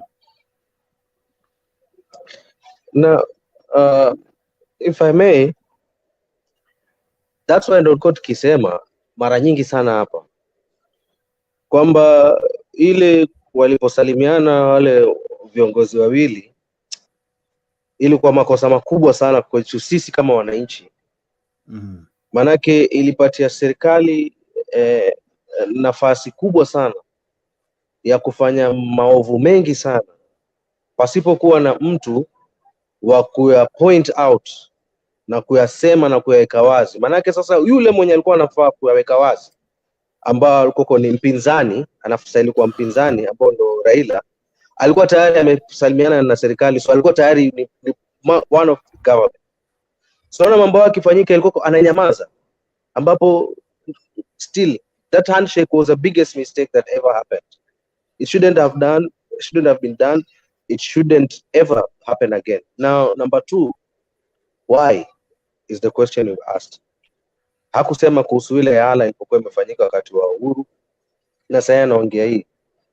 Wajua Waswahili wanasema ukitaka kujua mwenye mbwa mpige mawe. Ukishampiga mawe yule mbwa utajua mwenyewe. Manake once you hit that dog with that stone, mwenye mbwa ataongea. Ili mwenye mbwa ataongea. Kwa nini unapiga mbwa yangu? So hiyo nitaachia watu wenyewe wajijazie. Ule aliuliza hilo swali ataelewa. Swali lingine, supposing Johansen Odor atakapoenda kufanya utafiti wa ama uchunguzi ama kuangalia akute hii mili nyingi yazo ilikufa hata si hii mwaka, ilikufa during regime ya Uhuru Kenyatta. Who do you think the egg will be on? Kwa sababu it would mean as much as kuna wale wamekufa na hii regime, pia kuna wale wamekufa na ile regime ingine. So when he is asking where Ruto was, ama why is Ruto silent or why is Ruto inactive on this issue, if for instance, because we don't know, the investigation is still on, what if in the event that the investigations are concluded and some of these buried bodies are found to have happened before even this regime, who, as you guys are saying, we blame Kingi, and Alex even went ahead to bring in Matiang'i, to bring in Uhuru, of course even Ruto himself, because he was still the deputy president. Don't you think it will be in order for Raila Odinga to as well apportion the blame he's strongly apportioning Ruto to also his brother in handshake? Oh yes, of course. That's why I used the word hypocritical when nilisikia kwamba sijui governor akisema akitupa malalamishi and Raila pia akitupa malalamishi, when all these things did not start now. They began as early as last year. And if they began as early as last year, and his own MP, because Aisha Juma was his MP, despite her political affiliations. And I'm sure when Aisha Juma raised that concern, he must have had her raising that concern, right? Question is, what did he do? But he was clouded, his mind was clouded on the handshake, if I may allow to say that.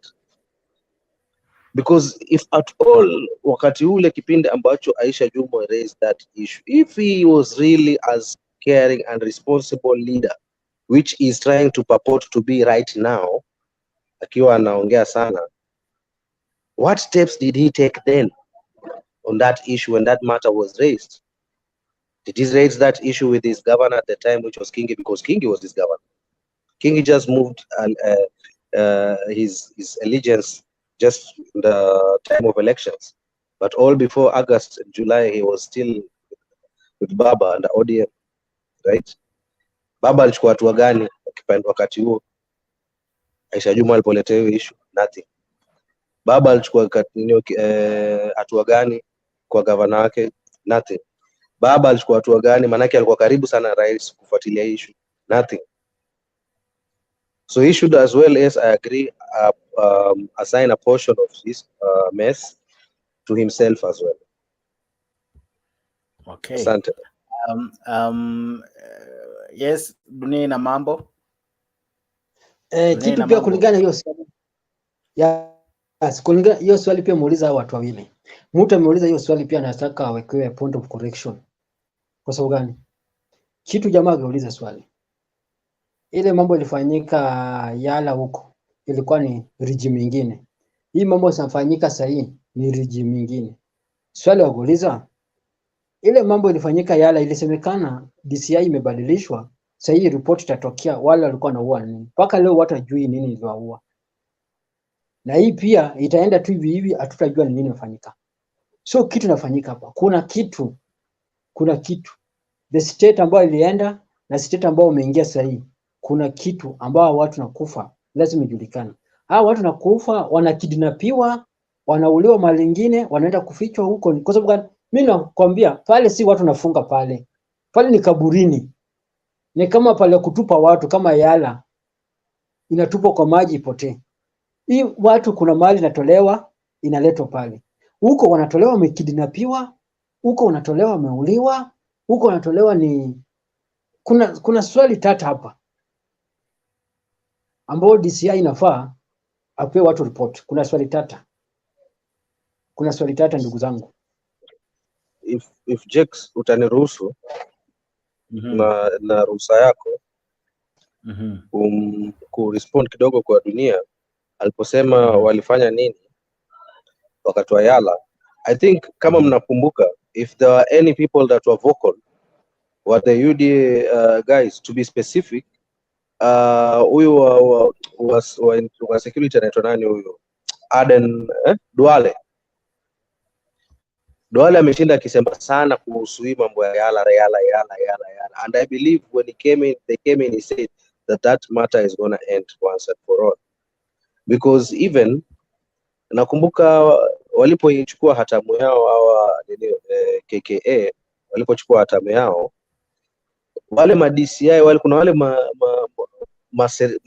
polisi walioshikwa wakapelekwa kotini, sijui kama mnakumbuka, wale walikuwa wanaitwa the murder squad, sijui the killer squad, wakawa wamepelekwa kotini, wakaanza kutetewa kwamba eti sijui hawajafanya hivyo, ndo hata Boka Kinoti akaja akajiondoa. So when you say that this current government had not done anything, they have tried. They disbanded the squad that was doing all these things, and they took them to court. And before them getting into this government, kabla washinde, last government, when they were walipokuwa bado ni UDA, bado de kila campaign zao, you would hear Aden Duale speak about the Yala, people being thrown in Yala. Thank you. Dunia, so I hope hapo kumbusha kidogo kama ulikuwa umesahau. Si swali lingine. Unaona Aden Duale akiongea kwa sababu ya hii. Kuna ule jamaa wa business ambao sijui uko anafanya business Kisumu nini. Yeye ndiye aliuliwa akatupua River Yala akapatikana bodi yake pale. So Duale aliongea kwa sababu hiyo report ilifika kwa sababu jamaa alikuwa anajulikana mkubwa. Hiyo mambo zote ilikuwa inafanyika zote, hakuna mtu alikuwa anaongea. So ali-raise hiyo point kwa sababu pia ukiangalia Yala River watu wengi walikuwa wanapatikana ni community moja ambao ni wa Somalia. Pia ukiangalia ni sema upande wa Islamu ndio walikuwa wanapatikana wengi. Kuangalia na hiyo bila Duale alikuwa anaongea kwa sababu hao ndio walikuwa wanakuwa wengi huko wanapatikana. So hapa mimi Kiswahili nawaambia Blacky na Captain na Jack kitu hapa. Sijui kama unapata point yangu. Kwa sababu gani? Watu si wanauliwa pale. Wanaletwa pale body. Mwili kufichwa pale. Niseme kwa lugha kama hiyo, kufichwa. Kuna mali hii mwili inatolewa. inatolewa wapi? Hiyo ndio uchunguzi natakikana ifanywe, kwa sababu kuna wale wanasemekana umekidnapiwa. Mtu anakidnapiwa, anaambia leta pesa fulani, umeshindwa kuleta pesa fulani, wanafanya mambo yao. Au kuna wale wengine saa nyingine wanachukuliwa, wanaulewa, wanatoa hizo mapati zao, alafu sasa pale ya kutupa watu tutupe wapi? Hatuwezi kupeleka kwa forest, Simbi kule, River Yale imeshajulikana, ile Ngong forest pia walikuwa natupanga huko, pia ilikuwa imeshajulikana. So wacha tuangalie system nyingine, kwa sababu huyu jamaa, unaona huyu jamaa anaitwa Mckenzie. Wacha nikwambie, Mckenzie alianza church yake 2013. Unanipata? 2013 alianza hii church, akaanza kufungwa kwa sababu ya mambo zake hii ya watu, alafu akafunga church 2019, akafunga hiyo church kabisa. Amesema mimi Mungu ameniambia nifunge church, niwaachane nayo. So sijui tena litokea lini tena anasema watu nafunga kwa forest. So mimi swali yangu ni hapa, watu wanauliwa wapi? Inaletwa kufichwa kwa ile forest au na kukuja kutupa River Yala? Hapo ndo kitu tuchunguze kabisa.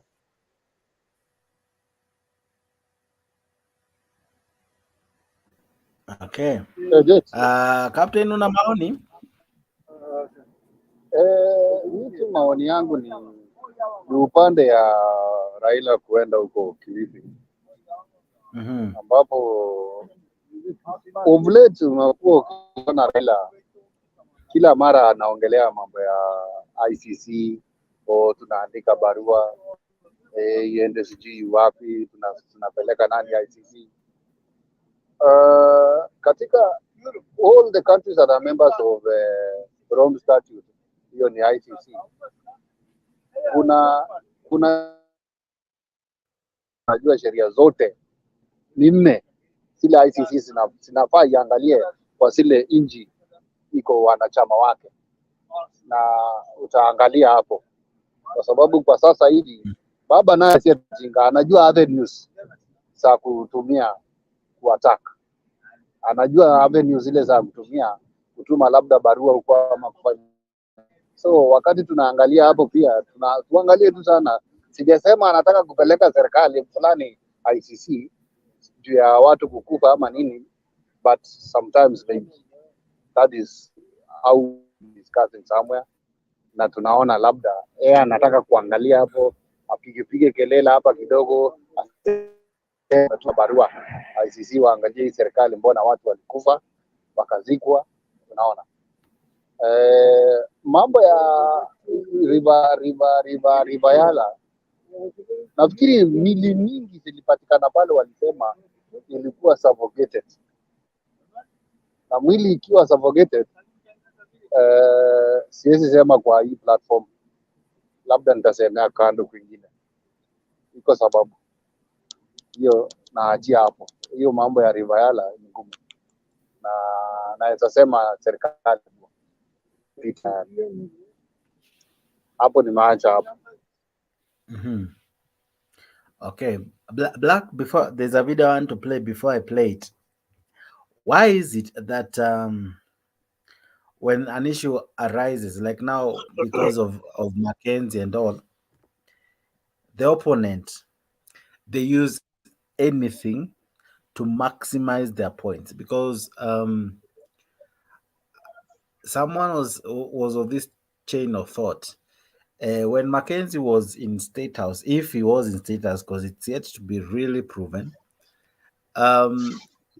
was the president aware he's there? And if he was aware, at what level did he come? I don't want to say he was there. I'm just asking. Because we have had Raila say that this thing has the executive inclined to it, or rather linked to it. So how do you go to connect Ruto and Mckenzie? Because them being in one platform, like how he was today with Ezekiel. If, for instance, the court find Ezekiel guilty, should we also accuse him, or rather, should we also link him to the issues? So, the fact that you are seen with somebody, does it make you guilty of a fact? Because you could have done that mistake before you met me, because he was in State House. He never met in Shakahola. The guy came to Shakahola, not Shakahola. The guy came to State House. Ruto never went to Shakahola. Now, how is Ruto linked to this issue? Because he says that the reason as to why Ruto shouldn't form a commission and all, it's because he's linked to it. How is he linked to it? To start with, the number one question we should ask ourselves is, who does the invites to State House? Right? That's the person that should be questioned. And with what criteria does this person making these invites? Because I'm sure it's not the president who does. The president may just direct, I would like to meet all the religious leaders of this particular faith, maybe in the next 2-3 days. Kindly, can you assemble some of them, or the most as you can, as many as you can, all over the from all over the country? Maybe he just gives us such a directive, and then it's upon maybe someone that is in the State House to now go ahead and come up with the list of the persons that would come, with following a particular criteria that he invite the person who's directly now reaching those religious leaders. Yeye ndo ameshaamua pengine watatumia criteria gani. No, I don't think the president usually says nataka unilete dunia, nataka unilete Jakes, nataka unilete Captain, nataka unilete. I'm sure he just says nileteni tu wafuasi wa dini ya Kiislamu na viongozi wao na wa Kikristo siku fulani fulani. That's it. So the person who made the invite, direct invite, gave the invitation card or the invitation letter to Mckenzie, that's the person that should be questioned. What criteria did he use or she use to come up with that name? So huyo ndo mtu mwenye anastahili kuulizwa hiyo swali. That is my take. Thank you. I'm almost playing a clip. Dunia ina mambo. Unaona Ruto anahusika vipi na Shakahola? Uhusiano wao unakuja vipi? Kwa sababu kama ni kuhudhuria hafla ambayo maybe rais ndio ako, labda ni mgeni mheshimiwa, ama labda ni ibada, kama jinsi tulimuona akishiriki katika ibada ya Waislamu, tulimuona akishiriki katika ibada tofauti. Alafu katikati ya waumini ambao wameshiriki katika hiyo hiyo sherehe ama hiyo ibada ama hiyo sala, kuna mhalifu ambao baadaye, siku kadhaa baadaye, itasemekana kwamba alikuwa katika hiyo mkutano ambao rais alikuwa. Rais anafaa kulaumiwa kuwa kwa mkutano na mtu labda hata hakujua alikuweko, jua tu hatujui nani alimwalika ama alialikwa vipi ama alijikuta vipi kwa huo mkutano. Rais anachukuaje lawama kwa sababu ya kuwa na Mckenzie State House? Kwa sababu hatujui kama Mckenzie alikuwa amealikwa, kama jinsi Black anasema labda mwaliko ulikuwa wa mapasta wote wa eneo fulani, na kwa sababu maybe anajulikana ni pastor wa eneo hilo, labda pia akachukuliwa. Sisemi ni hivyo, nasema tu akachukuliwa kwa sababu pia yeye alijitambua kama mchungaji. So William Ruto atalaumiwa kwa hilo kosa kivipi? Yes, swali yako ni mzuri sana, imekuwa clear. William Ruto atalaumiwa kwa makosa ya Mckenzie kwa siasa. Wanamlaumu kisiasa, unanipata? Opponent yake anatumia kama kisiasa, unanipata? Hata hiyo opponent yake kwa yeye ndio kwa kiti, yeye pia angetumia hiyo kama kisiasa, unanipata? Kama pia walilaumu Uhuru kwa Yala kisiasa, unanipata? Pia atalaumiwa kama kiongozi sasa, kama kiongozi wa nchi, unanipata?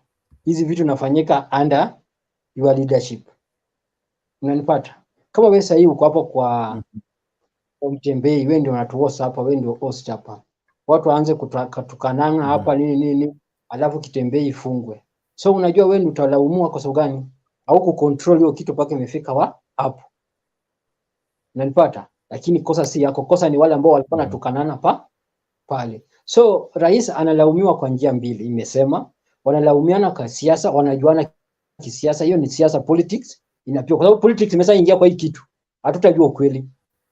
itapelekwa left right, juu chini, inapotea hivyo. Sawa, analaumiwa kikiongozi. Kiongozi kivipi? Kwa sababu hizi vitu iko under wewe, unanipata? So ndio maana pia rais pia alistep ahead akasema watu wa media, watu wa nini wasiingie huko ili kutoa uchi ya nchi.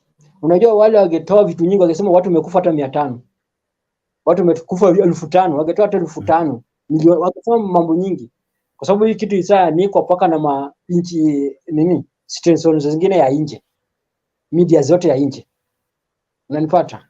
So nataka usikie, kuna sababu na kuuliza hilo. Nataka usikie hii clip kidogo dunia, ndio uweze kunijibu vizuri. Hebu sikia jinsi Ruto aliingishwa kwa hii swala.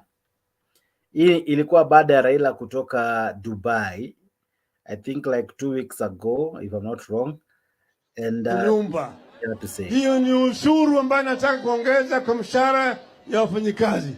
Mnakubali? Mnakubali? Mnakataa? Wangapi nakataa? Nione mkono. Halo? Halo?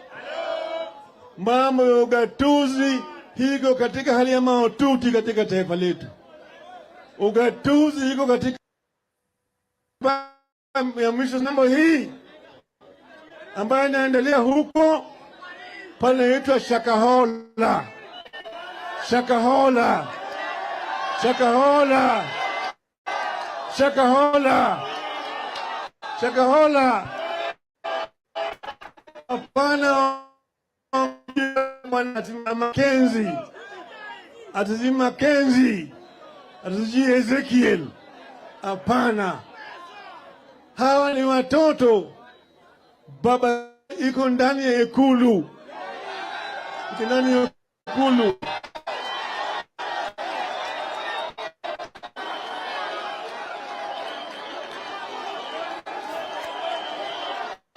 Hello. Hello.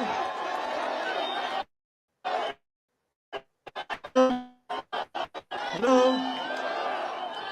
Hawa watu ni vikundi na vinajulikana. Kwa mara wamekuwa ni maombi. Tunaombea amani, tunaombea mvua ikuje. Mara nyingine walikuwa kule Nyayo Stadium, hao wote walikuwa pale.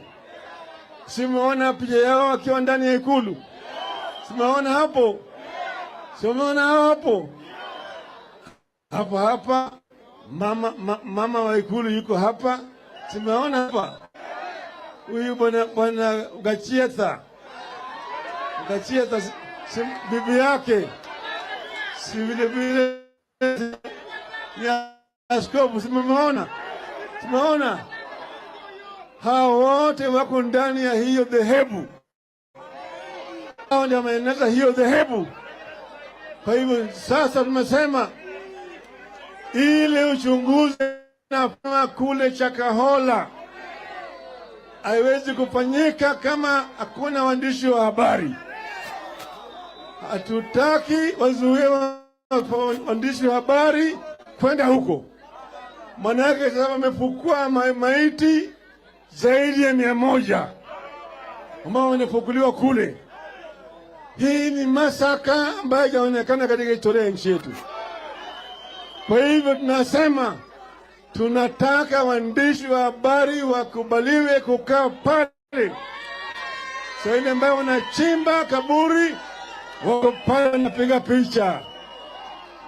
Tunataka namna hiyo. Yale Now, from that statement, he blames close to 6 people. He blames Mckenzie. He blames Ezekiel. He goes ahead and blames Ruto, his wife, Rigathi Gachagua, and his wife. 6. And he says that the fact that Gashagua's wife is a bishop, somehow they could have had ways of making this thing start. How do you even connect those things? How? That I think hiyo ndio swali yangu. What informs hiyo kuconnect? So wacha nikujibu hapo. Wacha nikujibu hapo. Before nikujibu, kuna huyu jamaa iko comment hapa, sijui anajiita nani Kalenjin. Sijui ako na share matusi hapa comment. Achana comment si usiwahi vile badge ya watu hata comment sana comment. Usitumie wachana watu ya comment. Tafadhali wewe ni mzalendo, wachana na hiyo. Asante. Haya, sasa kitu iko. Sasa kitu iko. Vile Raila aliongea hivyo, Raila ni mwenye siasa. Tuelewana hapo. Hizo comment hizo statements zake zote kuangalia ni siasa. Kwa sababu gani? Amesema Mckenzie, amesema Pastor Ezekiel, hao wacheni nao ni watoto. Baba yao iko State House. Na State House iko na Ruto, iko na bibi yake na iko na deputy president na nini na Melik wote, si ndio? Hapo unajua Melik paka mapasta pia wamesema hapo kila mara ni maombi. Si unaniget sasa? So kitu inafanyika hapa. Hata ukisikia unajua sasa tunaongea hatuungani pande moja wala Raila wala Ruto. Mimi sana ongea bila iko. Huyu ni mtu alitumia jina kipasta. Unanipata? Hakitumia jina yake binafsi ama pasta awege likiwa ndani, hata kanisa haigewekwa ndani. Sumenielewa sasa? Huyu Paul Mckenzie alitumia kama pastor Paul Mckenzie. So kanisa imeingia ndani kwa sababu gani? Ametumia jina pastor. Mapasta wameingizwa ndani kwa sababu alitumia jina ya pastor. Ruto na bibi yake na kina Gachagua na bibi akachagua wameingizwa ndani kwa sababu walikuwa wanaomba kila siku, wanasema ni wameokoka na wengine ni pastor, wengine wanafunga. So wameingizwa kwa sababu ya imani yao. Unanipata? Imani yao. Ni kama example, kama ule jamaa alikuwa ana-include watu wakati ile nilikwambia, ule alikuwa anaitwa Sheikh Abdurogo. So alikuwa anaitwa Sheikh. Mashekh waliingizwa ndani, Waislamu waliingizwa ndani, wale walijua na wakujua. Unanipata sasa? So wameingizwa kwa imani. So Raila akisema hivyo anasema kisiasa. Bila sema kwanza. Anasema kisiasa. Ya pili, sasa bila imeleta hivyo anasema kwa imani ya watu wamefanya hivyo. Ndio maana Ruto anaingizwa ndani kwa sababu gani? Ruto tunajua anapenda Mungu, anajenga kanisa, anaomba, alituambia tuombe mvua inyeshe. So anaingizwa kwa sababu ya imani yake. Unanipata? Si Ruto ako na mkono pale. Unanipata? Hata kama yeye atapatikana iko na mkono lakini mbali. Ikifika huko kama ni generation ilipita, mababu huko. Si direct itapatikana ako hapo ndani. Unanipata? So mimi nikwambia Ruto anabilemiwa kwa sababu gani? Ni kiongozi. Anabilemiwa kwa sababu ya kiongozi. Uhuru pia alibilemiwa pale kwa sababu na kiongozi. Watu sahi akirusha mawe wakichoma mahali watu wafanye maandamano, anabilemiwa Raila kwa sababu gani? Yeye ndiye amesema watu waende maandamano, lakini si yeye ndiye amerusha mawe amechoma. Sijui kama nimekujibu ndugu yangu. Kulingana na kuelewa. Fahamu yangu. Yes, Black. Unajua kitu kimoja ambao nashangaa kwa hypocrisy. Huwa naona ni kama yani Raila ndio huwa ana haki ya kufanya vitu vingine na kuonana na watu wengine, but mtu mwingine akifanya kosa.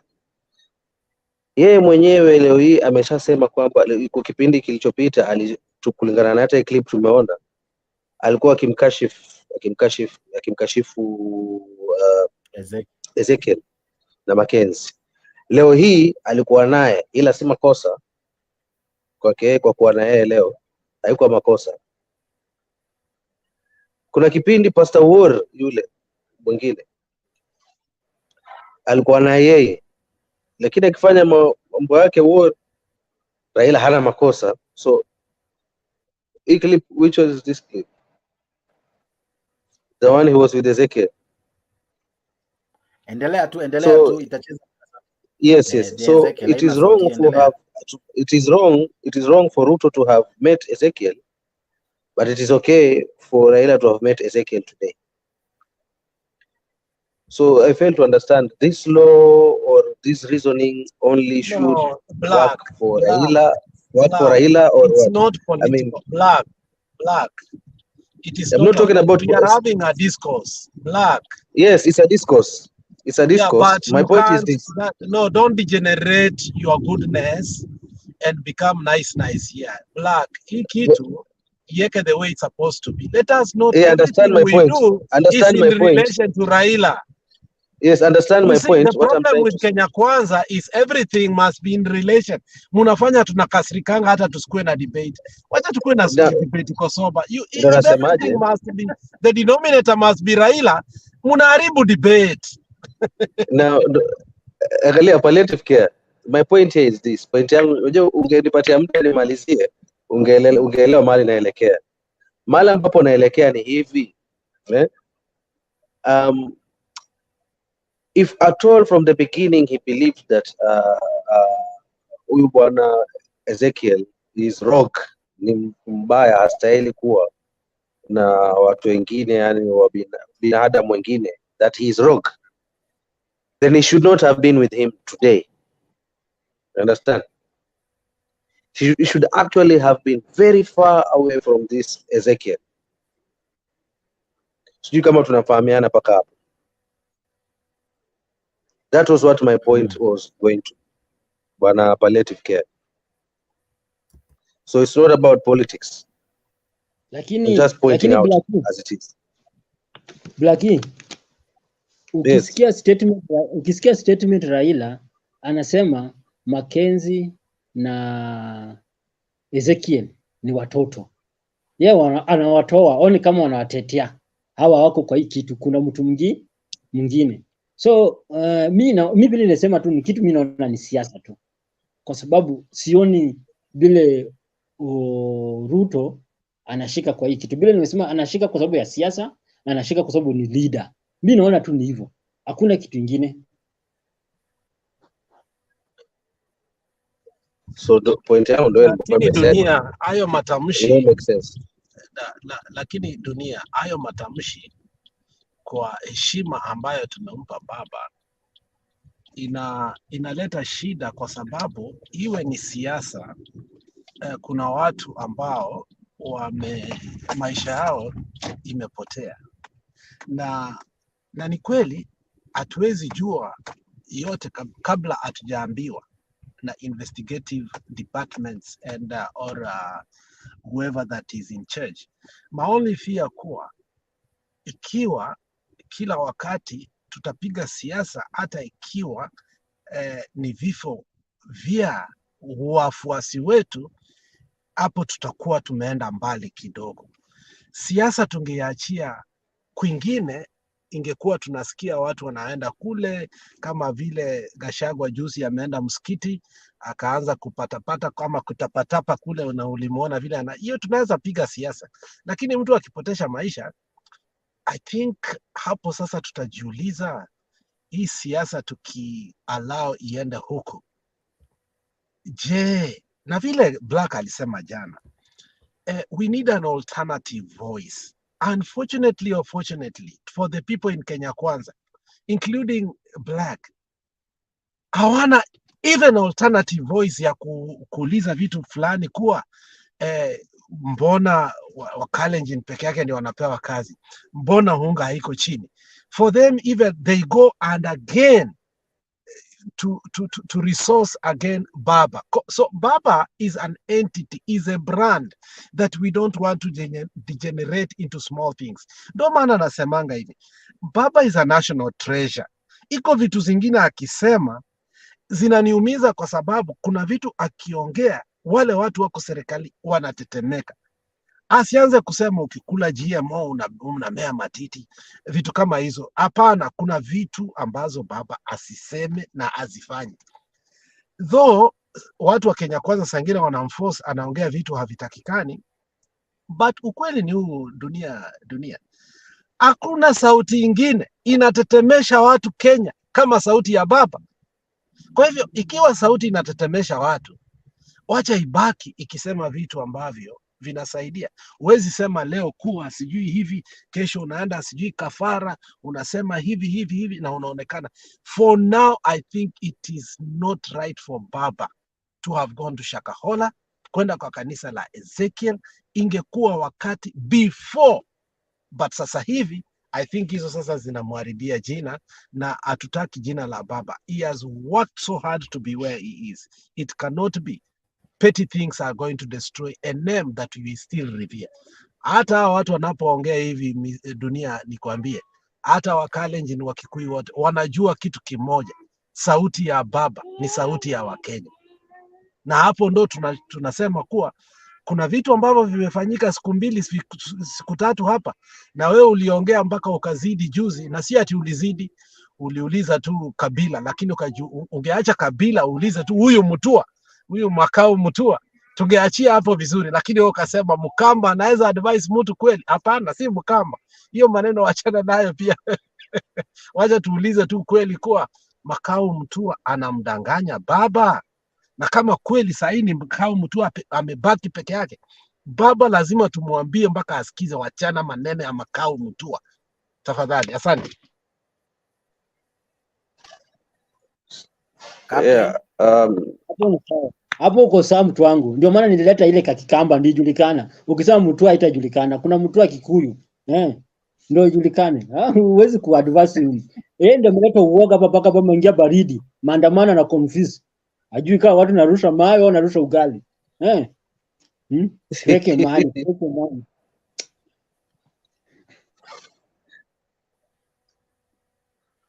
Captain, Yeah. oh, Black, you are raising your hand. Yeah, that's why I think there was a question I had posed. I think it was yesterday, or was it the day before yesterday, that I'm yet to find people that are brave enough to point out mistakes that Baba does from the Azimio side, because huwa ni nadra sana na ngumu sana kupata mtu Azimio kusema okay, baba hapa amekosea hii, baba anakosea hivi, because kila kosa ambalo pengine huenda kawa analifanya, they will always try to find a way of bending it to seem as if it is correct. No.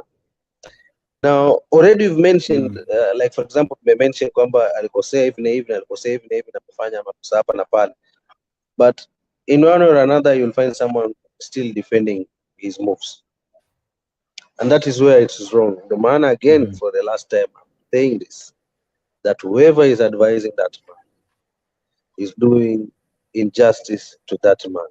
It is best that old man sits home, aketi angoje kitu cha maana kitokea ndo aende kuongea, but what he's doing right now, it is totally wrong. And there is something, Jakes, that I wanted to ask you and the panelists before maybe utaongeza na kwa yale yako umepanga kuyaweka. In the explanation of Danstan Omari, lawyer wa Ezekiel, kulingana na vile vitu vilikuwa vinafanyika pale kanisani, he was saying that wale wagonjwa wanaopelekwa pale, mtu akiwa hali mahututi haiwezi enda pale bila, akiwa fika pale anarudishwa aenda andike barua na daktari kwamba anaruhusiwa kuja pale kwa maombi. Ule mtu yuko hali mahututi,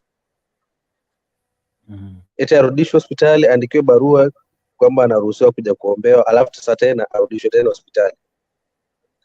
I mean, do you see any logic in that? Unaona kuna ukweli wote hapo? Mtu eti kwa hali mahututi, ndo wale ambao wengine wanakufia pale wakiwa watu wanangoja maombi. Mtu kwa hali mahututi anaenda kufariki, eti daktari anamwandikia eti ni sawa, ondoka enda kaombewe.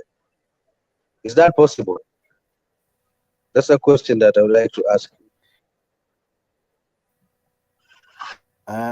Aliyefaa kujibu hiyo swali kwa urahisi ni palliative care. Unajua palliative care, kuna hospitali zinaitwa hospice. Hospice ni sehemu Kenya. Yes. Sijasikia nani ameongea. Kuhusu context of Kenya. Yeah, kuna hospice pia Kenya. Hospice ni terminally ill patients, people who are the prognosis is poor. Now, there are those who are treated from home. There are those who are treated in hospital. There are those who decline any treatment. Now, you have a right to decline treatment. You know, kuna even watu sign kitu naitwa DNR, do not resuscitate. in the event nimekuwa maybe ukikuta mtu ameumia then uanze kumfanyia first aid ili maybe umrudishe hai. Kuna watu wanakuanga wamesign do not resuscitate. So people have different thinking, different decisions when it comes to health. Of course, I think the government comes out strongly when it comes to children, because now at times kuna watu wanasemanga don't vaccinate, don't immunize rather children, don't take them to hospitals and such. So the government tries to protect the children, but adults, I'm not really conversant with the laws that affect adults when they refuse to get care, when they refuse to get medical services, either because they want not to get the services or someone has advised them not to. So I'm not really conversant, but of course people have different options. Maybe that's how I would try to answer that question. I don't know if I make sense. Yes, I totally understand you. I totally understand you, but I was asking in the context of Kenya. Jamaa amekuwa hali mahututi, pengine huko Kilifi huko, ni mgonjwa, anatolewa hospitali, anaandikiwa barua hospitali, eti enda kwa maombi, it's okay. Alafu akitoka hapo tena anarudishwa hospitali,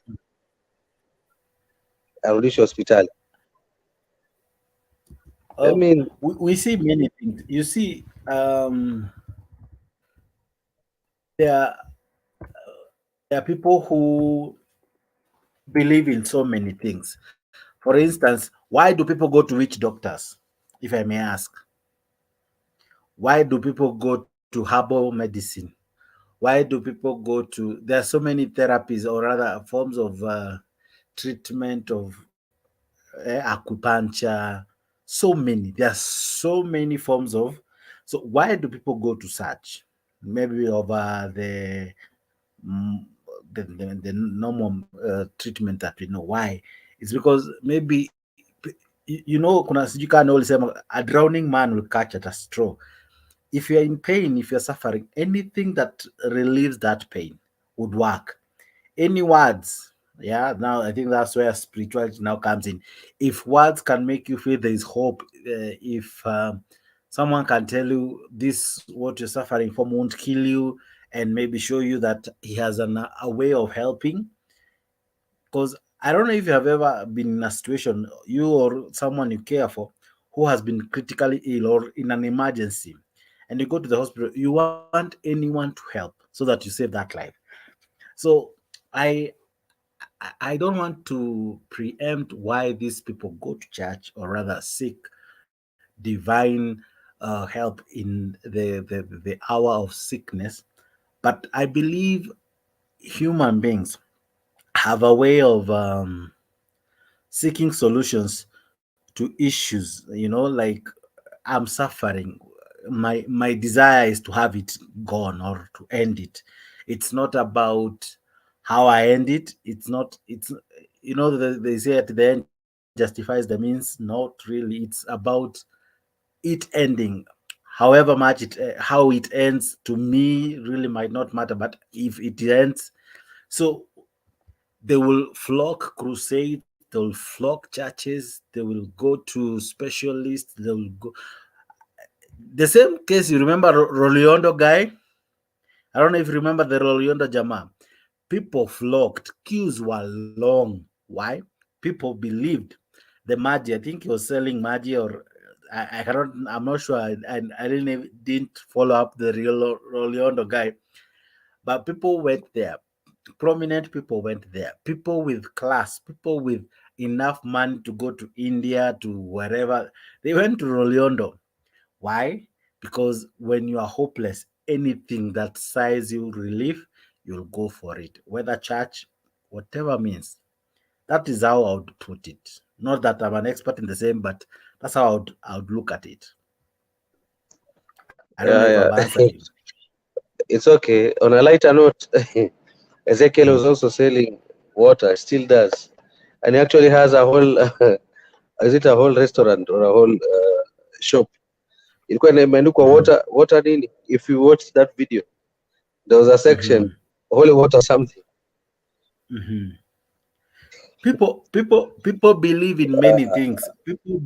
You see, even in the scriptures, there are people who Yes, but believed in many things. And if you have faith, the Bible says as big as a mustard seed, you can toss the mountain to the ocean. Think about it this way. The woman with the issue of bleeding, allow me to be spiritual kidogo.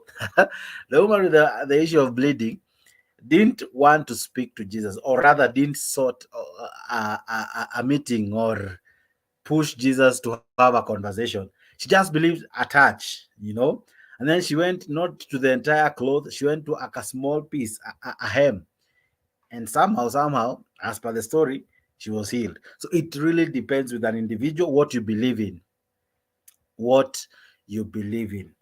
Okay, I see my people wanajipeleka backstage, wako kwa show lakini wote wako backstage. I see Palliative wako backstage, niko nafanya kitu tu. Black ako backstage, Captain ako backstage, lakini mwenye ako hapa na mimi ni Dunia ina mambo. But thank you who is also watching. I see people still watching. I thank you also Apep Arap Hatem. You're always the last man standing, especially kwa comment, but asante sana. Namuona Gitash ako ndani. Nick Othiambo mzalendo kamili ako ndani, anasema following the discussion. Namuona Gitash ako ndani. Who else is inside? I see many. I see this other guy by the name Josephat Gamora. I see Said Salim. Okay, that word is tricky. And then there is okay, Captain is back. I see this other guy here, Leonard Lagat, na Brian Wanda, among many others. Thank you for you guys keeping tuned and keeping watch, and above all commenting. Now, Captain, siasa ya Kenya ni interesting. Inategemea uko pande gani. Kama uko Kenya kwanza una defend serikali even when it is deep in the waters. Ukiwa Azimio unamtetea baba hata kama anakosea. Lakini mwisho wa siku ni lini tutafika mahali tuseme kosa ni kosa, haijalishi ni acha ni log out kwanza. Okay. Acha niulize tu the same question Dunia. Kosa ni kosa. Mbona basi iwe basi ya kwamba hatukuji waziwazi na tumwambie kwa mfano rais ni makosa kabisa, ikiwa kila uteuzi utakaoufanya itaegemea side moja ama side mbili ama side chache tu, ilhali hata kama haukupata kura zote za maeneo fulani, haukupata sufuri. I'm sure kule Northeastern hakukosa kura, kule Nyanza hakupata sufuri. Yaweza kuwa ilikuwa chache, lakini hiyo kidogo ndio ilijaza haba. Mbona basi wakati wa kuchagua basi awe na aina ya kupendelea sehemu fulani? Je, inafaa tufike mahali tuwe na uwezo wa kuambia awaye kiongozi yoyote, kosa hili ni kosa, tafadhali achana na hili kosa? Ama kwa sababu tu mimi ni wa Kenya kwanza sitaweza kumkashifu, kwa sababu mimi ni wa Azimio hata baba akiteleza sitamkashifu? Pole, nimeanza kuingisha siasa kwa sababu niko karibu kutamatisha show. Maoni yako itakuwa yapi? Dunia ina mambo. Mimi maoni yangu nakuwa Wakenya wako hivyo, tabia zetu iko hivyo. Ukikosoa mtu wako utasema wewe umesaliti, wewe umenielewa, wewe balabala, na mtu unaona ako na makosa. Unanipata? Hiyo ndio kitu watu naofia. Mtu akifanya kosa hata kama unamsupport, sema hapo kweli amekosa. Kama sisi kama watu wa Azimio tumekubali mzee mtu ambayo anampea wasia au anampea advance ni mtu ambaye anamsaliti. Anamdanganya shortcut. Amuongoze kwa njia nzuri. Unanipata? Kwa sababu kuna vitu zingine anafanya kama hii wiki sasa, hizo vitu amefanya hizo lift Kilifi haingia akili. Hii mambo ya kutengeneza komiti ambao wanaenda kuongelea mambo sijui nini haingia akili. Kuna mtu pale. Ndio maana nilikuwa nataka kusema siasa si biashara. Siasa ni ugaidi. Unanipata? Na siasa, mtu anaenda kwa siasa si pastor wala si sheikh. Mtu anaenda kwa siasa ni mtu ujue ni gaidi. Kwa sababu gani? Siasa huwezi mix na dini na nini na nini, kwa sababu inagongana. Siasa lazima ufanye mabaya, lazima udanganye ndio upate ile kitu unataka. Siasa pale hakuna uzuri pale siasa. Kama sasa hivi mimi na wewe tunasoma kwa kiti na nakujua mzuri na wewe unanijua na tunasoma area moja. Unajua mimi nita campaign pale ya kukuchomea. Hata kitu wewe hujafanya. Unajua hivyo? Hata nitaenda kuhamisha watu huko nasema si huyu jamani ndio kwa kiti anahamisha watu. Na mimi ndio nimeenda kuchochea utu. So siasa kama mtu anafanya kosa, waangalie na amefanya kosa. Usingile siasa. Na unajua kitu pia natuletea sisi hatuwezi kosoa mtu wetu. Kuna kitu inaitwa Kenya kabila. Unaona kabila? Tribe. Pia inaongezea hapo. Kwa sababu umejua huyu jamaa ni mwizi, lakini ukasema tu ni mtu wetu. Afadhali ule mwizi anaiba na tuletea tunakula kuliko ule mwizi anaiba na kaa nayo. Unasikia sasa mambo kama hayo? So Wakenya ndio waamue. All ni sisi ndio tunaumia.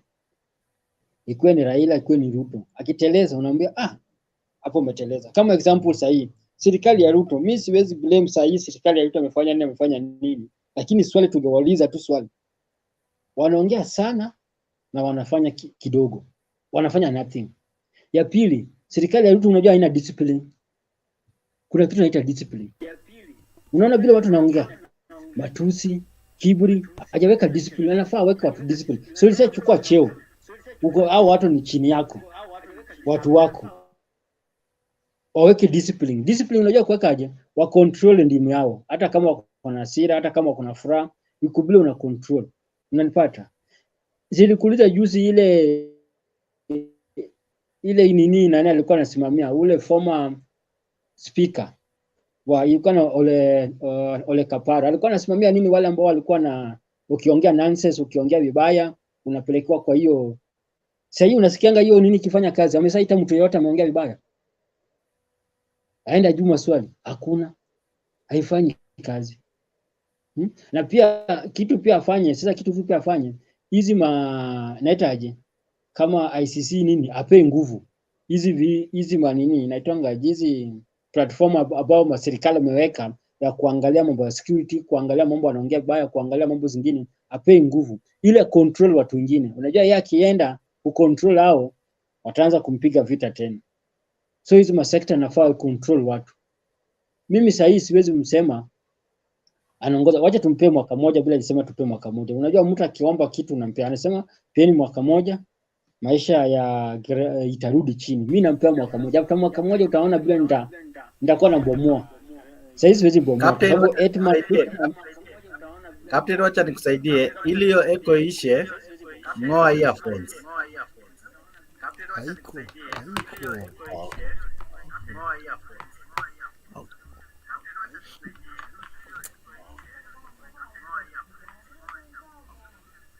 Ama upause either ni YouTube ama Facebook kwa sauti ya moja yazo. Kama ni YouTube mute, kama ni Facebook mute. Kwa sauti ya moja yazo. Kama ni YouTube mute, kama ni Facebook mute. Kwa sauti ya moja yazo. Kama ni YouTube mute, kama ni Facebook mute. Okay, unanisikia sasa? Hapo sawa. Okay. Ni swali langu la mwisho kabisa na nita pia penda jamaa anaitwa Alex anisaidie pia kujibu hili swali. Swali yangu ya mwisho kwa show leo ni hii.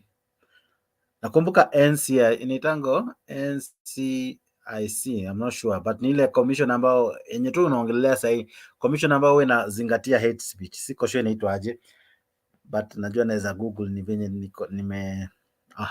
but swali yangu ni, nakumbuka wakati wa campaign walikuja wakasema maneno kama sipangwingwi ni kuvunja sheria, hatupangwingwi si vyema, mtajua mjui, you know, they came with a list of names that they were saying these names ukitumia ni makosa. Sasa tuko na watu wanabonga vibaya sana, hate speech zinaenea kila siku. What Moses Kuria said, what at times Gachagua says, Mbona hatuoni hizi ofisi kama saizi zikikuja zinasema huyu kiongozi aliongea hapa vibaya, this is hate speech, this is incitement like what Mwangi wa Iria was doing. Mbona hatuoni hizi tume zikijitokeza kimasomaso ili ku call out these leaders and their statements, because these leaders have a way of making statements, big statements that divide and polarize the country. But these bodies are silent. Some are even headed by people we know. But unfortunately, we are yet to see them coming out and condemn some statements, some incitements. Must the nation ban for them now to see the sense of coming and making pressers, having journalists in their offices? Why not now before issues zisambae sana? Mbona tungoje mpaka wakati inchi imeharibika ndio tutawaona, ama tungoje wakati siasa imetokea? Itakaa ni kana kwamba basi wao wanaegemea mrengo moja, kwa sababu mbona wakati ule walikuwa wepesi sana kufutilia mbali maneno fulani, kuwa wepesi kupinga vitu fulani ambavyo aidha kama ilikuwa wakati huo ni UDA ama wana Kenya Kwanza, mbona ilikuwa vyepesi sana kwao? Dunia ina mambo.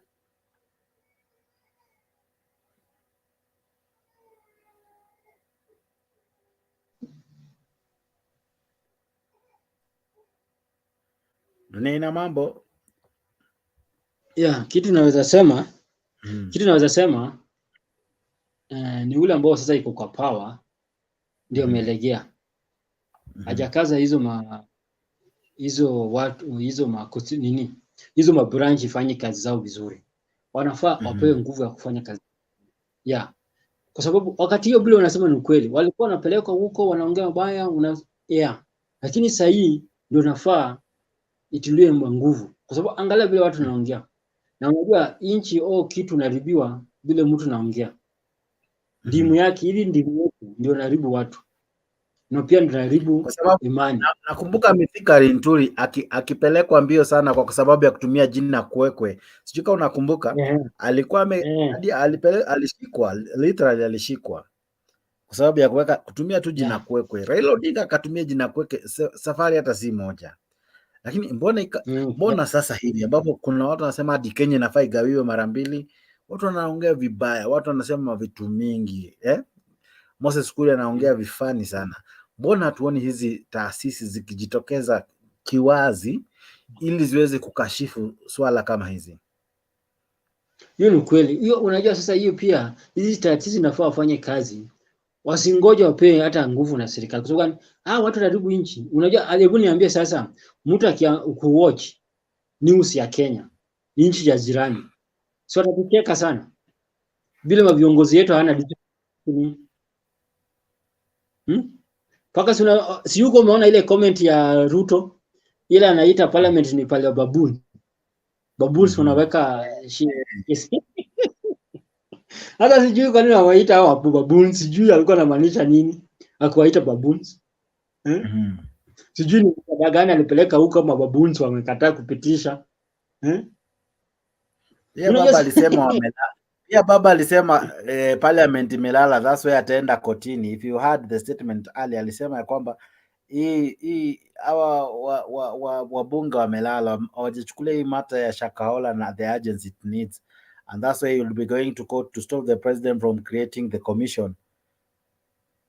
So the two wanatazama parliament as a source of either imelala ama ni baboons, but anyway.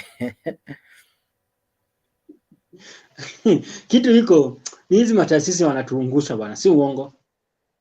Hizi mataasisi ambao anti corruption au taasisi hao wale nini speech au wanatuangusha. Kwa sababu sasa hii speech imekuwa nyingi sana. Na watu wagopi. Kama nafaa waangalia. Sasa sijui kuna nini. Kuna freedom gani semewacha? Mimi simuelewi. Ni mtu pia naona mtu pia anampea Ruto advice, pia anamsaliti. Hatutuangalii tu baba peke yake. Yeye pia kuna mahali anateleza kwa hiyo kiongozi yake. Anafaa aweke discipline kwa nchi. Nchi ikikosa discipline sasa tunaenda wapi? Yeah, weke discipline. Yeye pia kuna mtu anapea advice pia anamdanganya. Kuna vitu anapuuza tu, lakini hizo vitu dogo unapuuza ndio ita create mambo nyingi. Okay. Ni hiyo tu. Ni sawa sawa. Wacha nimeona tumefika masaa 5. Wacha tufanye hivi. Wacha niachie show leo hapo. Nitakuwa na muda mwingine leo jioni kuanzia mida ya saa 4 usiku. Tutakuwa na mjadala moja kali, moja fiti. Asante sana wale ambao mmejiunga nami. Naona wengi tayari mmeshiriki kwa kutuma ujumbe, mmeshiriki kwa kuchangia, kwa kuwa part of the panelist, akina Themba, Palliative Care, Black, Captain, Dunia Ina Mambo na wengi na jamaa tulianza na yeye kwa show na wengi ambao pia wameparticipate. Thank you very very much. This has been a show, your online #1 show. This show, you have made it possible. Thank you very much for being part of this wonderful show. This wouldn't have happened if you guys didn't sit down to look at us, to watch, listen, comment, participating. This wouldn't have happened. So the first person I celebrate, it is you, mwananchi ambaye ulichukua muda wako kututazama, kututumia link, kuingia kupitia link, kujadili kupitia comment. Asante sana. Thank you so much. This is your show, Mutembei live show. Asante sana. We have been sponsored by Optiven. Optiven got you. Optiven, they have been there for the last couple of years, 23 to be precise, selling you pieces of land. They have awesome pieces of land. They have mixed grill offers that you could get a good and a quality piece of land in a very prime area. Just call that number on your screen and you could get lands in Gong, in Nakuru, in Nanyuki, name it. You could get lands in Machakos, wherever you want, in Naivasha, whatever place you want. Machakos, Narumoro, popote utakapo, Konza City and every other place. These guys wamejizolea marks kwa sababu ya kuwa #1 in selling of property and prime property for that matter. So call that number on your screen. Optiven, they got you. For the last 23 years, they have made positive impacts in many people's life. You could also make the list of someone who has been impacted positively by Optiven. Enjoy the good lands. They even have great offers. Just talk to that number on your screen, and it will be a great thing for you to get a good, nice prime land wherever you would wish, whether in Nairobi, whether in Narumoro, whether in Naivasha, popote upendapo utajumuika na wao, and they will do you something good. Thank you so very much for being part of this show. God bless you. God do you well. We do this again tonight from 10 p.m. all the way to very late. Asanteni sana. I see many watching in Facebook, see many watching in YouTube and in all our platforms. Thank you very much. I wish to say that it's always an honor. It's always a pleasure to have you guys on board. Sina mengi, yale nimeyasema yatoshe, lakini zaidi ya yote, kesho tukutane. Make a date with us, tafadhali. Invite someone, let someone know we have a great show. By doing what? By sharing and liking our videos. That way, many will be able to see, many will know of it, and many will get to see what you have enjoyed to see over the hours. Thank you for keeping touch with me. Above all, thank you for enjoying the show. Asanteni sana. God bless you. God do you well. I leave you with the advert from Palliative Care. Today I won't do a song. Allow me to not Palliative Care, from Optiven. I think I equally am tired. But thank you so very much. God bless you. God do you well. I see you from 10 p.m. today. Goodbye. God bless. God bless you. God do you well. Asanteni sana. Asante, asante, asante, asante sana. Living and affordability. With our fully stocked supermarket of value-added residential and commercial properties in prime locations across the country, we cater to all your needs. Some of our projects include Achievers Paradise in Ngong, Ushindi Gardens in Nakuru, Great Oasis Gardens in Nanyuki, Kidhimani Springs along the Thika Garissa Road, Hekima Gardens in Nyeri, Garden of Joy in Machakos, Wem Gardens in Narumoro, Tulivu Gardens at Konza Technopolis, and Love Gardens, Kajiado County. Invest and build at Optiven's ultimate solution for genuine property ownership fused with luxury living and affordability. With our fully stocked supermarket of value-added residential and commercial properties in prime locations across the country, we cater to all your needs.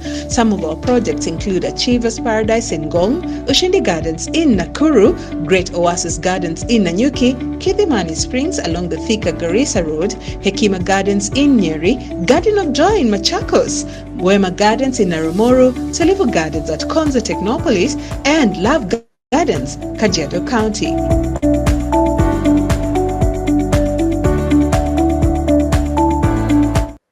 Invest and build at Optiven's ultimate solution for genuine property ownership fused with luxury living and affordability. With our fully stocked supermarket of value-added residential and commercial properties in prime locations across the country, we cater to all your needs. Some of our projects include Achievers Paradise in Ngong, Ushindi Gardens in Nakuru, Great Oasis Gardens in Nanyuki, Kidhimani Springs along the Thika Garissa Road, Hekima Gardens in Nyeri, Garden of Joy in Machakos, Wema Gardens in Narumoro, Tulivu Gardens at Konza Technopolis, and Love Gardens, Kajiado County.